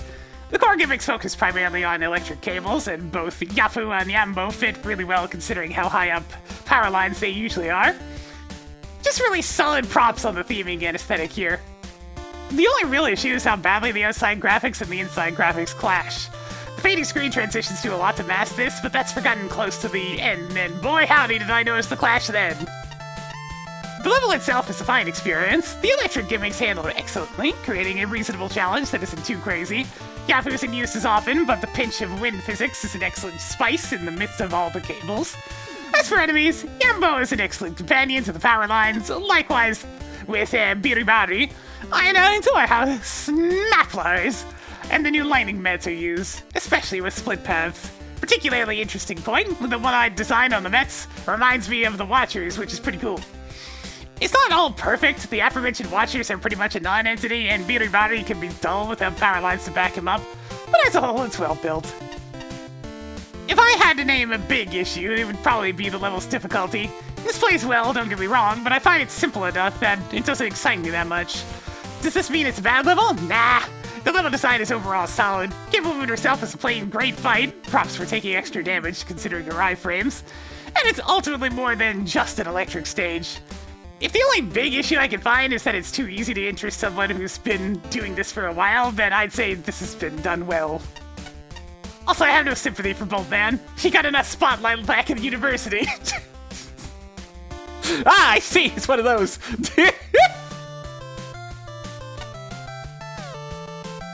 This is a level that kind of struck me a strange chord for me. The first time I played it has its faults, sure, but there's a lot more to like than there is to dislike with this one. By the way, I'd just like to point out that we're actually high enough on the screen for a change to see you roll physically looking at the screen. She's giving it a good stare. Aside from the overall solid presentation and aesthetics, one of my favorite things about this stage is the main gimmick. The electrified wires are a simple but effective hazard. They're more than enough to keep the player engaged with what's going on, and they play off the other enemies very well, especially the ambos at the beginning and end of the level. That said, for as good as the enemy placement is, like the aforementioned Yambos, along with the new Met variant, a few of the other ones feel a bit underutilized. Yapus and Watchers don't show up that much outside of a few specific rooms, which I feel is a missed opportunity. Both could have easily been paired with the electrified wires, so it's a little sad to not see that capitalized on. If anything, that's probably my biggest complaint with this stage. It leaves me wanting more. Not because it's a bad level, because it has the makings of a great level. It's just held back ever so slightly due to underutilized enemies and a surprisingly short runtime. I mean, it was a perfectly normal runtime, but once again, there's so many long-ass stages in this contest that it's completely warped the idea of standard runtime.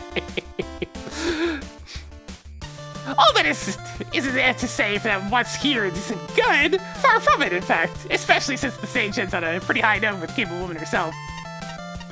Cable Woman's fight is relatively straightforward, though. Still ends up being pretty engaging thanks to how she can mix up what attacks she can do once she lands on the ground. That one particular attack of hers where she zaps you with her helmet, Cable feels like it does a bit too much damage, but other than that, I really enjoyed her fight.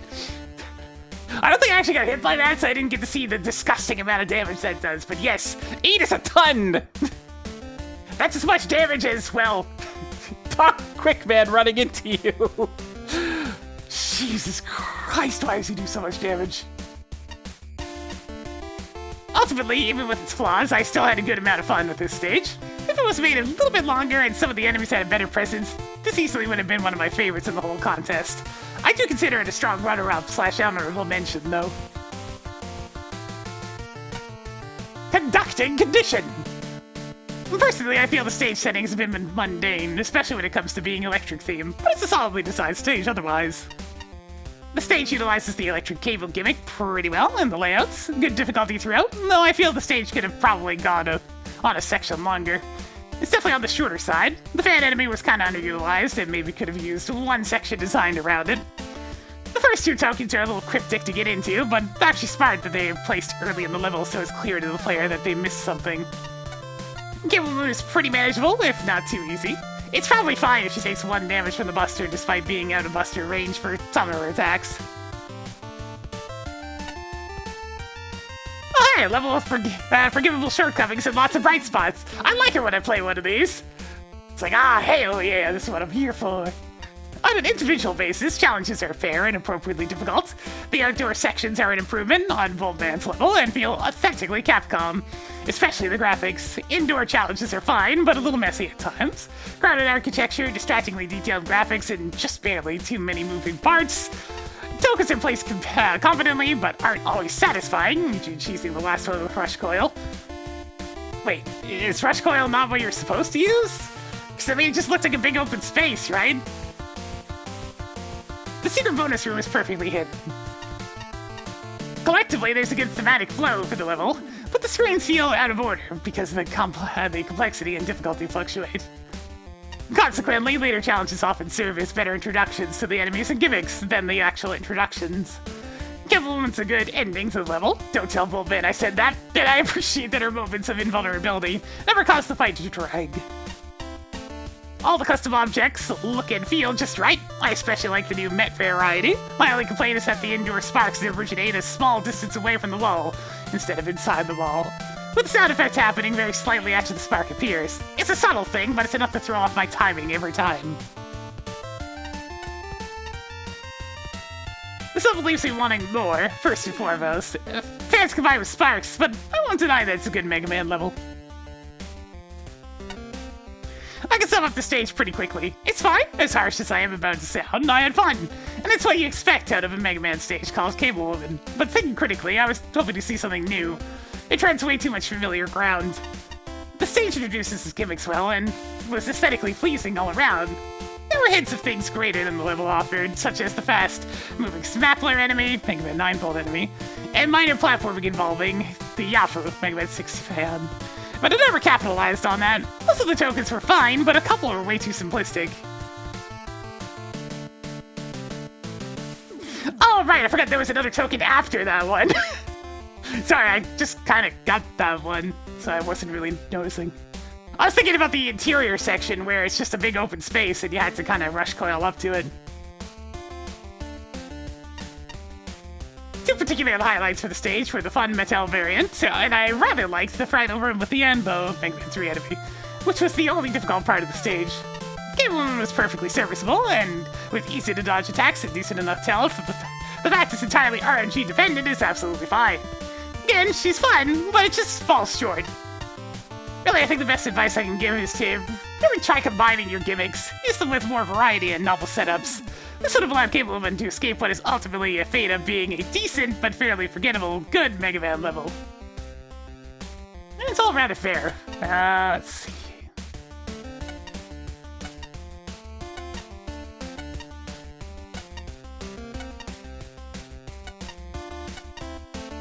I think I'll go with Shinryu on this one.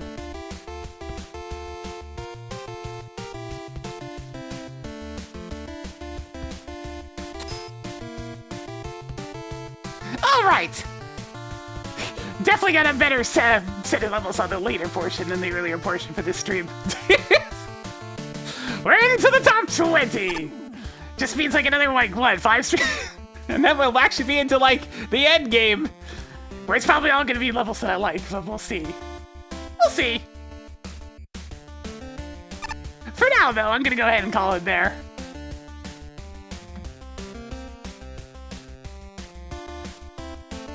If you enjoyed the content, please give it a follow. It helps the channel grow. Gets those numbers going on up. We do succeed here on Twitch.tv. On the YouTube side of things, give it a subscribe. You'll get the notifications as well. I'm gonna be back on tomorrow, probably with more of this, since I don't really have anything else lined up right now. But in the meantime, I do want to thank y'all for watching once again, and yeah. Thanks again to Neo, of course, for giving me the Mega Man 8 roll costume. So now I got a roll that I really like, and I'll be sticking to for probably the rest of the playthrough. But in the meantime, I'm gonna call it there. Thanks for watching, and I'll see you next time. Ciao!